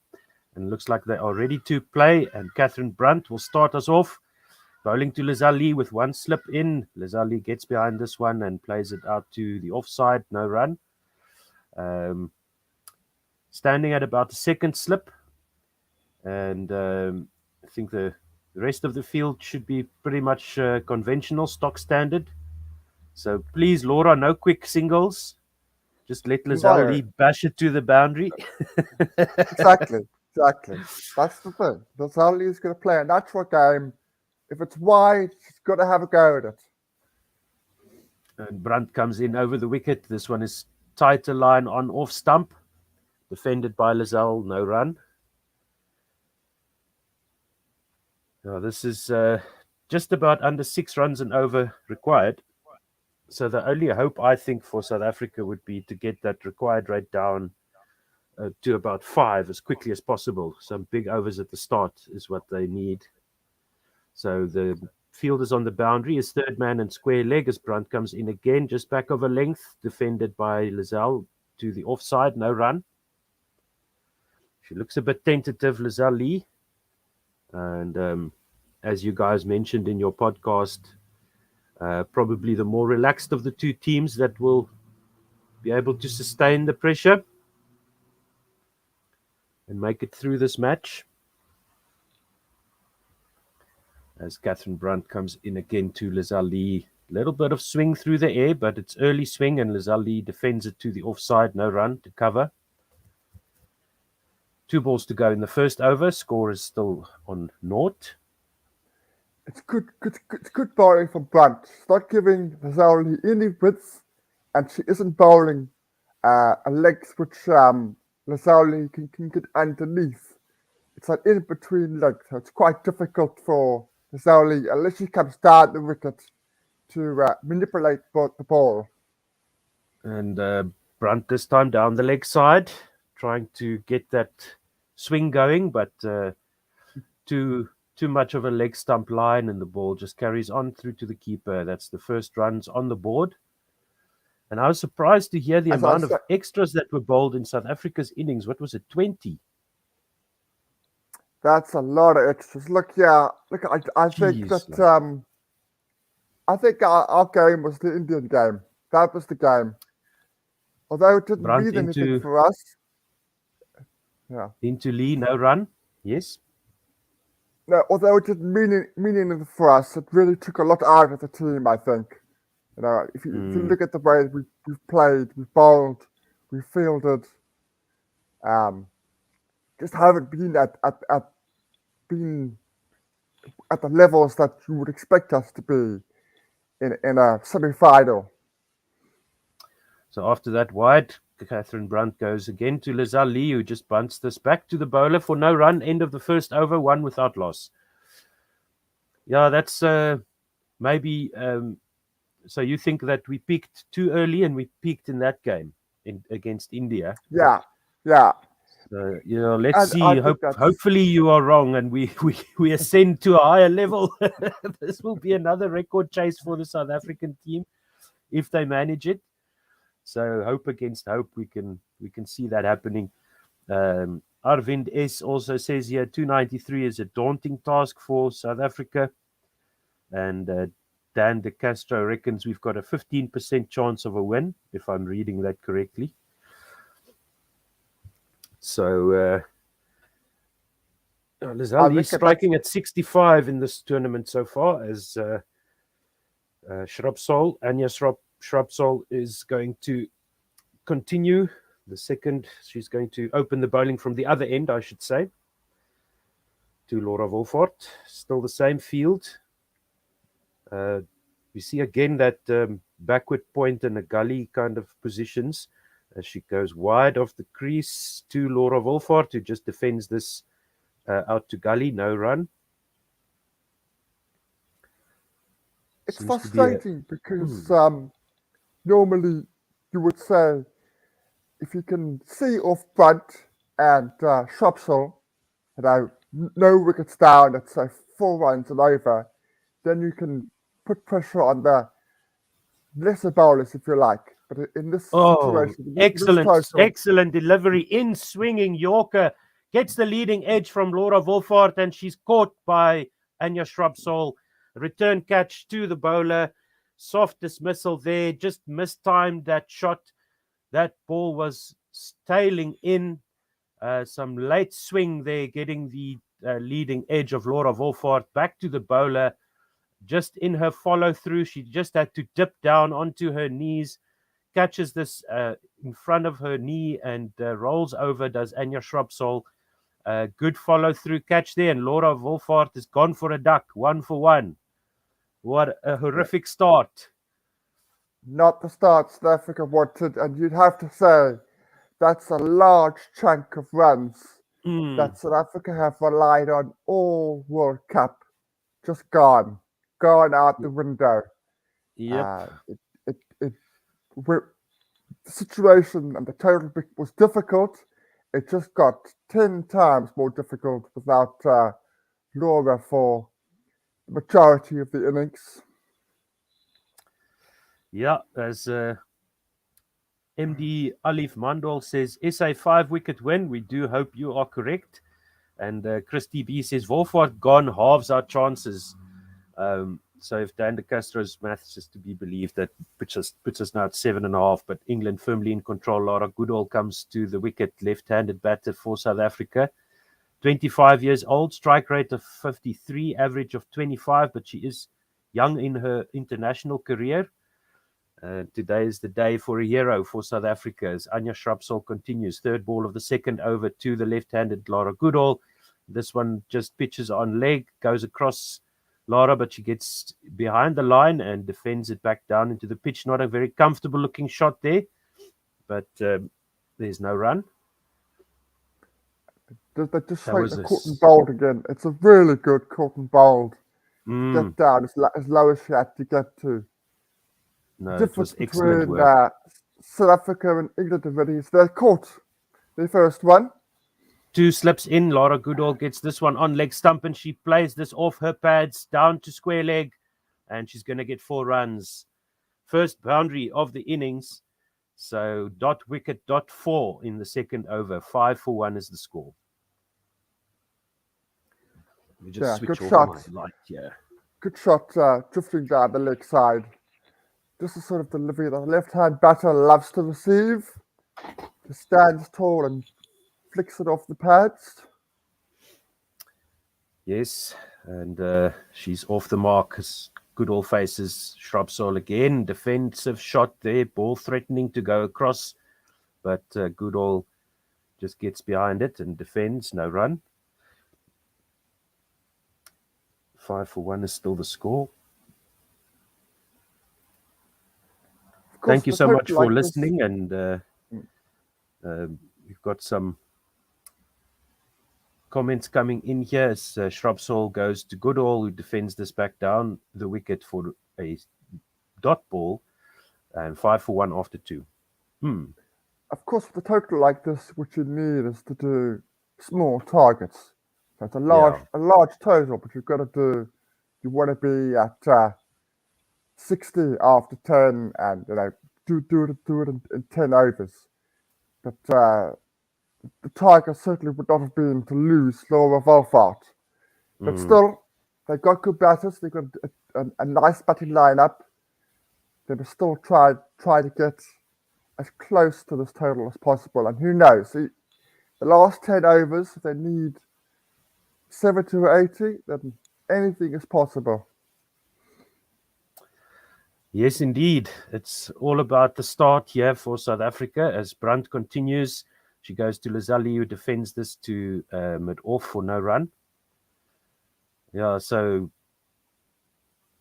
Brunt here has just conceded the wide. Very tidy first over. She looks very determined, focused. Lazali yet to get off the mark. Goodall there with her on 4. But England will love this start. They're keeping the runs down and they've got the wicket of Wolford. This one is a little bit wider and Lazali punches this into the covers for no run, straight to the fielder. Good stop in the covers there. All along the ground. And Dan de Castro says, just an unfortunate bad day, maybe nerves throughout the side. Don't panic yet, he says.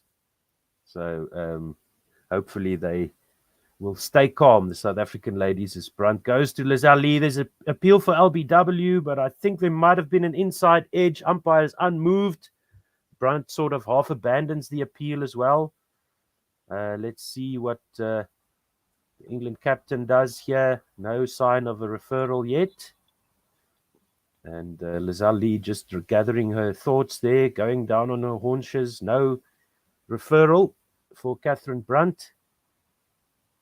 Oh, no, that one went into the lower midriff of Lazali. That's why she went down, but she's okay. Facing the next delivery. Good leave there, as that one must have shaved the bails as it went over the off stump.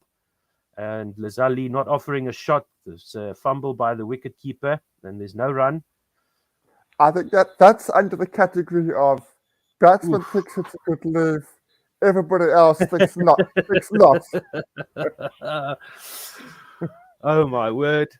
No, the ladies are staying true to form, giving us a very tense viewing experience as South African fans as Brunt comes in again over the wicket, and this time it's just defended by Lazal Lee to the offside, no run. 5 for 1, 1 ball to go in the third.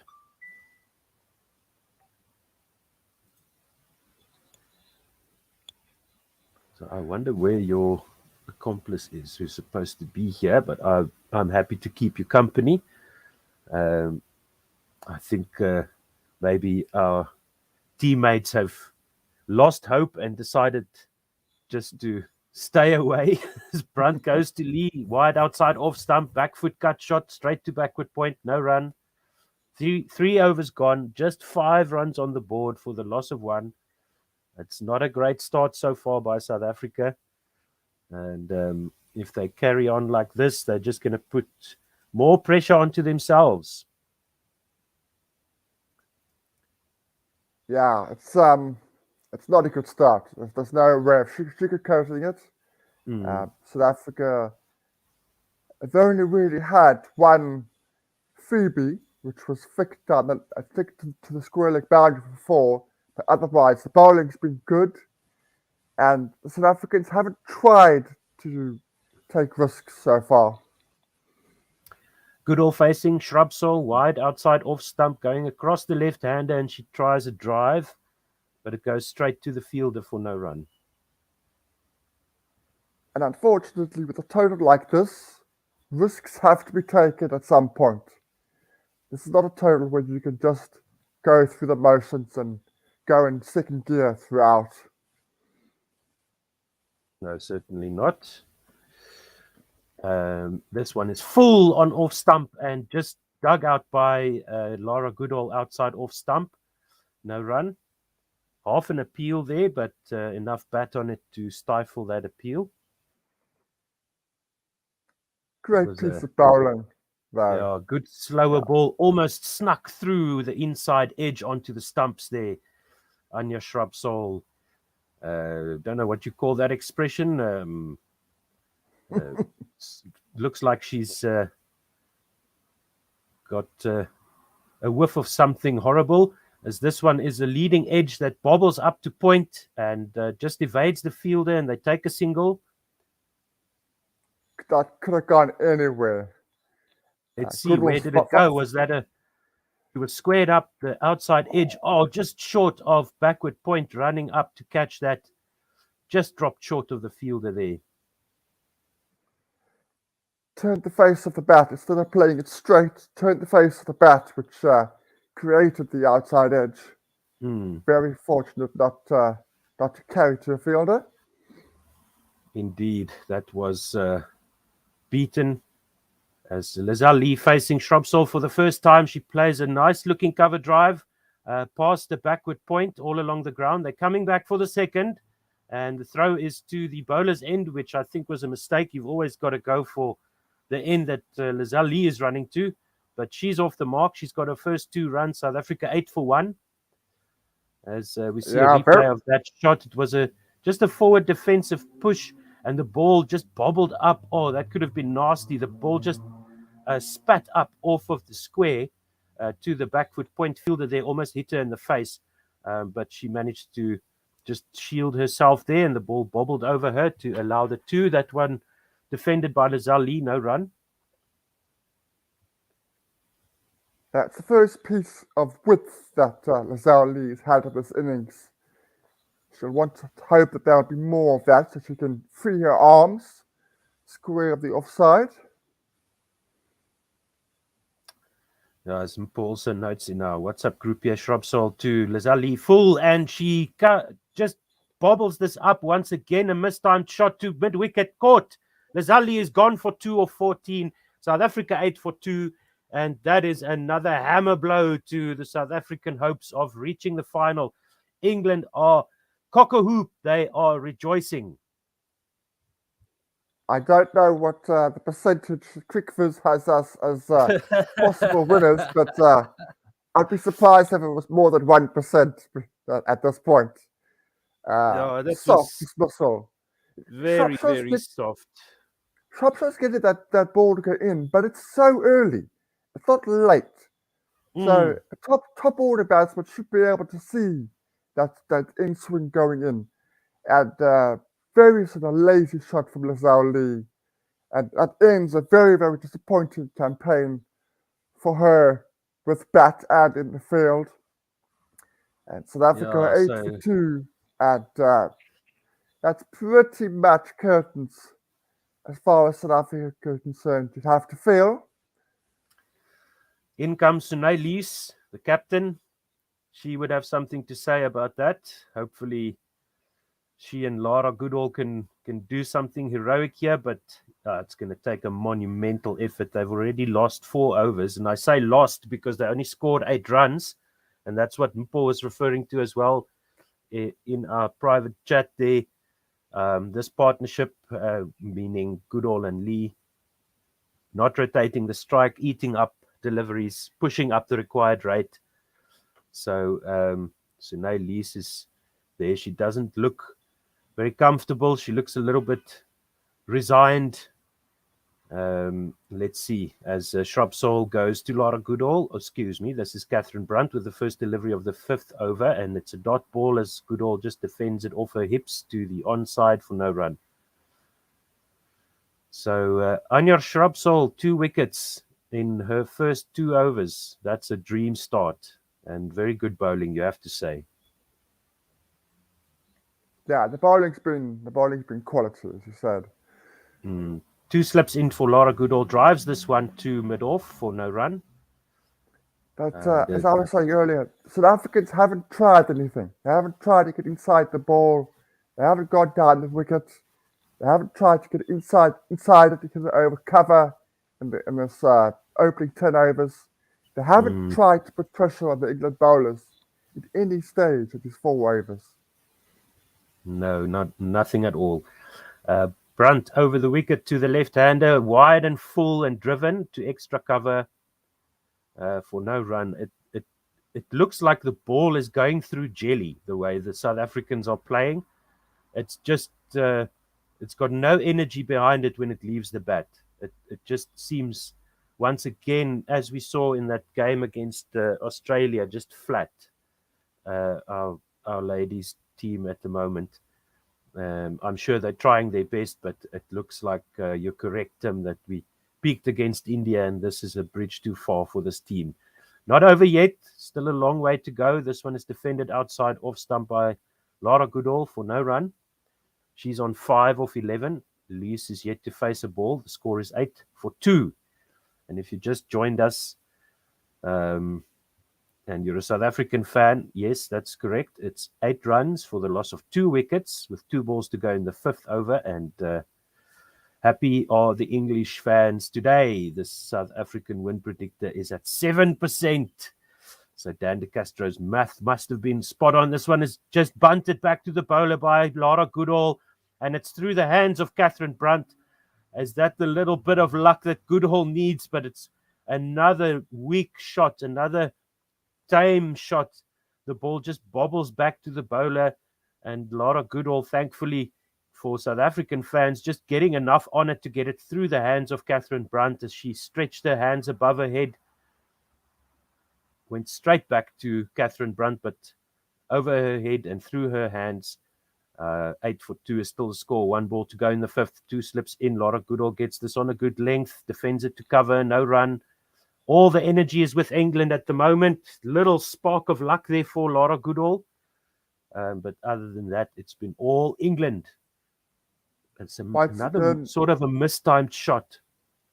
Yeah, playing it too early. Once again, it's good bowling, but playing the shot too early, which meant it went in the air. And those ones above the head are never easy. Caught balls are never easy, but the ones above the head are never that easy. But should be disappointed though. It's a maiden over by Catherine Brunt in a 6 runs and over chase. That is absolute gold for England. 5 overs gone, 8 for 2. Yeah, it's just a start that England would have wanted, that's for sure. And this is another in-swinging Yorker by Anya Shrubsole as Sunay Lees gets some bat on it off her pads. They come back for 2 and she's off the mark. 10-2 is the score. So we see the replays here of Anya Shrubsole's bowling and the prodigious movement that she's getting through the air. But as you said, Tim, it is early movement.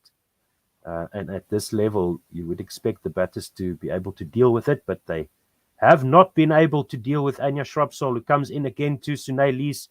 Another one hooping in, just back of a length, defended on the off stump by Sunay Lees. No run. Yeah, it's coming in as soon as it leaves her hand, not off the pitch. That's why I say it's so early, because as soon as it leaves her hand, it starts to go in duckers. Yeah, it's about a third of the way down the pitch when it starts to swing. So you should be able to pick that up as a top-level batter. And we see that mid-wicket is catching, and then the 2 fielders on the boundary, still only third man and fine leg, as this one tails in again and is defended off a thick inside edge by Sunay Lees. South Africans not able to deal with the swing here that Anya Shrubsole is extracting from her end of the wicket. And it's some awesome bowling by Anya Shrubsole. I mean, even if the ball and everything is in your favor, you still got to execute, and she's doing that to perfection. Sunay Lees drives this one through the air over point, lands safely, point running back. They should come back for 2, and the score moves on. No, they only get a single. Only a single there, 11-2, and Lara Goodall will face Anya Shrubsole. Let's see what the left-hander can do with this swing. It's taken How did they only 33 run balls 1 there?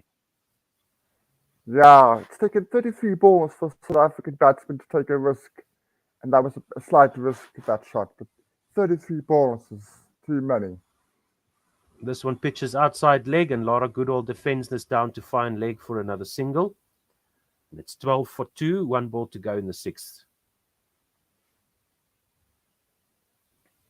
So we see Anya Shrubsole's ODI career here, 103 wickets, economy of 4.2, which is pretty much par for the course. And Arvind S says Laura Wolfhardt's wicket is a huge blow, and it's becoming mission impossible for South Africa. Sunay Lees drives this one to extra cover, no run, straight to the fielder. And he goes on, I think, in a pressure match like this, South Africa should have rather batted first. Did we win the toss and chose to field? I'm not sure. I do know that in the last 16 times when we have batted second, we've won. So Paul pointed that out when we had the podcast yesterday. So I think that if we did win the toss, that might have played into our thinking. But and now we see that Anya Shrubsole loves bowling to South Africa. She's taken 23 of her wickets against us. Lara Goodall plays this one outside off stump to mid-wicket. No run.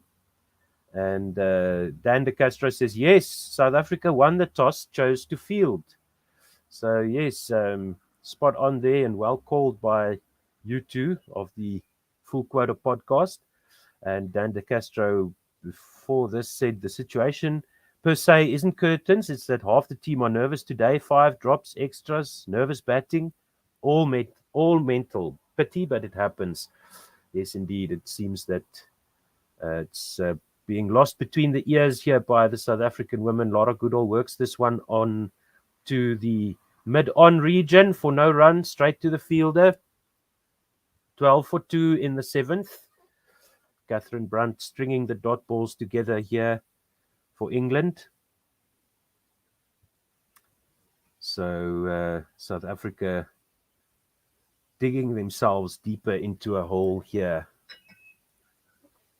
6 overs gone already for just 12 runs scored. Lara Goodall whacks this one from outside the off stump to deep mid-wicket for 4. That's more like it. That's what South Africa needs. 16-2, 4 runs.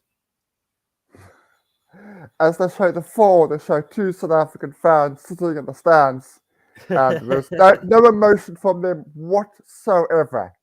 That was a nice looking full shot, actually, to square leg. Sorry, go Tim. No, it was a lovely shot. I'm just talking about the fan. Yes, and driven again by Laura Goodall, straight back to the bowler, into the ground, thick inside half of the bat. No run.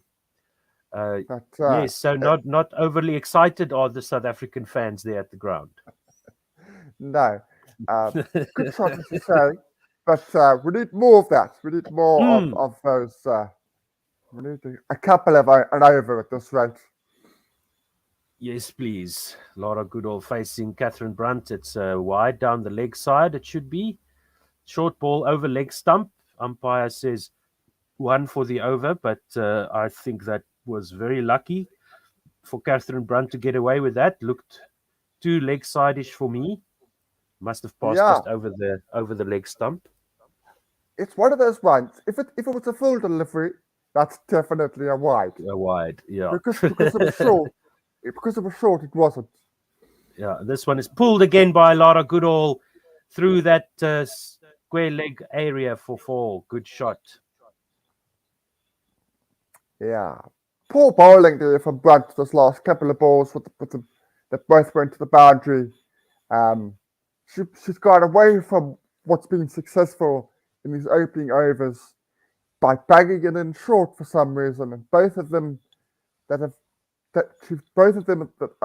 gone for 4. So nice big over for South Africa, 8 runs from it, 20 for 2. Yeah, so I think South Africa really need to score at 8, 9 and over in this power play for the rest of this power play and maybe beyond, because otherwise the pressure at the back is going to be too much at the end of the innings. This one is driven straight by Sinead Lees, deflects off the legs, it seems, of Anya Shrubsole for no run out to the offside. So we see Sinead Lees not caring too much for pace. She's got an average of 17.3 against the pace bowlers in this tournament, and versus spin, she's got an average of 90. As Anya Shrubsole goes another in-ducker here, Sinead Lees works it to square leg for a single, and 21 for 2 is the score. It'll be interesting to see in terms of how many balls she's faced each type of bowler, but that is still quite a jump from 17 to 90. Arvind S here saying, I wish SA had held those catches. It is really sad to see SA succumbing to pressure in knockout matches. Yes, it's beyond sad, Arvind. Anya Shrubsole to Laura Goodall defends this one outside off stump, no run. 21 for 2. And Dan De Castro saying here, in response to Raviner, I would suggest that Raviner says, do we think the Pre will do anything bar disappointing us? And Dan De Castro says it's the top attack in the competition, this English one. And Australia have the top batting lineup. Full and outside off stump by Shrubsole to Laura Goodall, who defends this back down the pitch, no run. I would say South Africa also has a quality attack.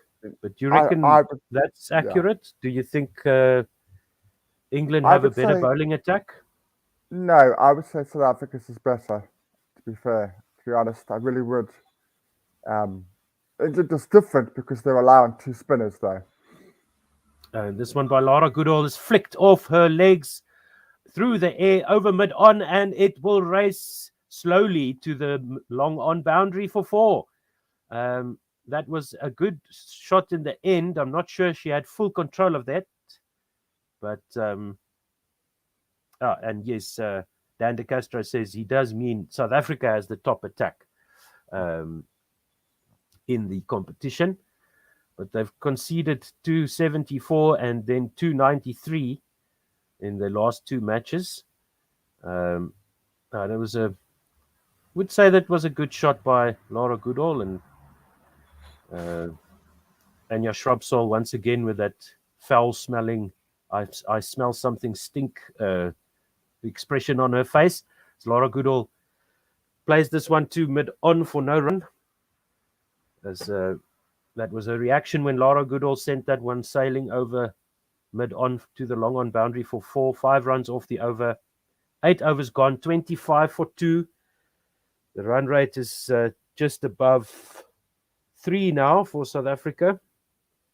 And that's no good. That's just going to push up the required rate. We need more big overs here, Tim. We do. At the same stage, interestingly, England were 23 for 1. So we're on a par with them in terms of runs scored. Interestingly, the required rate is 6.4. So it hasn't really exploded yet. 6.4 is still very much within range. As Lees faces Nat Sivos into the attack, replacing Catherine Brunt. She plays a cover drive straight to backward point, no run. So Nat Sivo, right arm medium pacer, economy of 4.5, average of 53. And early in her career, 8 matches with just 4 wickets so far. She comes right arm over the wicket to the right-handed Sunay Lees. Good length outside off stump, driven by Sunay Lees to mid-off, no run. And thank you very much for all your comments. And thank you so much for listening, everybody. We are Guerilla Cricket South Africa on One World Sports Radio, bringing you the second semi-final between England and South Africa. Back foot drive by Sunay Lees, almost beating the fielders at cover and backward point. No, just a single there, 26 for 2. Goodall on strike now. She's on 18 of 24. And that single moves Sunay Lees' score onto 5. So we're on par with England so far. Let's hope we have the same amount of luck. Already one dropped catch for England. That was Laura Goodall.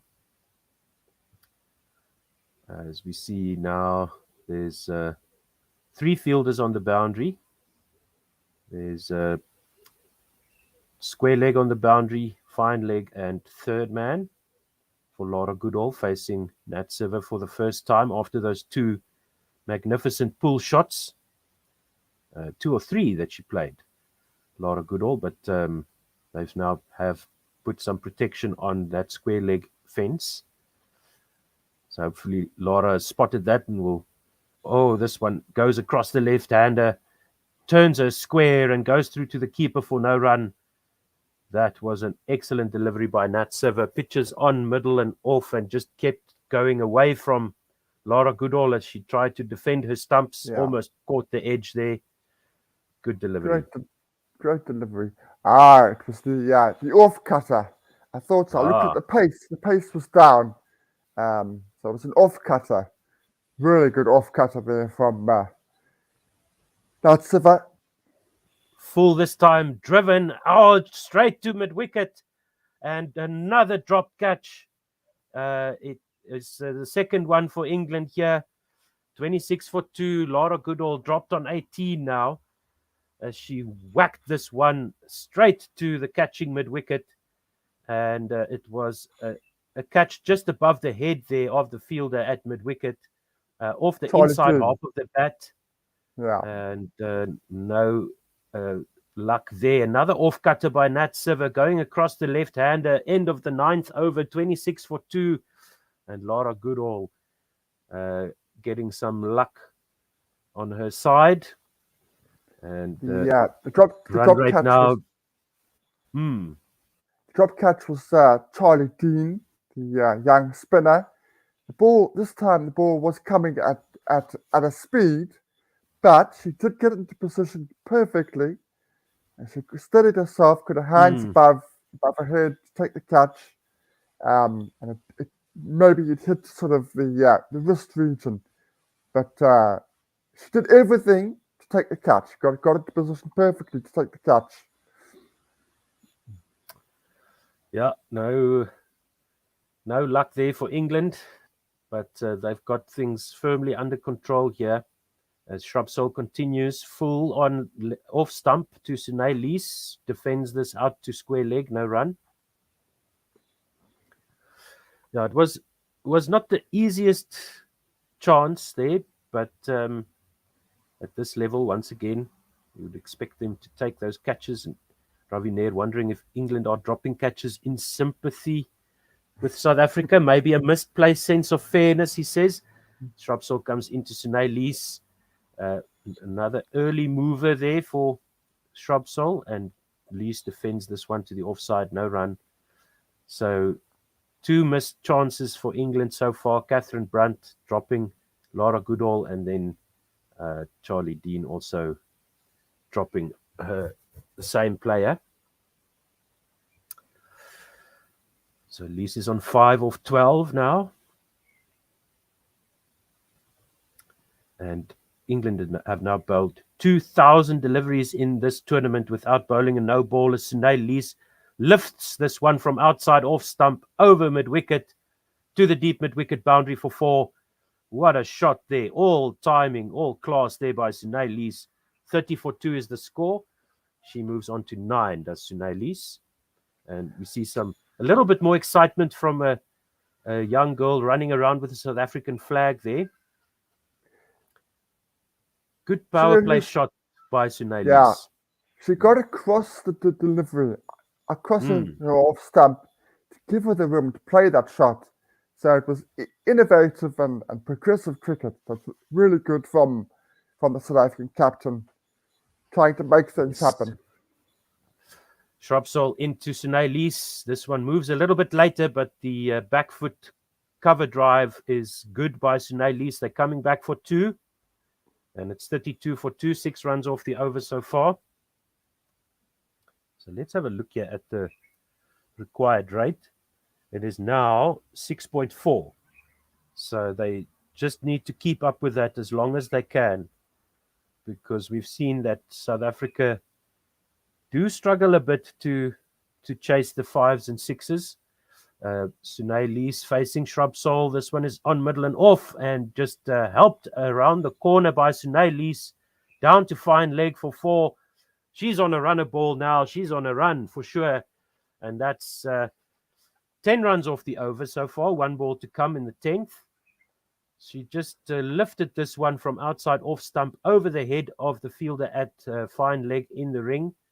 And 36 for 2 is the score. Lees is on 15 or 15 balls. And she faces Anya Shrubsole's final delivery of the power play. This one goes into the leg stump, and she just plays it halfway through the air to mid-wicket for a single. Retains the strike, 10 overs gone, 37 for 2. 11 off that over. That's more like it. Yeah, much. And it was progressive batting from Lewis.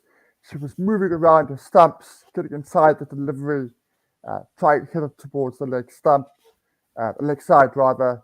No, she was trying to make something happen for the South Africans. So it's a really good thing to see from a South African point of view.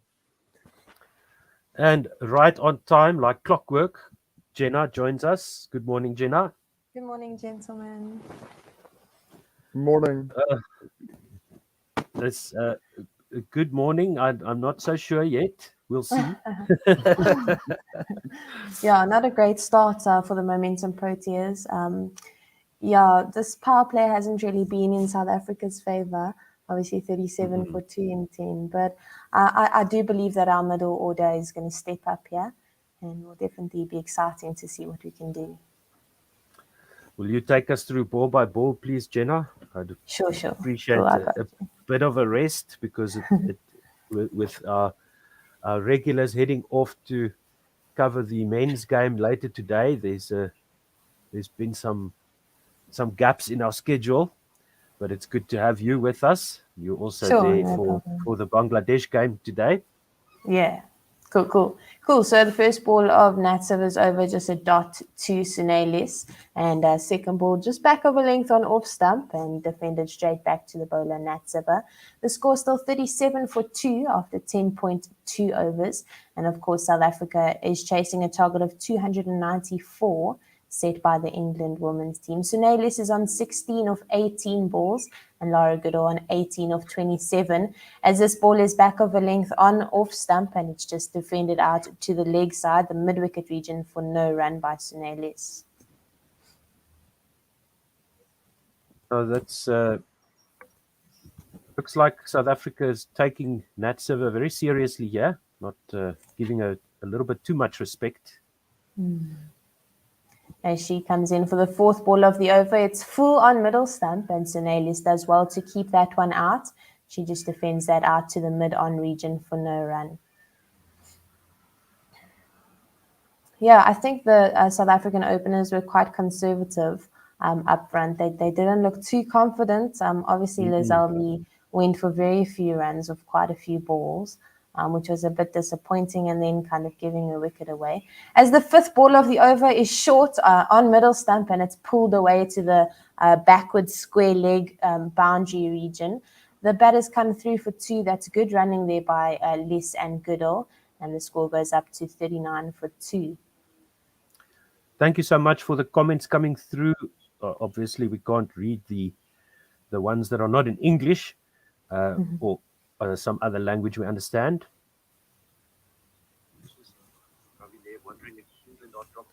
Last ball of the over and Sunelis goes aerial. It's short and she goes on the pull. She gets a bit of a top edge and there's a chance for a catch. But unfortunately, the fielder, Catherine Brunt, just unable to get there to that one. And there is a bit of a review going on to see whether there was a run-out chance on the non-strikers end. I think that's what they're reviewing. Yeah, a lot happening in that delivery. That shot should have been a wicket in terms of the mistiming of it and the run out. I think it's closer than you think, but I think she's in. No, she's got her bat down. Yeah. Dan De Castro says 3 more drops and we're equal in quotes. And Moscow Scorsy says 294. Go girls, you can get there. That's more like it. Thank you so much for all the comments coming through once again. Atif Miao says England. Thinks England's going to win. And all the other comments seem to be in Hindi. So unfortunately, we cannot read those out for fear of saying something rude inadvertently.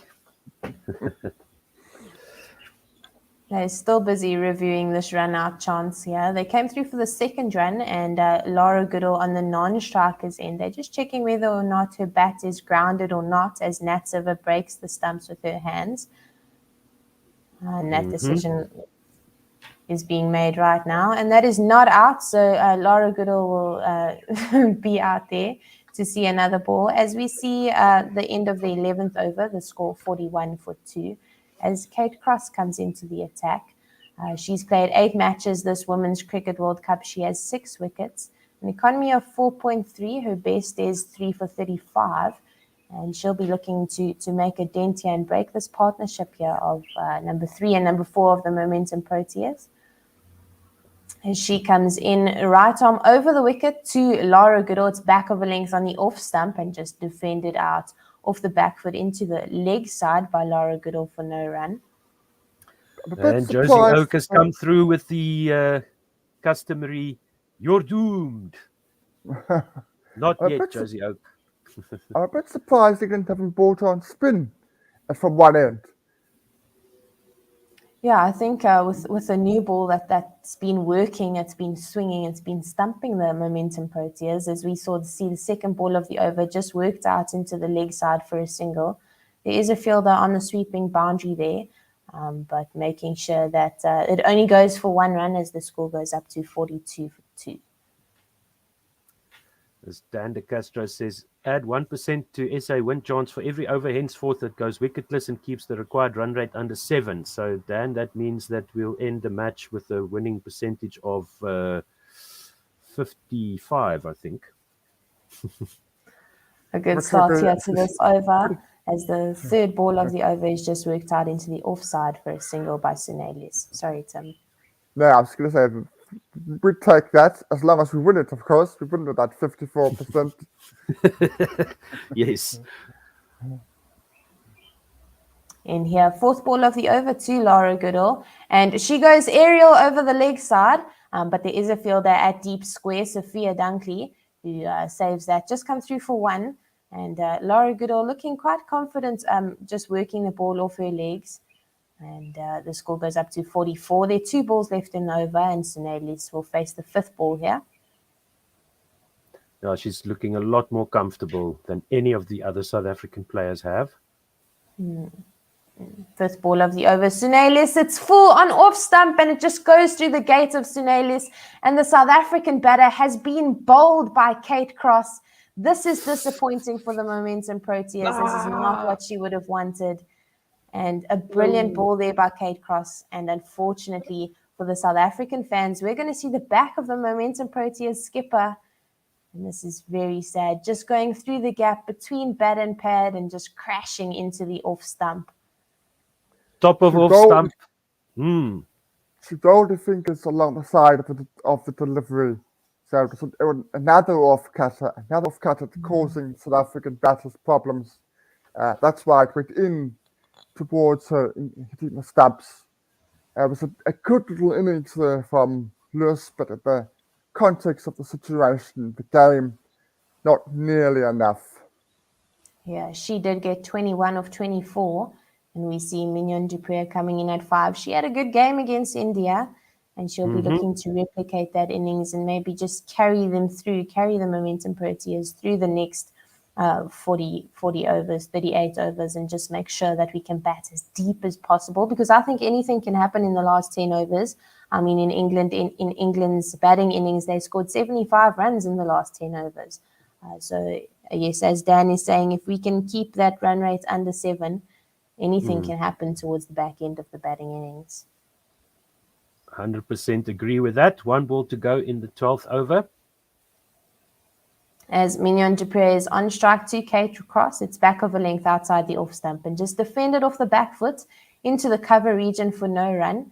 That's the end of the 12th over. The score 44 for 3. Mignon du Preez, the new batter at the crease, as we saw Sunelis, the South African captain, being bowled off the 5th ball in that over.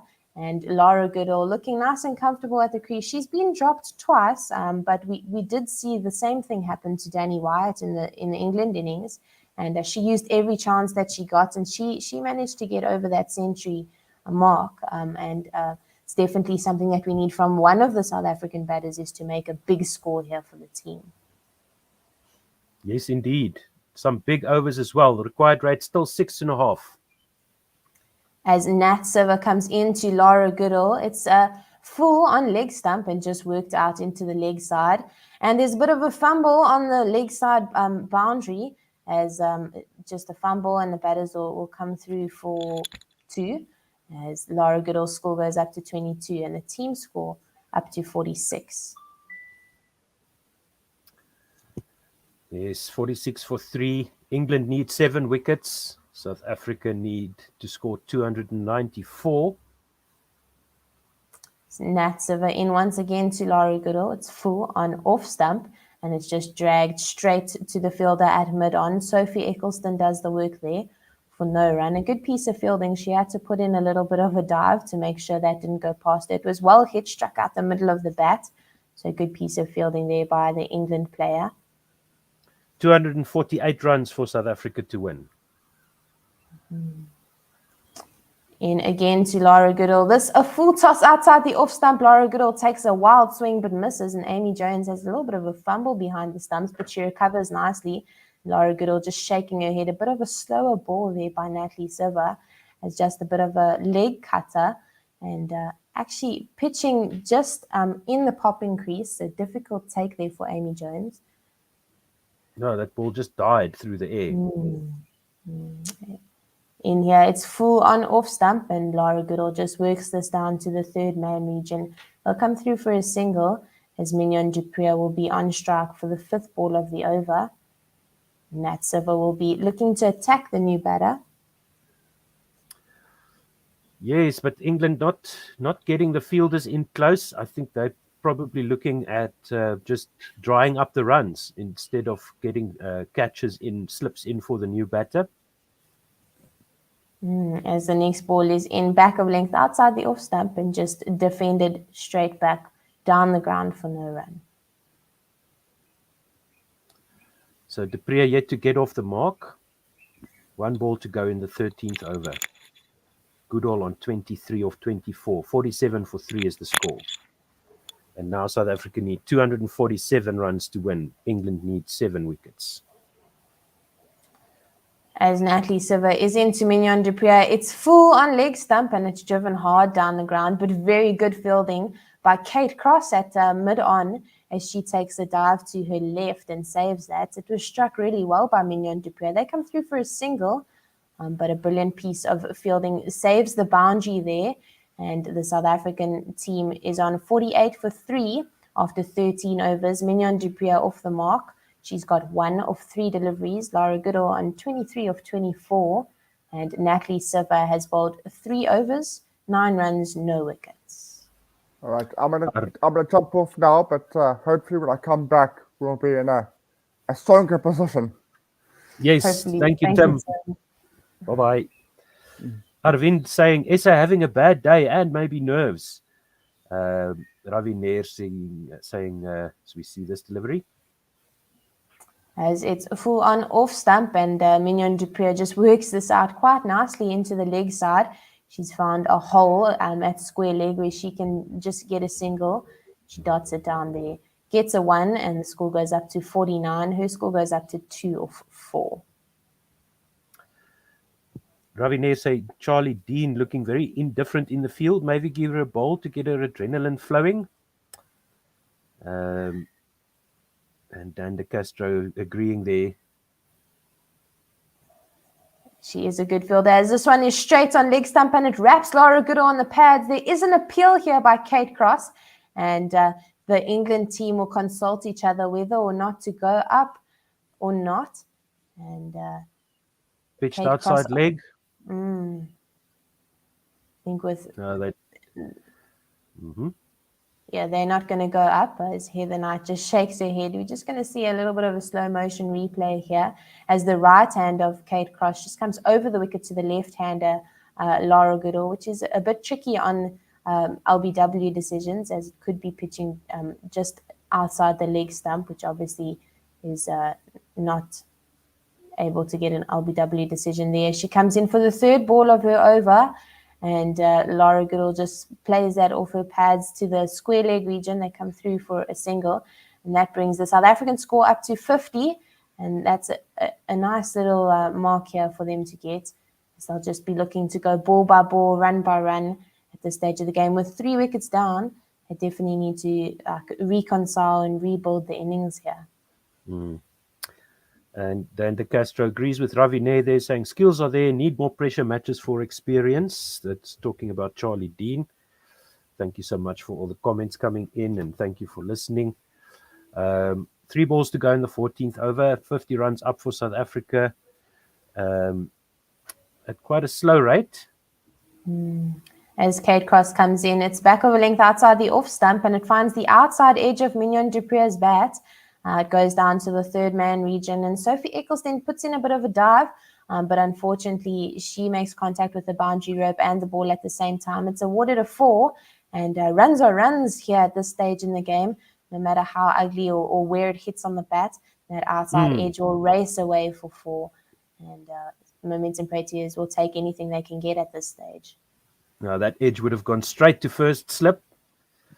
So 6 runs off the over so far. And the required rate 6.6. Of course, Amy Jones is standing up to Kate Cross as this ball is full on middle stump and it's whipped away to the leg side by Mignon du Preez. There is a fielder on the square leg boundary. She just does good work there as they come through for a single. The score goes up to 55. Now, this is Good stuff here. South Africa just need to carry on like this, not in terms of the wickets, but in terms of the 7-run overs, because that'll pile the pressure back onto England. Yeah, definitely is. This ball just strays a bit down leg, and it's called a wide. Kate Cross just finding the left-hand, right-hand combination here of Lara Goodall and Mignon du Preez. Slightly tricky as she hasn't been able to find the line outside off for Lara Goodall, who's left-handed. And she's been bowling quite straight to her as this one just strays down the leg side for a wide. She'll re-bowl this last ball of the over as she comes in, finding that off-stump line. It's back of a length, and Lara Goodall just defends that. It's a little bit airborne for a while, but just drops short, well safe before the fielder at mid-on for no run. And the score is 56 for 3 after 14 overs. Kate Cross has bowled 2 overs. She has 1 wicket, of course, that of the South African captain, Sune Liss. She's gone for 11 runs. Mignon du Preez is on 7 of 6 balls, and Lara Goodall so far being the anchor in this Momentum Proteas batting lineup. She's on 24 of 37 balls. So we see the sun is setting in Christchurch. The blankets are out. Hands are in pockets there in the crowd and in the field. It's quite cold there, seems. Yeah, definitely. As Nat Silver comes into Mignon du Preez, it's back of a length on the leg stump, and Mignon du Preez just works that around the corner down to a third man region, come through for a single, and the score goes up to 57. They're bowling quite straight to Mignon du Preez. Yeah, and she managed to just deflect that down the leg side for that single. Good work there. As Siva comes into Lara Goodall, a slower ball, just rolling her fingers over the ball there, a bit of a cutter there, as it's just worked out to the leg side for 1. Lara Goodall very strong on the leg side as she's been pulling a lot of balls from an off-stump line into the leg side just to rotate the strike. Not a bad thing, especially with the pace off the ball here by the England seamers. Indeed, go for it. Silva comes into Mignon du Preez. It's back of a length outside the off stump and just defended back to the bowler for no run. Raviner also noticing here that the fielders are not attacking at all. No fielders close in for England. Everybody pretty much covering the boundaries, leaving gaps in the field, he says, and fielders set too deep. As Nat Silva goes straight to Mignon du Preez again, and she works this out to the fine leg region once again. Just works it out off the pads. They come through for a single, and Lara Goodall will find herself on strike again as the South African score is 59 for 3 after 4 balls in the 15th over. Indeed, Goodall on 25 of 38. She's on strike now, and Mignon du Preez 9 of 9. Oh, a short ball by Nat Silva on the middle stump as it's pulled away into the leg side by Lara Goodall. There's a fumble on the boundary and they decide to come through for 2. Good-ish running, I suppose, there by the Momentum Proteas. A bit of hesitation there by Lara Goodall to come back to the striker's end. She does get in safely, but Amy Jones does break the stumps, but I don't think they're going to go for a review. A bad fumble there on the boundary by Charlie Dean, and we're speaking about her. She's usually quite a good fielder. She obviously just feeling quite nervy. Yeah, as you rightly point out, some hesitation, but safe in the end there for South Africa. Good stuff. Good outcome. 5 runs off the over so far. Nat Silva into Lara Goodall, back of a length on leg stump, and this time just defended out to the mid-wicket region. It's a dot ball for the end of the 15th over. The score is 61 for 3. There were 5 runs in that over. Nat Silva, 4 overs for 14 runs, no wickets. And Mignon du Preez, she's batting. She's on 9 of 9. And Lara Goodall on 27 of 40 balls. Yes, Dan De Castro also saying defense, prevent big runs defense could backfire, he says. And England are happy to concede singles. South Africa, assuming some dots, need a boundary every over. And England could also get nervous, Dan De Castro says there. So that's up to South Africa now to put them back under pressure, or put them under pressure for the first time, really. Yeah, it's definitely needed. We know that in the previous 50 over World Cup, England came out on top in the semi final. But South Africa definitely will want to put up a fight here as Kate Cross comes in her third over to Mignon du Preez, and it's just full on off stump and defended straight back to the bowler for no run. So we see some fantasy stats there, fantasy cricket stats. Danny Wyatt topping the tables there, no surprise with that score. So everybody who picked her in their fantasy team are also smiling, along with all the England fans so far. Second ball of the over, Kate Cross full on the off stump, and it's driven hard. I think she tried to overhit it there a little bit, that Mignon du Preez, as it just goes out to the fielder at mid-off, a little bit mistimed, as hands on head by Danny Wyatt, who's fielding at extra cover. And she's clapping hands, chuffed with her score, knowing that England are in the game here. As the third ball of the over to Mignon du Preez, it's short outside the off stump and cut hard. But Danny Wyatt on top of it there in the point region, and she makes a good stop there. Would definitely have been a 4 if it had passed her in the point region there, as it was hit hard by Mignon du Preez. But no run was taken.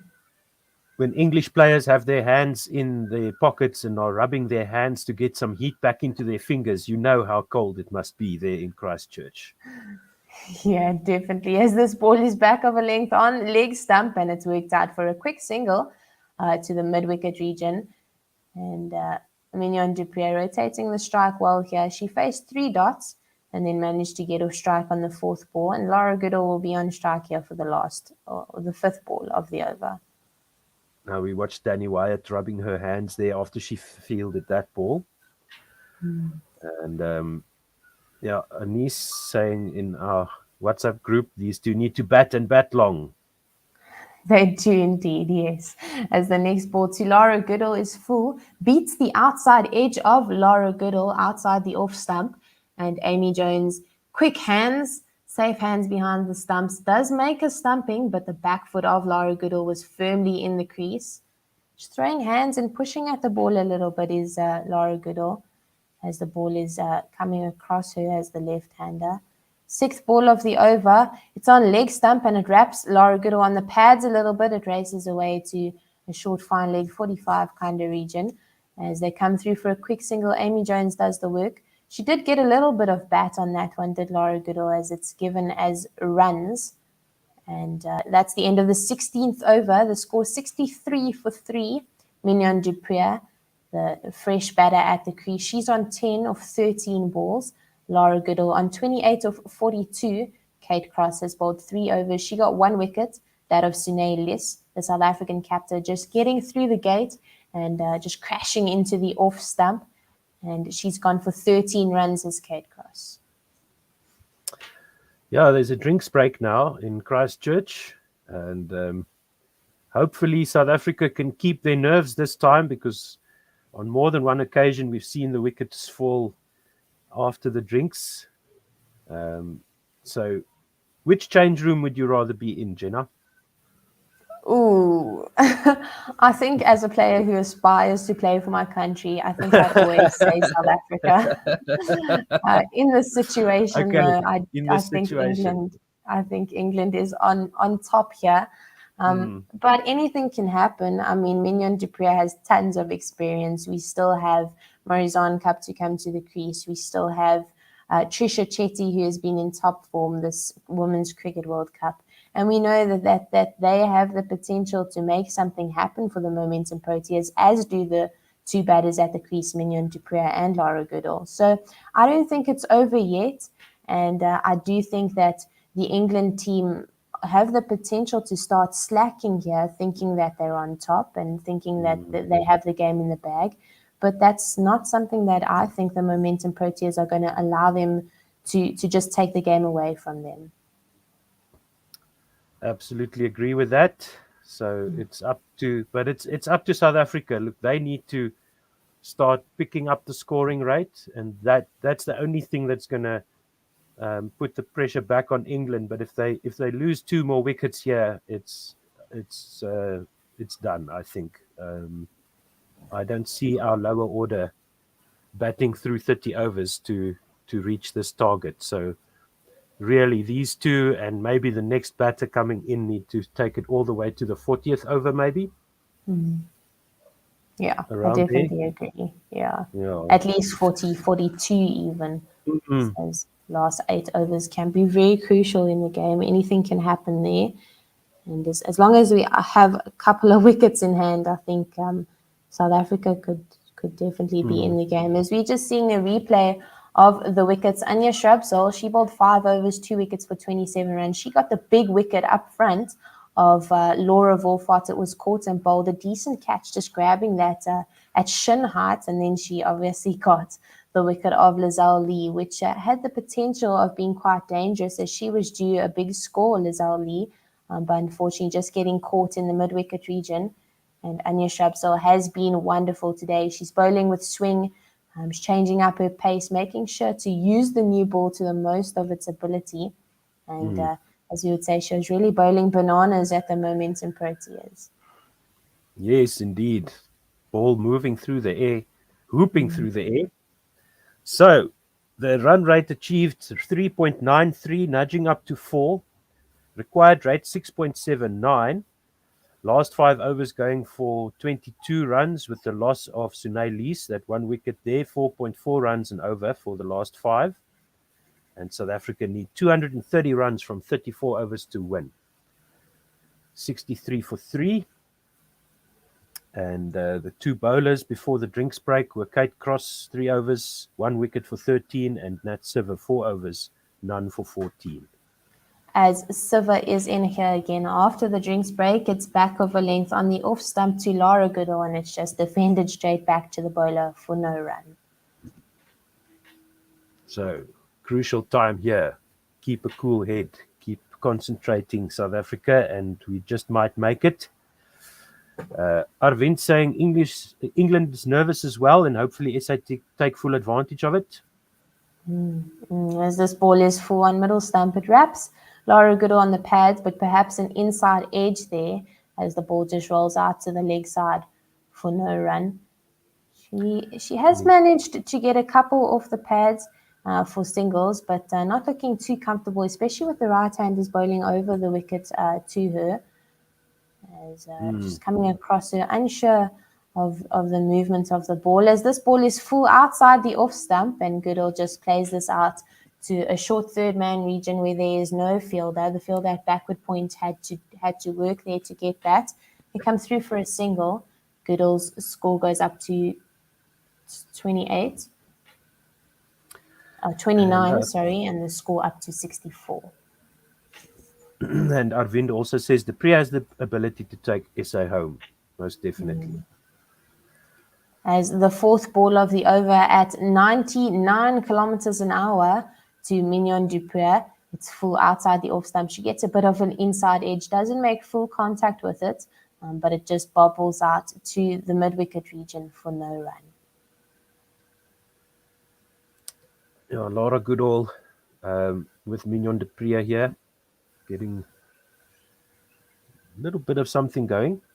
5th ball of the over is straighter, back over length on leg stump as it's worked out to the square leg region. There is a fielder on the boundary. The Momentum Proteas will only get a single of that ball, bringing the score up to 65. Mignon du Preez goes to 11 as Laura Goodall is on strike for the last ball of Nat Siver's over. As she comes in here, right arm over, it's full on middle stump and it's driven back past the bowler. And the fielder at mid-off just cuts that ball off. No run taken. And that's the end of the 17th over. The Momentum Proteas are 65 for 3 after 17. Nat Siver has bowled 5 overs for 16 runs. She's bowled really well. And Mignon du Preez is on 11 off 15. Laura Goodall on 29 off 46 balls. Partnership now 21 runs at a run rate of 4, just over 4. So something building here for South Africa. 2 or 3 50-run partnerships. Well, 3 or 4 50-run partnerships should do the trick from here. Yeah, or 1 200-run partnership.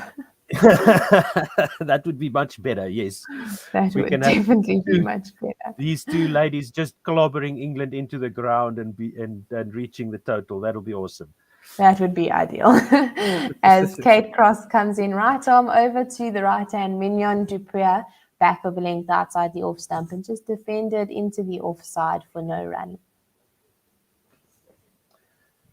So once again, thank you so much for listening. And please do subscribe to our YouTube channel, One World Sports Radio on YouTube. Second ball of the over, full outside the off stump. Just defended out to Danny Wyatt, who's at point. And no run there. Score still 65 for 3. Now, these South African ladies really looked rattled at the start of their chase. None of them really looking comfortable. Laura Goodall showing signs that she's in this match. And Mignon du Preez as well. She just defends this out to the offside once again. No run taken. I think Mignon has got some thoughts running through her head of the matches before that India game where she scored her first 50 of the tournament. So she looks determined to just keep her wicket in hand. Oh, definitely, as this ball is full on off stump and it's just worked out to the leg side. But the fielder at mid-wicket, Nat Silva, making sure that no run is taken. It's 4 balls done in the over and no runs taken yet. And a good over, a good start here on the over by Kate Cross. Yeah, it's looking at the England bowling card. Shrubsole took 2 wickets, but she's also been the most expensive. True. As the next ball is short on leg stump and it's pulled away, well under control there by Mignon du Preez, but there is a fielder on the square leg boundary and they'll just get a single off that one. The score 66 after 17.5. 1 ball left in the over of Kate Cross as she'll bowl now to the left hand, Laura Goodall. Coming in past the umpire, she lets go. It's a full on middle stump and it wraps Laura on the pads, but there's an inside edge. She's crouched down on her knees, must have hit her. It's quite sore when the ball is hitting you at a decent pace. And hands on heads for the England team. Seems to have struck her somewhere where she doesn't have padding. So she's just winced there a little bit. It's the end of the over. 18 overs gone. 66 for 3. Du Preez on 12 of 20. Goodall on 29 of 47. Yeah, still England's game to lose. They just need 7 wickets. Change of bowler. Charlie Dean is into the attack. She bowls off spin and she'll be looking to make a dent here. She hasn't had the best day in the field so far. She dropped a catch and had a few fumbles out in the deep on the boundary. And she'll be looking to G herself up a little bit here, get the adrenaline going, as I think it was Ravi saying a little bit earlier on. She needs to come into the attack. And Sophie Eccleston will also be wondering when she's going to come into the attack. As Charlie Dean right arm over to Mignon du Preez, pitching outside the off stump, turning onto middle, and it's worked out to the vacant square leg region. They come through for a single. And Mignon du Preez goes up to 13, the score 67. Laura Goodall, the left-hander, will be on strike here. Ball turning away from her as we see a bit of a field change. There's a cover sweeper, a short third man, backward point, deep square leg, cow corner, mid-on, mid-off, mid-wicket, and extra cover. As she comes around the wicket to the left-hand Laura Goodall, Charlie Dean just bowling outside the off stump and it's defended. It rolls off the bat and goes to that third man region where the fielder does easy work there to save that ball. And Laura Goodall will face over 7. Oh, Laura Goodall goes on the lap, just misses it completely, and the ball crashes into middle stump. A half shot there by Laura Goodall. She was looking so good, and this is very disappointing. The change of bowling here to bring the spinner on by Heather Knight, a wonderful decision, as Lara just steps far across the stumps outside the off-stump line, tries to lap that over the keeper's head, Amy Jones, but unfortunately misses it completely and just crashes into middle stump. It must be Charlie Dean's birthday because Lara Goodall just gifted her that wicket. She scored 29 or 49 deliveries, hitting 4 fours at a strike rate of 59.18. And the required run rate now 7.2. England needs 6 more wickets to win. And South Africa in deep, deep trouble now. They need 227 more runs of 31.3 overs. We do see Marizanne Kapp in at the crease. She's the number 6 batter for the Momentum Proteas. And so far this World Cup, she's had a very good tournament, but she's been coming in after over number 30. So she's been coming in much later in the innings for the Momentum Proteas than she is now. But a very experienced batter, and both her and Mignon du Preez at the crease, anything can happen. Yes. Len joins us. Morning, Len. Morning, guys. Hi, Jenna. How you guys doing? Good, good. Yeah, Good to speak to you again. Good to see you again. Yes, you too, man.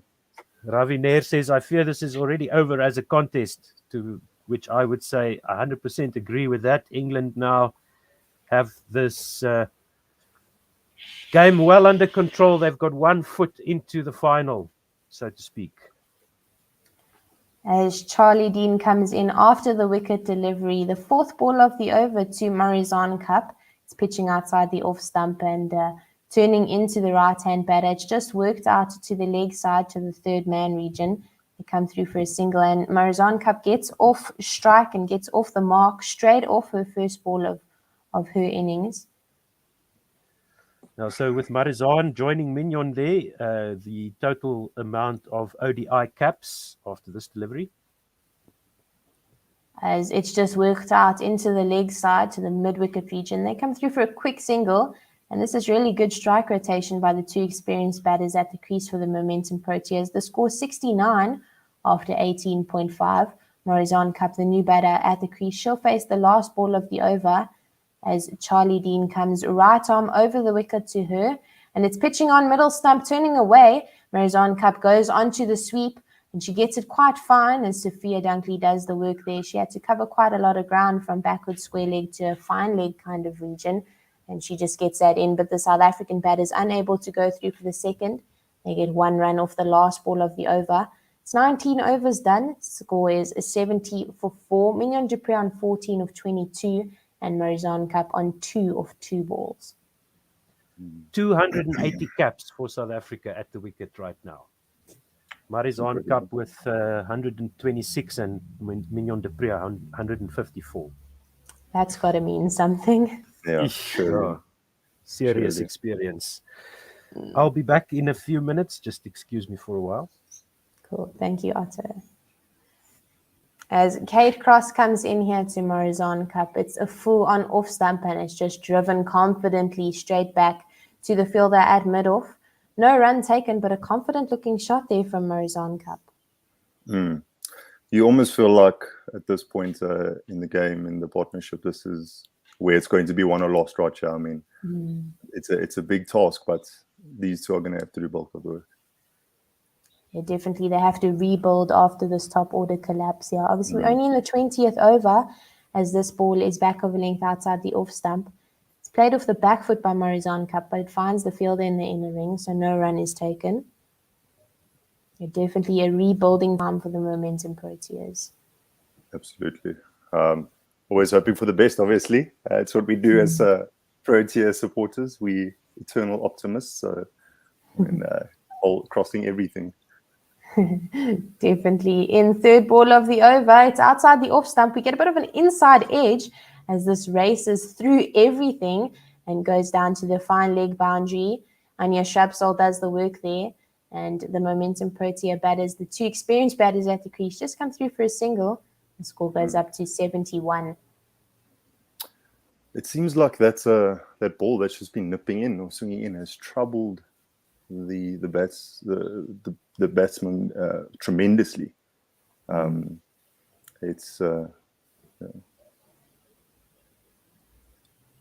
Yeah, next ball of the over, it's full on off stump and just defended straight back to the bowler by Mignon du Preez for no run. Yeah, it has been troubling them. I think straight up front, Anya Shrubsole was bowling complete bananas to the opening pair. And 100%. they didn't really look like they were anywhere, and that proved by her getting those 2 wickets up front.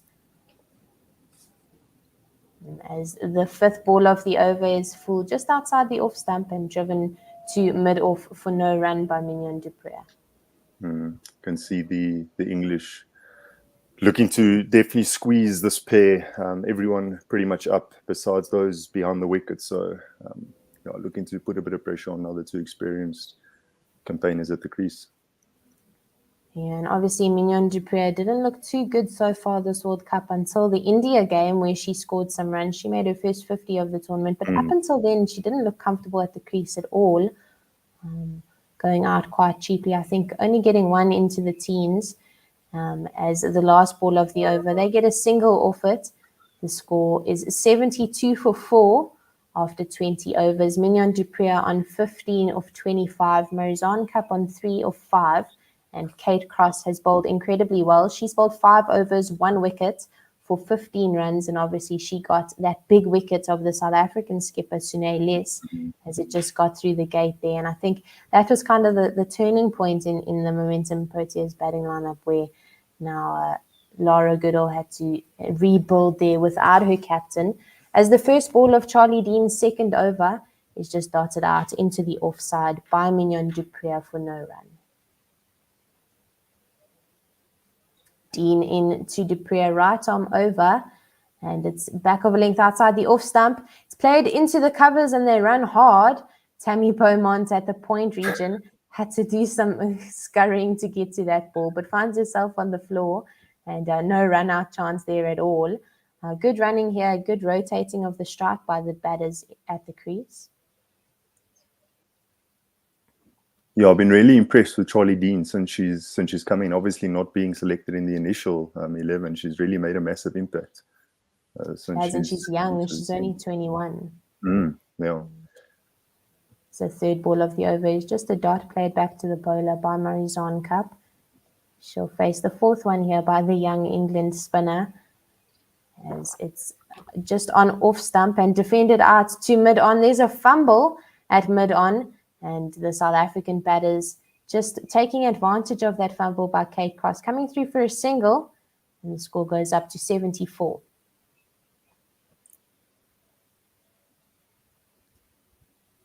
This comes in the 5th ball of the over, and it's just played out to the offside, but there's a cover sweeper, and Catherine Brandt will do good work there. She gets it in. They come through for a single. Or just on Dean some more. I mean, her control has been really, really good. We can see obviously ending her second over, already only 6 runs from her, which also, if we just look at this next delivery.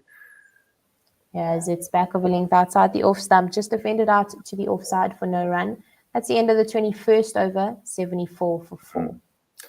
Required run rates of 7.5 and over. Current run rate sitting at 3.5, which I think speaks to, obviously it's difficult when you're losing wickets, and a lot of your top order batters are kind of falling away. But the rotation of the strike, I feel at times has been a bit of a weakness for the Momentum Proteas ladies. Then obviously with Mignon not really performing, throughout until the last game against India, a lot of that pressure going on the lower order then with Marizanne, Chloe and Trisha to really go to run a ball 100% strike rate. So I think something to focus on going forward potentially.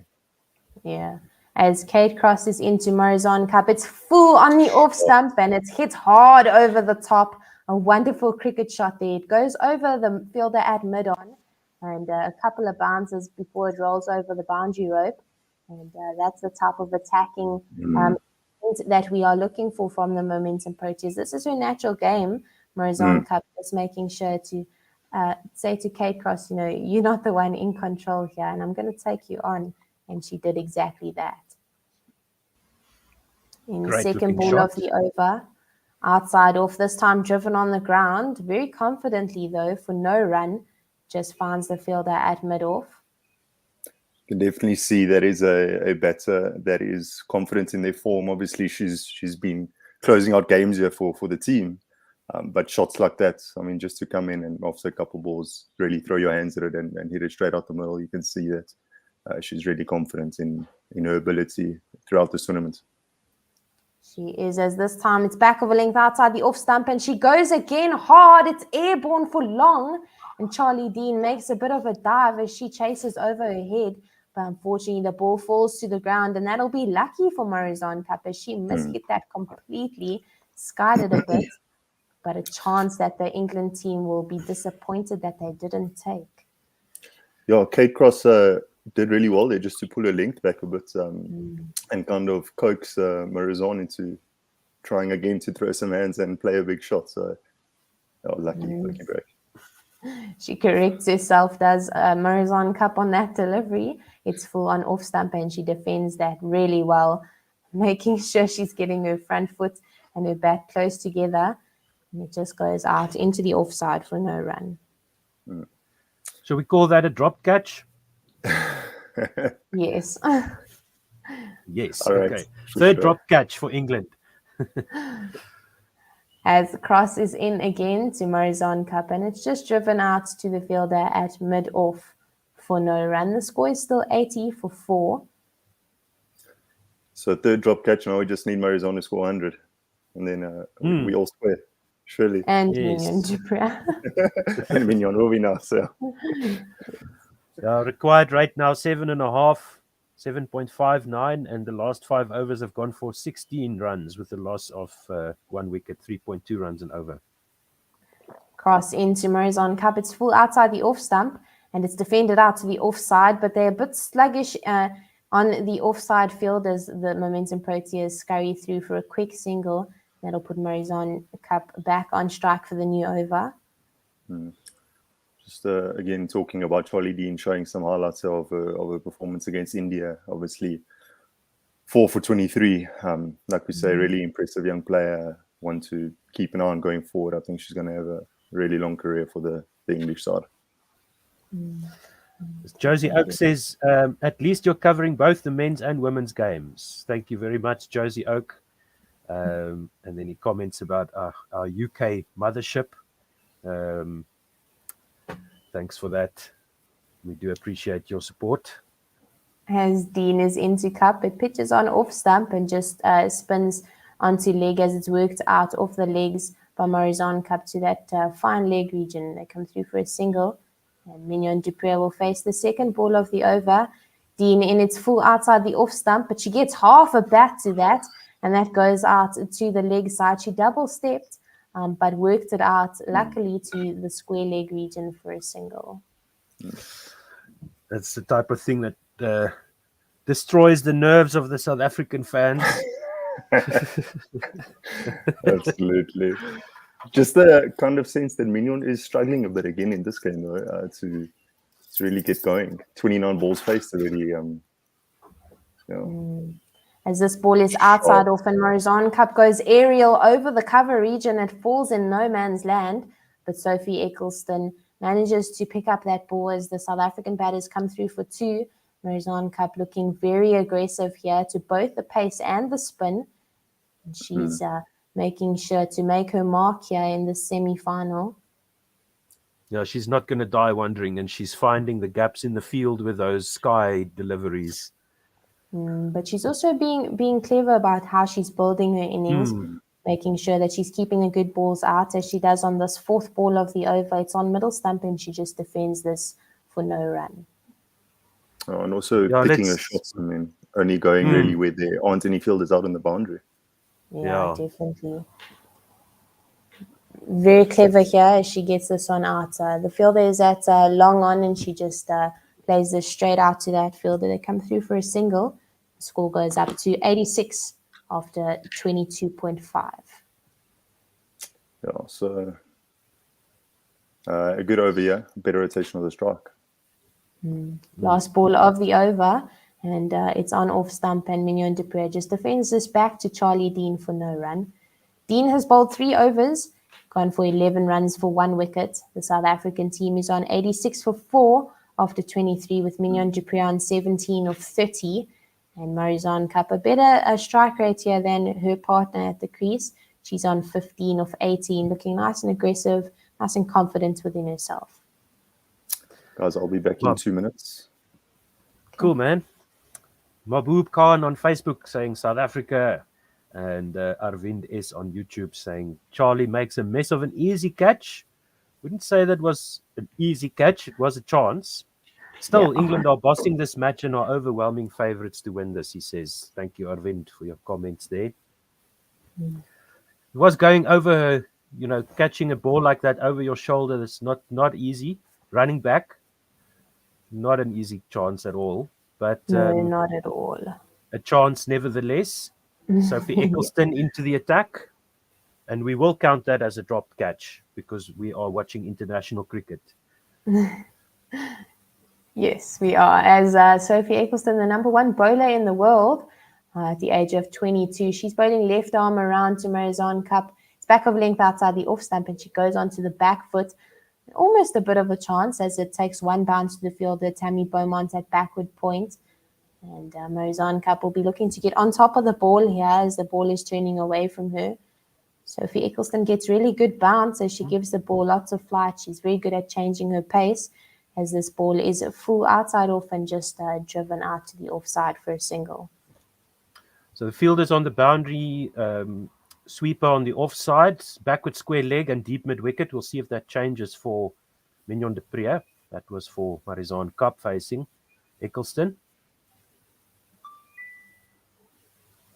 It's Mignon du Preez nice and deep in her crease to Sophie Eccleston.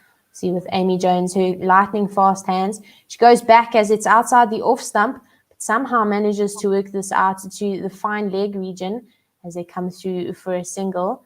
And Mignon du Preez taking the ball from far outside the off stump and just putting that to the vacant fine leg region.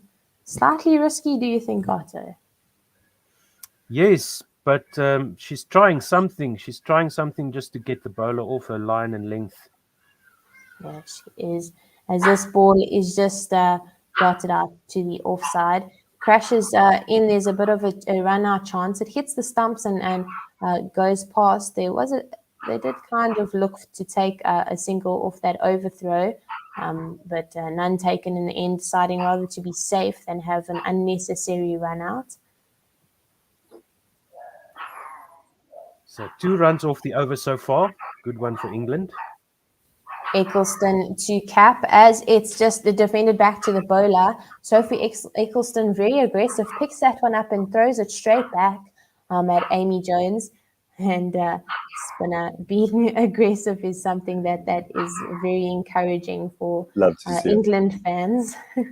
As this ball is wide outside the off stump and it's played off the back foot by Marizanne Kapp. It beats the fielder at backward point and it races away for 4. Marizanne Kapp goes up to 20 and that's the end of Sophie Eccleston's first over. Ended with a boundary. That's an excellent shot. So tough to play. So use that extra bit of pace, obviously, that she put on that last delivery just to try and close out the over. So it's good to see.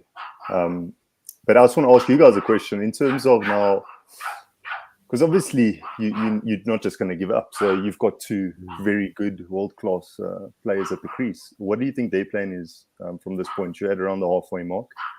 So what's the chat in the dressing room? We'll speak on that a little bit now as Charlie Dean bowls and Mignon du Preez goes on the sweep. It gets a bit of a top edge. It goes over the head of Amy Jones, just bobbles out into no man's land. They come through for a quick single and the score goes up to 93 for 4. Otto, what do you think? I'm gonna give the cliched answer. The plan has to be to take it deep, like Mignon was saying in the last game. I mean, that's the only chance really. It's after this, it's Trisha Chetty and then Shabnim Ismail. Dean to Kapp and is just driven out to mid-off for no run. Score still 93. Ooh, wait, we've still got Chloe Tryon. Do we? She's playing, Yes. right? Yes, Yes, she's in she next. So we've still got two batters to come after these two. Charlie I Dean think into Marizon Cup, sorry Otto, and it's just defended into the onside for no run. we see a message going through to Marizon Cup there from Masabata class. So there is a plan. As Charlie Dean bowls a straighter to Marizon Cup and has just worked off her pads to square leg. They come through for a single, and this strike rotation is definitely something that both Mignon du Preez and Marizon Cup need to continue doing. Obviously, they do want to bat long and take advantage of the bad ball when it comes, but the England batters are very consistent and they're disciplined, and we need to be making singles off the good balls as well. As Dean is into Mignon du Preez, she double steps this and just drives this out to the fielder at long on. A good shot there, playing out to the fielder on the boundary. They come through for a single, and the score goes up to 95. Yeah, really underrated part of a big chase is the strike rotation, in between the boundaries. I think, like you said earlier, Jenna, anything can happen in the last 10, going at 8 and over is the norm these days, really. Yeah. It is, as the last ball of the over, a dot just driven out to mid-off by Marizon Cup for no run. That's the end of the 25th over. The score 95 for 4. Mignon du Preez on 20 of 33 and Marizon Cup on 21 of 27 balls. The required run rate jumping up to 8 runs and over now, as just mentioned, and currently going at 3.7.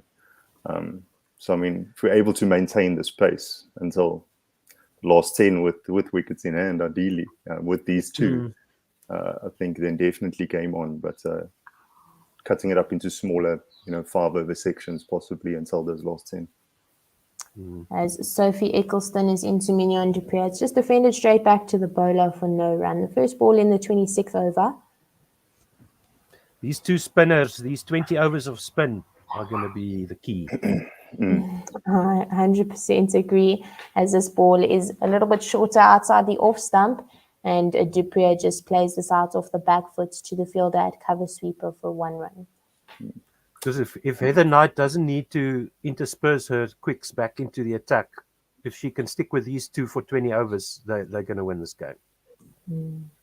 Spin in the women's game definitely dries up runs, as Sophie Eccleston bowls it straight at Marizon Cup and goes straight through everything that crashes into the middle stump.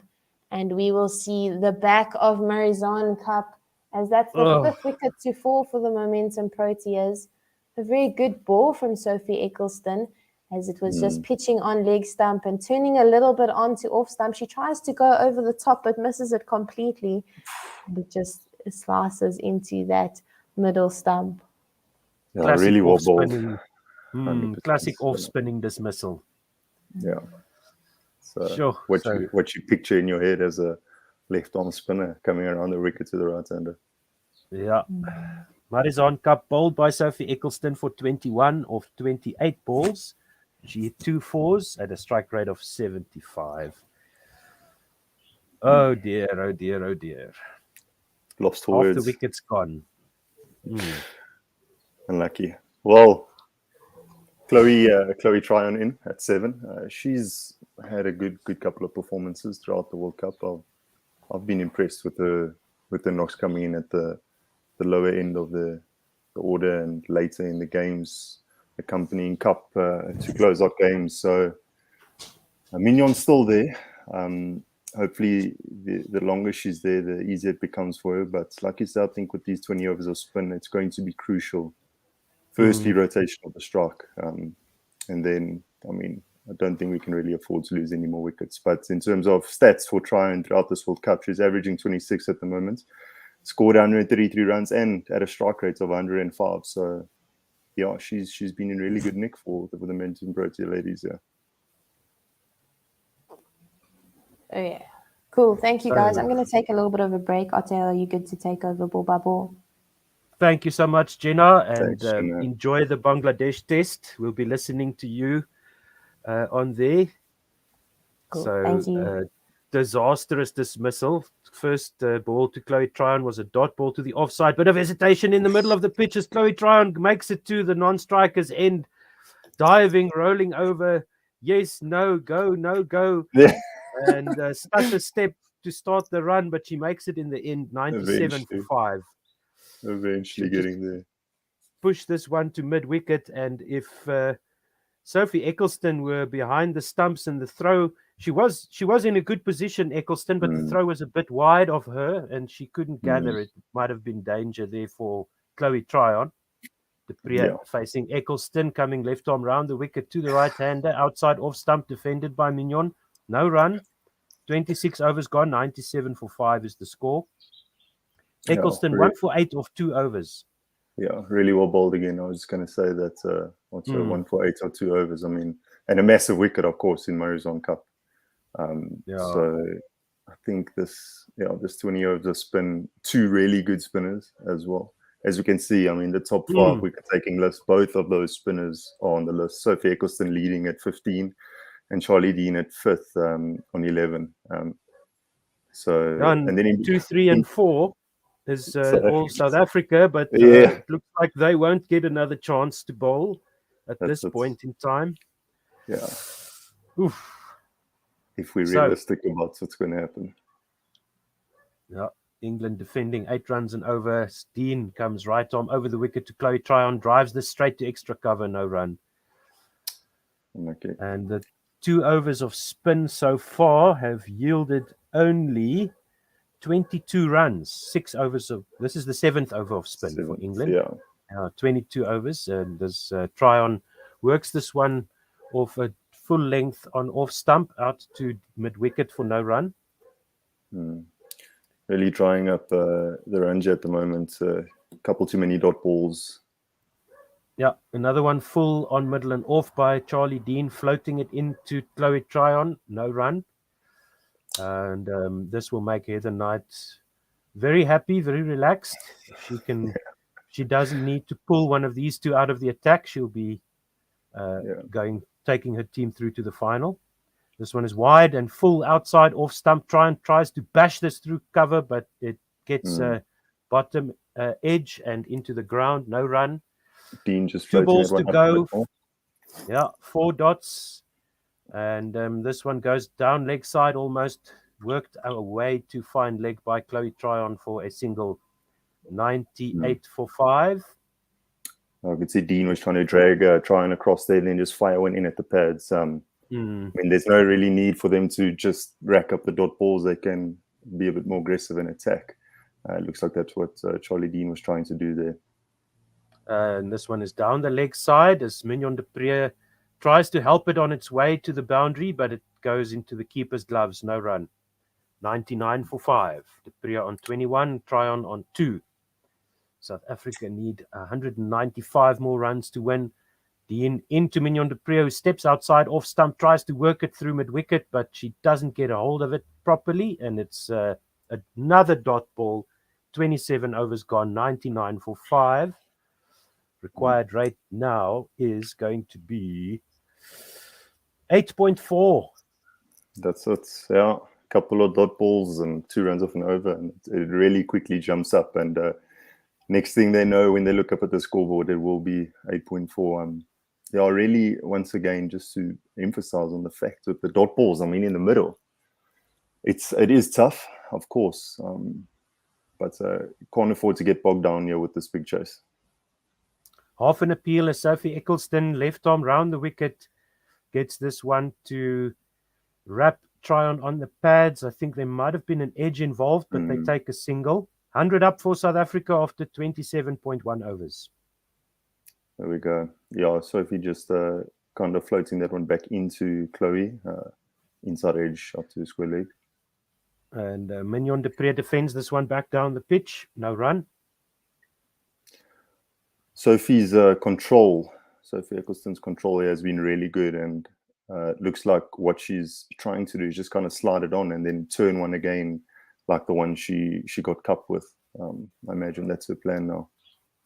Oh, Mignon de Pre stepping way outside off stump, exposing all 3 of her stumps, and she laps this one down to find leg for just a single. High risk, low reward. Yeah, I was going to say. Enjoyed I'm not going to enjoy that if she keeps on doing that. Risky business for 1 run down there. But I suppose you have to do something. She's I mean, trying. You're farting, yeah. As Tryon just defends this one back down the pitch. There's an appeal for They LBW. could have been paid first. And They might go up let's see. Heather Knight, she's got 2 reviews left. She only needs 5 wickets. I think they might So go up. maybe 3, 2, 1. Yes, she sends it upstairs. On first glance, it looked like paid first to me. Not sure what you feel there, Otto, from what you saw. Yeah, that's it's not out by the umpire, so umpire's call would do the trick. We'll see. 101 for 5. 2 balls to go in the 28th over. 193 runs needed to win. Waiting for the replay here. Eccleston left arm around. The ball pitches just about outside the line, I would think, and it strikes the bat first. Oof, okay, great. I think it pitched outside off stump, and the bat hit the pad. She almost took off her own ankle there, Chloe Tryon, but the bat definitely made first contact with the ball there. Maybe the England players were fooled by the pad just moving around as it was struck by the bat. Good decision by the umpire. Yeah, have to get my yearly checkup with my glasses, obviously, as well. I clearly feel that the ball hit the pad over there.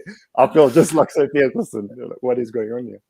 No, good. Yeah, good. no, my eyes aren't quick enough either for these international games. Eccleston around the wicket, and this one is driven by Chloe Tryon straight to mid wicket. She flicks it outside off stump, gets to the pitch of the ball, and then just whacks it straight into the hands of mid wicket, and the catch is taken. 6th wicket is down. 101 for 6. That certainly wasn't the plan for me and you to take South Africa to the finish here, Len, but it looks like we might have to. Chloe Tryon caught by Nat Siver, bowled by Sophie Eccleston for 3 off 10. She hit no boundaries at a strike rate of 30. And South Africa staring down the barrel now. There's just really well bowled again. Yeah, just Trisha Chetty. Yeah, it was that she's been bowling well, and that's what caused the wicket, because Tryon had to go for it. She had to take her on, and that gave England the chance, and they took it. That's where you feel again, like the rotation of the strike. Again, I have to emphasize that's why we're sitting here and not playing there, is because we won't be able to do it ourselves. But ideally, in a perfect world, better rotation of the strike, then you probably wouldn't see a shot like that. So that is just from pressure and too many dot balls. So the English team doing really well to squeeze the lower order there. Alex Willifeer, thank you for listening on YouTube. He says, most emotionally invested commentators in the world. We'll proudly own that one. Thank you, Alex. We'll proudly take that. Thank you. No, we are definitely Proteas fans. Yeah. Sorry, Trisha Chetty in at 8. Had limited opportunities in the World Cup so far, so she's only scored around 30 runs. But her strike rate, from a promising point of view, is sitting at 100. More of a Nerdland and Naja won't really hit too many boundaries, so hopefully can rotate the strike quite nicely and see how deep we can at least take it and maybe do something. Slip in. Sophie Eccleston lands this one outside off stump, and it spits up into the gloves of Jones for no run. And Mignon de Pree and Trisha Chetty, between them, even more caps than Marizanne Cup. They've got 182 between them. Trisha Chetty on 128 and Mignon de Pree on 154. Trisha Chetty has a highest score of 95. Mignon's highest score 116, all not out. So we'll need all of that today, but England firmly in control. The required run rate now 8.8, and the last 5 overs 15 for 2. Wow. So Dean goes right arm over the wicket to Mignon de Pree once again. She steps outside, off stump, goes for the sweep shot. Doesn't get hold of it. No run. Yeah, you almost feel like I imagine Mignon will feel now that she has to take responsibility and try and hit at least a boundary and over, as well as rotate the strike from this point going forward. Josie Oak on Twitter, thank you so much. He says, are you covering the final even if SA don't get there? As Dean goes right arm over the wicket, double step by Mignon de Pree. She gets her outside edge. Point runs around, can't get to it, falls safely. And they come back for 2. They should, as it runs down to third man. Yes, they do. And 103 for 6 is the score. We'll think about it, Josie Oak. We'll decide whether we want to take it on or not. But I think we'll just keep watching our Twitter feed and we'll see what we can do there. It's on Sunday, of course, and this one is full outside off stump, played out by Mignon de Pree to mid-wicket, no run. And then he says about that appeal there, must be the worst appeal of the tournament, middle of the bat. As Charlie Dean bowls dot ball.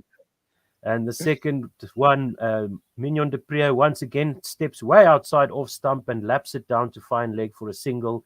So this is what you've been calling for, Len. Just have them rotate the strike.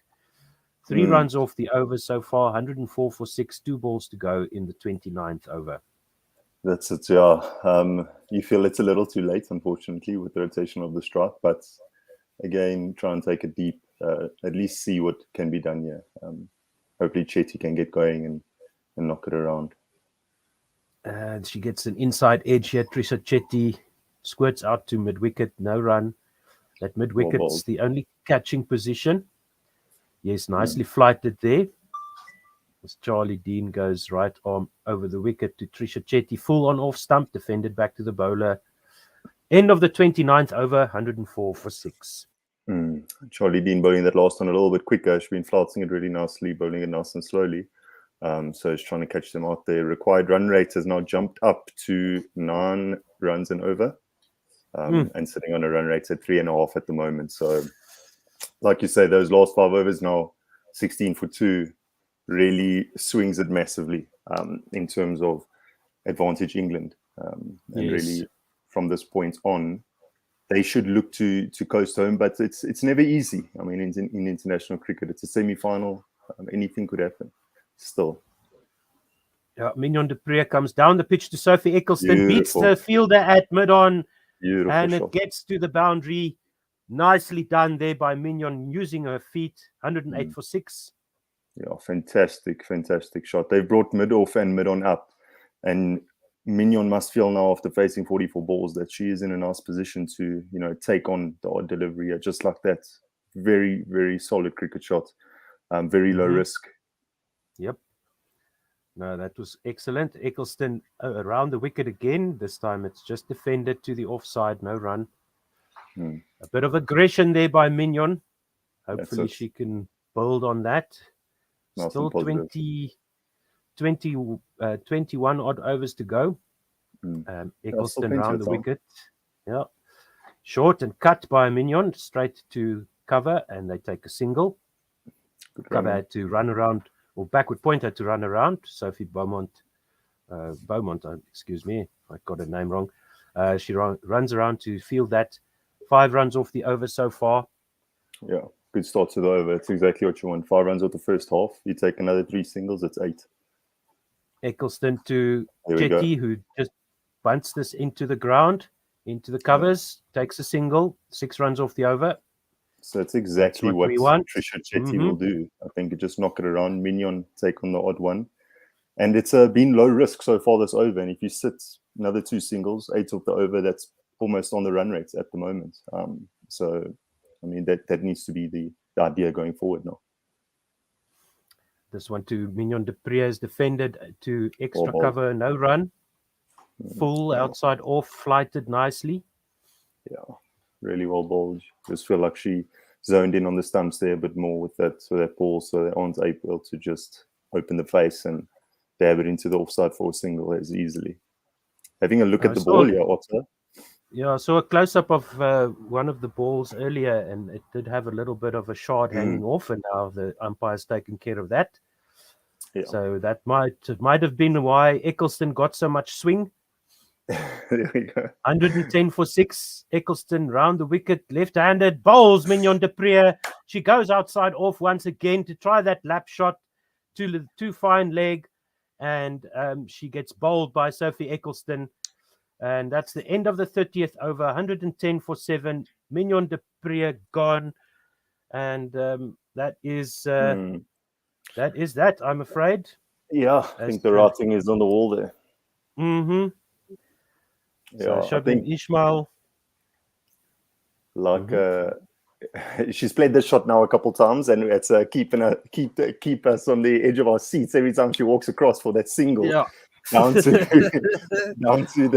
sweeper on the leg side there. So I mean, it's a difficult shot to play though with the modern player. It's they do practice it a lot more, of course, but I mean, with the odd one that turns and odd one that skids on from Sophie Eccleston, it's one might just slip through. So unfortunately, that's been her undoing here, is that exact shot which she's relied on for the odd single. Yeah, so the two spinners here have now bowled 10 overs. They've taken 4 wickets and conceded 35 runs. So easy math there for the run rate, 3.5 of 10 overs of spin. And yeah, it's proven to be the difference, eh? 3 wickets to Sophie Eccleston, 1 to Charlie Dean. And that last one, Mignon de Pree, bowled by Sophie Eccleston for 30 or 48 balls. She hit 2 fours at a strike rate of 62.5. And that brings Shabnim Ishmael to the crease, one of the warriors in the South African team, but the cause is lost, I'm afraid. 3 wickets to go for England, 20 overs for South Africa to survive. As Charlie Dean continues, right arm over the wicket to Trisha Chetty, full on middle and leg. She works it straight to mid on, no run. Yeah, sad end to the tournament. Yeah. We said the spinners would obviously play a big role, and that's exactly what's happened. Dean over the wicket, thick outside edge. Trisha Chetty gets the ball past the fielder inside the ring at third, and Beaumont runs down to the boundary to collect. Dan De Castro asked if we have coverage of the Bangladesh test. Yes, we do. That starts at 10 o'clock. It looks like we're not going to overlap. And unfortunately. Unfortunately. The broadcast will be on Prime Media's platform, on the Eyewitness News YouTube channel, and the Eyewitness News Facebook page. As the next ball is another dot off the bowling of Dean. This one is worked off the pads by Trisha Chetty down to square leg, and they come through for a single. Another 2 runs, 114 for 7 is the score. 2 balls to go in the 31st. And Dan De Castro says big series for South Africa's men for the World Test Championship. Indeed, after we beat India. This one is down the leg side, left alone by Trisha Chetty. And that will be wided. So Chetty on 5, and Ishmael yet to face a ball or get off the mark. 5 runs off the over so far, 2 balls to go. Required rate must be well approaching 10 runs an over now. As Dean goes over the wicket, again sliding down leg. Another wide, we'll take that. Thank you. Yeah, take everything we can get. Too little, too late, but we'll take it. Every run is a run closer. So required run rate sitting on 9.2 to the over still, which is, I think, realistically well out of our reach at the moment.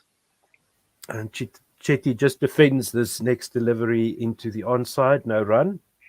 Dean is bowling her 7th over.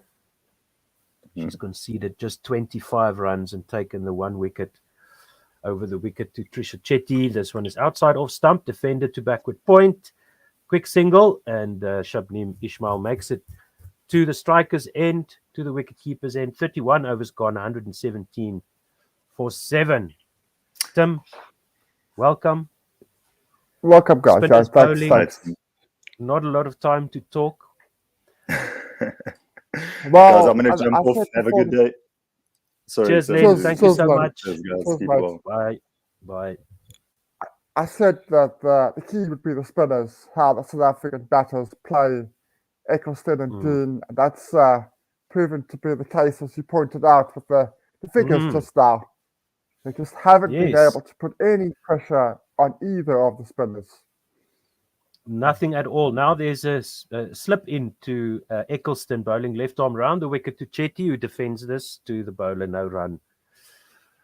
Yeah, and as the comments coming through here from Anis as well, saying, such a disheartening end to the tournament. Chetty goes big over mid-wicket, and the sweeper on the mid-wicket boundary will run around to deep mid-wicket to cut that off. She comes back for 2. She's on 8 now of 12. 119 for 7 in the 32nd over. So England need 3 more wickets. And there's... only a matter of time now before it's all over for South Africa. Full toss outside off stump. Chetty drives it to deep extra cover for a single. At this rate, South Africa are going to end up less than what West Indies made against Australia at the first semi-final. Yep. It's a real disappointment.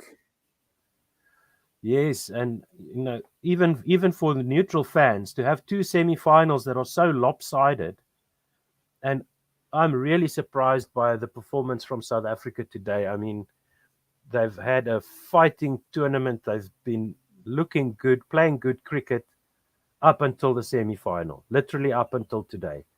Eccleston goes now left arm over the wicket to the left-hander, and she misses her line completely, goes down leg side. This will be wides.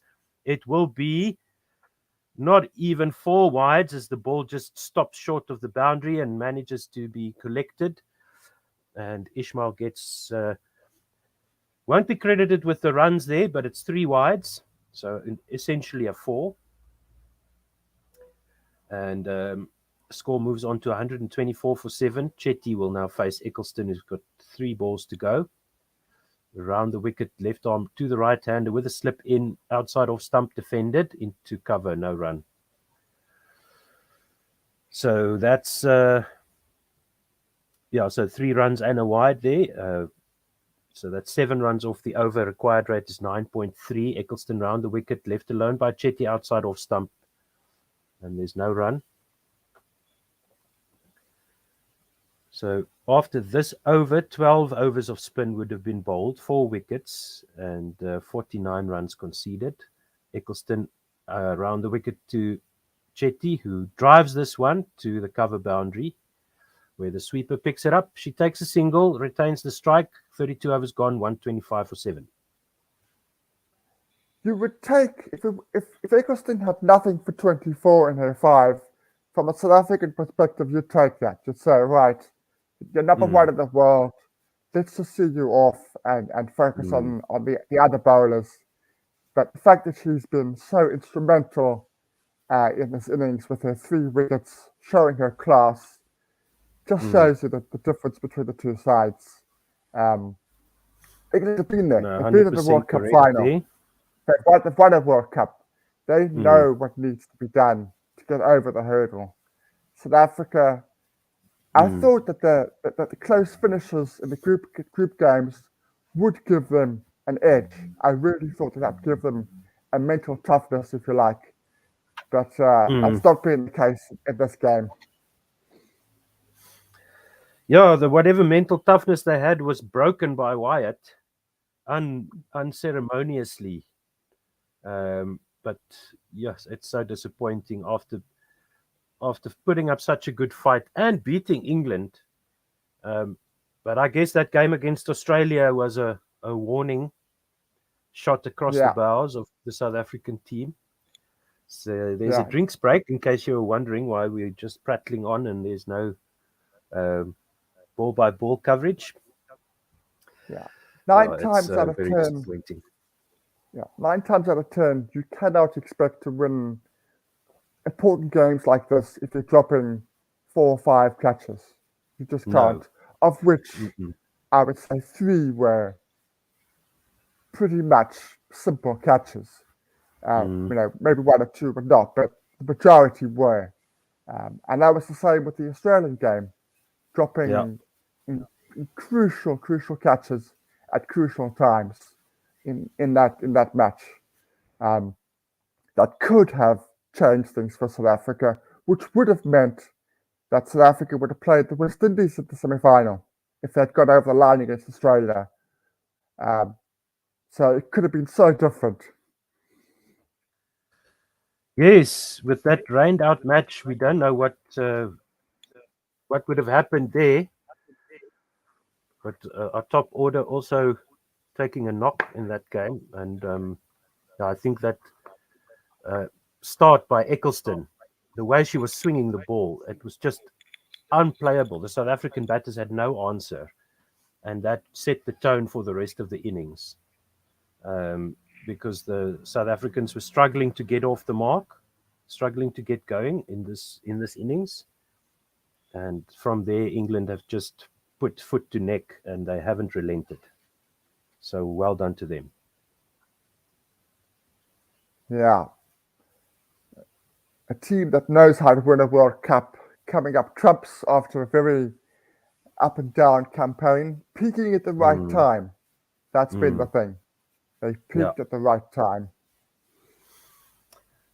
Yeah, and you can see the shots of Sunay Lees. You can see the disappointment in her face. You could already see the disappointment when she came out to bat as the 33rd over gets underway, as Chetty works this down to find leg for a single, and that brings Shabnim Ismail on strike, 126 for 7. Shabnim Ismail will face her first ball. So although Trisha Chetty has tried to farm the strike and has done so very nicely, she faces her first delivery now after being at the crease for a number of minutes. Charlie Dean will start, will bowl to Shabnim Ismail, the left-hander. She comes right arm round to the left-hander, outside leg stump. And did Shabnim get some bat on that? No, it's wided by the umpire, fumbled a bit by the keeper there. And South Africa need 167 from 107 balls. And that doesn't sound impossible, but there's only 3 wickets left, and that's what's going to make it difficult. This one is wide outside off. Shabnim Ismail mistimes it into the covers and just has a bit of a laugh there. So she's at least enjoying herself being out in the middle. Nobody expects her to score the winning runs, 127 for 7. This one is better line, better length, forcing Shabnim Ismail onto the back foot as she defends her off stump. No run. So just a wide and a single in the over so far. 3 balls to go. Dean in again. This one is chopped down into the offside. No run. Extra cover picks it up. Fielder standing at sort of a mid-off region. As Dean comes around again with the slip in. Cut shot by Shabnim Ismail. She gets a single out to the cover boundary. And Chetty will face the final delivery, which is ideal for England. So they'll get to bowl at Shabnim Ismail at the start of the next over as well. 128 for 7, 1 ball to go in the 33rd. Trisha Chetty, right arm over goes Dean to the right-hander. Chetty full toss outside off stump and just sent down to mid-off. No real power behind the shot. 33 overs gone. So now there have been 13 overs of spin, 4 wickets for 53. Yeah, 53. 29 runs off Charlie Dean and 24 off Sophie Eccleston. And required run rate now 9.7, rate achieved only 3.8. Sophie Eccleston bowling her 6th over.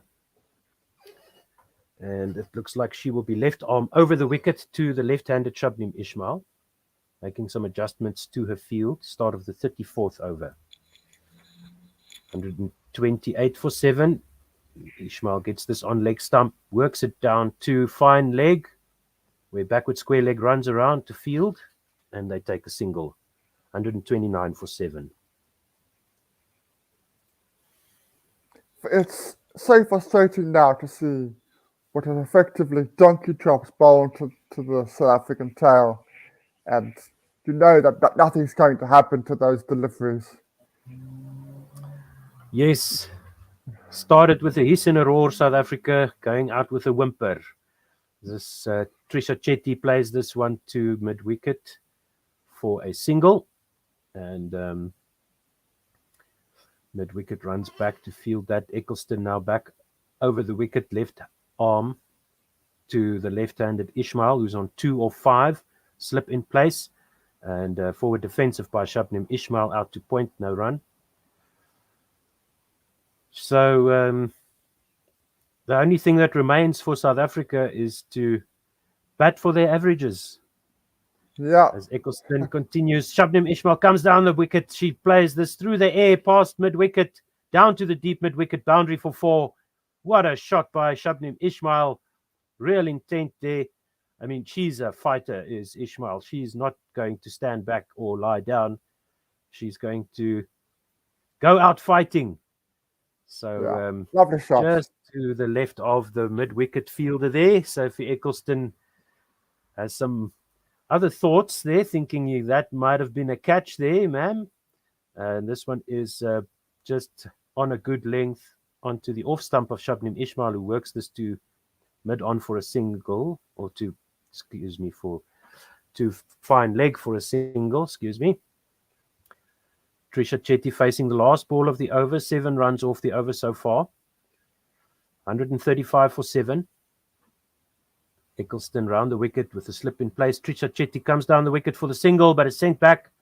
She makes it back into her crease. No, they're going to have a look. She looks like she was safe there. End of the 34th over. 135 for 7.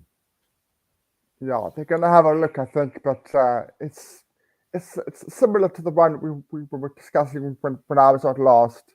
She's in, but not by a massive amount. Yeah. Yeah, she's looking at the replay. There's a disturbance of the bails, but the bat is down. The gloves have hit the stump, stop the ball. So that can't be out. So it can't be out, yeah. Yeah. Touched it before the ball. Mm-hmm. So Charlie Dean will bowl her 9th over, and as we mentioned before, Heather Knight very happy to get a 20 overs of spin in. No reason for her to change her plans. Ishmael facing Dean, right arm round, slip in place, full and wide outside leg, but Shabnim Ishmael gets a bat on it to backward square leg for a single. This actually might be a good idea for England to try that 6th bowler or 7th bowler, because they might need them against a team like Australia. It might be an idea to use somebody they haven't used so far. Charlie Dean, right arm over the wicket as they come back for the second one. This one was worked out to the square leg region by Trisha Chetty. She moves on to 14 of 21 balls. 138 for 7 is the score. 3 runs off the over so far. 4 balls to go.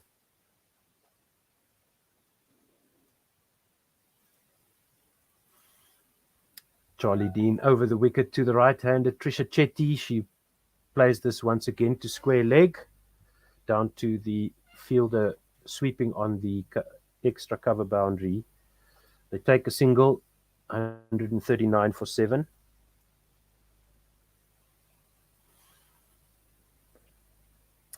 So 4 runs off the over so far. Shabnim Ishmael facing Charlie Dean, right arm round the wicket. She comes stepping down the wicket. She beats the short cover fielder, short extra cover, and it goes down to the deep extra cover boundary for 4.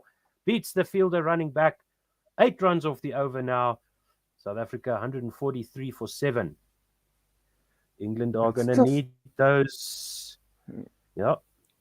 It's just full enough for Ishmael to get over it without it getting airborne. Nice shot again through the covers. Yeah, good shot there. And Shabnim Ishmael, she's going to keep on attacking. as Charlie Dean comes round the wicket to her on leg stump. It bobbles up in the air. Charlie Dean dives forward trying to take the return catch, but it falls safely there for Shabnim Ismail's sake. This one was so high. It was sort of those like under 11s when you toss the ball up way above the batsman's eye line and completely deceived Ismail. Yeah, as Dean comes round the wicket, Shabnim Ismail comes down the wicket, slog sweep attempted there, goes through her, past the leg stump, past the keeper, down to the very fine leg boundary for 4. Very fortuitous runs there for Shabnim Ismail, but she will once again take that. Thank you very much. Yeah, deceived in both deliveries at the end of that over. The ball above the eye line, and that one she sort of managed to york herself. As you say, she'll take the runs, however they may come. Indeed. So 147 for 7, 35 overs gone. England firmly in control. They need 3 wickets. They've also been a bit sloppy, 15 extras so far. As Eccleston comes around the wicket to Trisha Chetty, who jumps onto her back foot, plays the cut shot to the point boundary. They take a single. Yeah, they are going through the motions just a little bit. They know they've won the game. I'll make a slight correction. They have tried 6 bowlers. They've bowled their 6 bowlers. But they certainly are not as intense as they were early on in the innings, England. Eccleston over the wicket to the left-hander. Dot ball as Shabnim Ismail comes forward and defends. No run.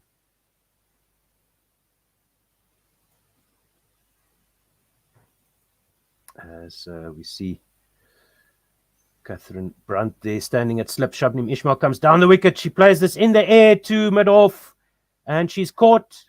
Shabnim Ismail is caught. Sophie Eccleston puts her finger over her mouth. She might have got some conversation from Shabnim Ismail there, but she wins out in the end, and it's 148 for 8, 3 balls to go in the 36th over, and that surely now will be that. It's a shame, really, because she's been hitting her through the covers recently, and this one she decides she wants to go towards the mid-on, as batsmen often do. I think if she'd gone over cover, she would have had enough of the ball to get over the fielders. But she goes for 12 or 14 deliveries.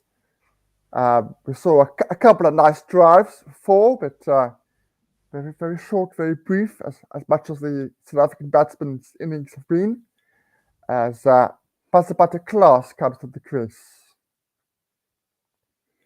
Surely all hope is lost now for South Africa.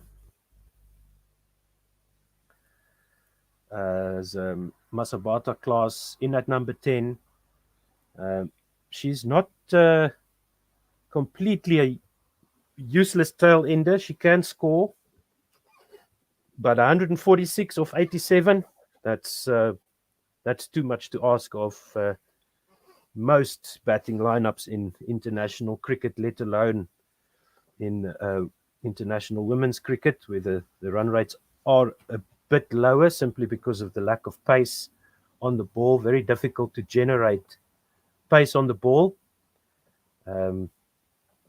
Class will face Sophie Eccleston, who's got 4 for 32. She's going for a Michelle here today. She's in her 7th over, conceded only 32 runs.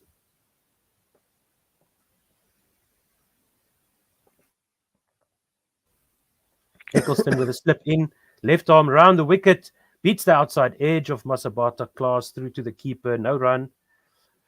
148 for 8. And we just see a replay of that delivery here, pitching outside off and moving away from the right-hander with the left arm orthodox spin. She comes around the wicket again to Masabata class. Fuller this time, outside off, and class gets some bat on it to extra cover. No run.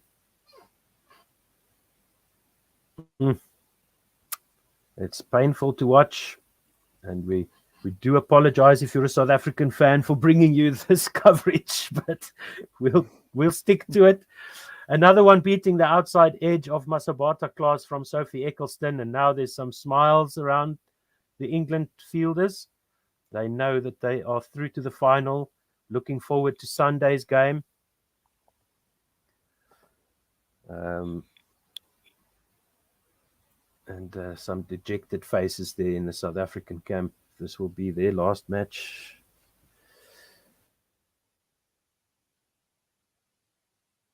Yeah, there's no third place playoff like you get on the Football World Cup. This is the end for South Africa. And I mean, Tim, you called it in terms of the spinners for England, but it's really disappointing to see two semi-finals so lopsided. Yes, I'll come back to you after this delivery.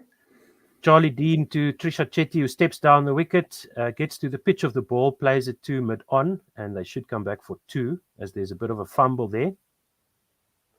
Melissa Story on our podcast pointed out that it's usually the semi-finals that are quite good in the history of World Cups.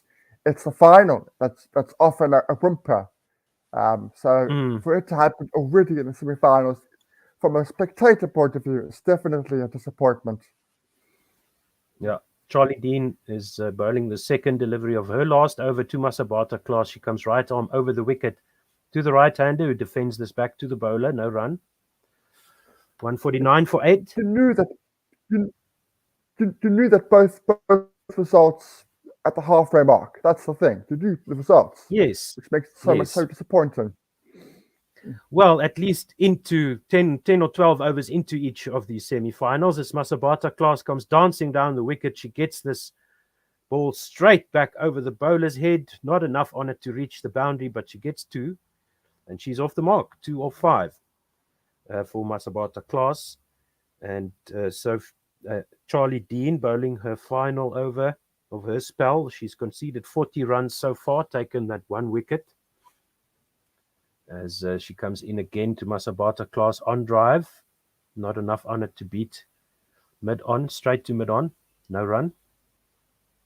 And it's 150 up for South Africa, 151 for 8. They pass the total that the West Indies made in their semi-final.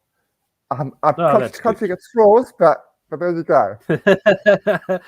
Crunching cover drive by Masabata class, once again using her feet, but straight to extra cover. No run there. And Charlie Dean in again to class.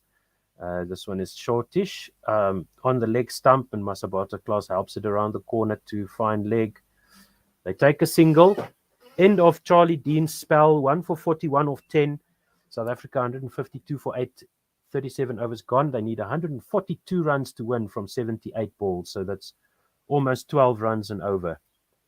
And that's very much out of reach now, especially given the wickets and who's at the crease. Maybe if, it's approaching 11 runs and over now, the required rate.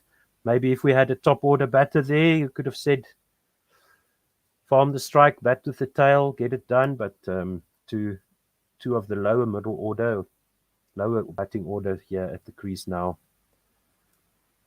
And this one by Eccleston, outside off stump. Masabata class has a swish at that, goes through to the keeper for no run.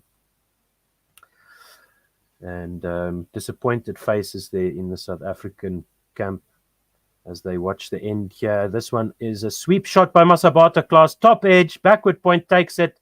Sophie Eccleston gets her, Michelle. 5 for Eccleston, 32 runs conceded, 152 for 9. Class goes for 3 off 10, and 1 more wicket to go for England. What a performance by them. You have to give credit where credit is due. And Australia will also be licking their lips because they've been a far better side than England in the tournament, I would suggest. And Sophie Eccleston is very pumped. Masabata class is out for 3 of 10, caught Beaumont, bowled Eccleston, and final rights are being read out to the South African team with 1 wicket to go. Just a reminder, in 25 minutes, the men's test match against Bangladesh will be starting. So the ladies are doing us a service in that respect. You'll be able to watch the test match. There will not be any having to switch over back and forth. Yes, indeed. So we were planning to stick with this match and cross over to the test match once that starts. So if you're watching on YouTube and Facebook, head on over to the Eyewitness News Facebook and YouTube pages where this broadcast will go out for the test. And on 1WSR.com, we'll stay on there. And then on the Prime Media broadcast apps, the 947 app, the 702 app, Eccleston left arm round the wicket. Trisha Chetty comes down the wicket and she smashes this one straight back over the bowler's head for 4. Couple of bounces down to the boundary. She's got a smile on her face. She moves to 21 off 25. 156 for 9. Nothing to lose now. Trisha Chetty can just go for it. And you could actually see the ball sticking in the pitch there as Masabata Class went for that sweep shot, got the top edge, and Beaumont swallowed the catch. Fuller on leg stump by Eccleston, plays it out to mid-wicket, does Chetty, no run. And Eccleston rejoicing for getting her 5 wickets, being embraced by her teammates. Eccleston round the wicket, leading edge, almost back to the bowler, out to the offside, no run. 138 needed off 73, but England just need the 1 wicket. Eccleston left arm round the wicket to Chetty, who comes down the wicket and she's stumped. That's the end of it. Sophie Eccleston gets 6 wickets. Trisha Chetty bamboozled, yorked herself and gets stumped by Jones. Eccleston finishes with 6 wickets. What a performance. What a team. And well done, England. Yeah, fully deserved to be in that final, which was a little bit strange, having lost the opening 3 games. But as I said many times, they have peaked at the right time. Some areas that they need to work on, I think, with the fielding, both with the catching and the ground fielding, but otherwise, a very accomplished performance from England. Yes. South Africa had left everything in that game against India. You can see it from the way that they performed today. They just weren't at the races at any time, at any stage of this match in reality. And England win by a massive 137 runs and go to the final. Well, one thing is for sure, the most disappointed South Africans will be that team. They really felt that they were playing good cricket. They've been talking a good game. They've been feeling good. They've been looking good. But in the end, just not enough here. Not enough left in the tank. So let's go through the scorecard here. As no doubt Sophie Eccleston will pick up player of the match. She's walking off with the ball in her hand. And well done to her once again. So Lizelle Lee and Laura Wolford started off the chase. Laura Wolford was first to go with the score on 1. A wide conceded by Catherine Brunt in the first over, got South Africa underway, and then Laura Wolford spooning the ball back off a leading edge, back to Anya Shrubsole with a good return catch off her own bowling. Laura Wolford went for 0 off 2. And then Lizelle Lee went soon after in the 4th over, final delivery of the 4th over. She was caught by Nat Siver, bowled by Anya Shrubsole for 2 off 15. Sunay Lees was next to depart in the 12th over. A bit of a partnership, 30-odd runs with Lara Goodall before Sunay Lees was bowled by Cross for 21 off 24. And then in the halfway through the 19th over, Laura Goodall with the score on 67 was the 4th wicket down. She was bowled by Charlie Dean. That was Charlie Dean's only wicket. For 29 or 49, scored 4 fours. Marizon Cup was then very nicely bowled by Sophie Eccleston with the score on 96. 21 of 28 was Marizanne Kapp's score. 2 fours she scored. Next to go, thanks to Sophie Eccleston, caught by Nat Siver, was Chloe Tryon with a score on 101. She went for 3 of 10. And Mignon de Priere then fell off the final delivery of the 30th over with the score on 110. She was the 7th wicket, and she was bowled by Sophie Eccleston for 30 or 48, trying one time too many to step outside her off stump and play that lap shot down to fine leg. Shabnam Ismail was the 8th wicket with the score on 148. She was caught by Charlie Dean off the bowling of Sophie Eccleston for 12 or 14. And then Masabata Klaas, the 9th wicket with the score on 152. She was caught by Beaumont, bowled by Eccleston. And the final wicket, Trisha Chetty, Eccleston's 6th victim, was stumped by Jones off the bowling of Eccleston for 21 of 28 with a score on 156. South Africa 137 runs short of the 294-run target, and the game over in the 38th over. The bowling, Catherine Brunt, 4 overs, no wickets, 2 maidens, 9 runs conceded. Anya Shrubsole, 5 overs, 2 wickets, no maidens, 27 runs. Nat Siver, 5 overs, no maidens, 0 for 16. Kate Cross, 6 overs, no maidens, 1 for 23. Charlie Dean, 10 overs, no maidens, 1 for 41. And Sophie Eccleston, the star of the English bowling attack, 8 overs, no maidens, 6 for 36 at an economy of 4.5. Bowled 29 dot balls in her 8 overs. So very well done to England. Thank you so much, everybody, for listening. Tim, your final thoughts? I can't help but feel that that is the end of an excellent generation of cricketers for the South African women. Can't help but feel that there might be changes. Hilton's now been there for 10 years, and the pluses have been outweighed the bad bits, but you can't help but feel that a new direction might be needed to get the South African side over the line into the final and win a trophy. But I'm hugely proud of the Momentum Proteas, not only in this World Cup, but over this last 10 years. There's been huge progress. But it will be interesting to see in what direction and what happens with certainly a couple of players going into the next series for South Africa. Okay, so that wraps it up. We're still deciding whether or not we're going to broadcast the women's final on Sunday. We'll see how it goes and what we feel like. But my guess is that we'll see. There's been a few people who've been keen.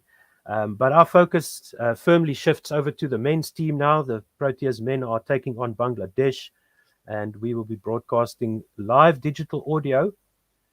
We're not at the ground in Durban, but we will be broadcasting live digital audio feed for you on the Eyewitness News Facebook and YouTube pages, as well as on the apps 702, 947, KFM, Cape Talk, and Eyewitness News on those websites and mobile apps. So please head on over there.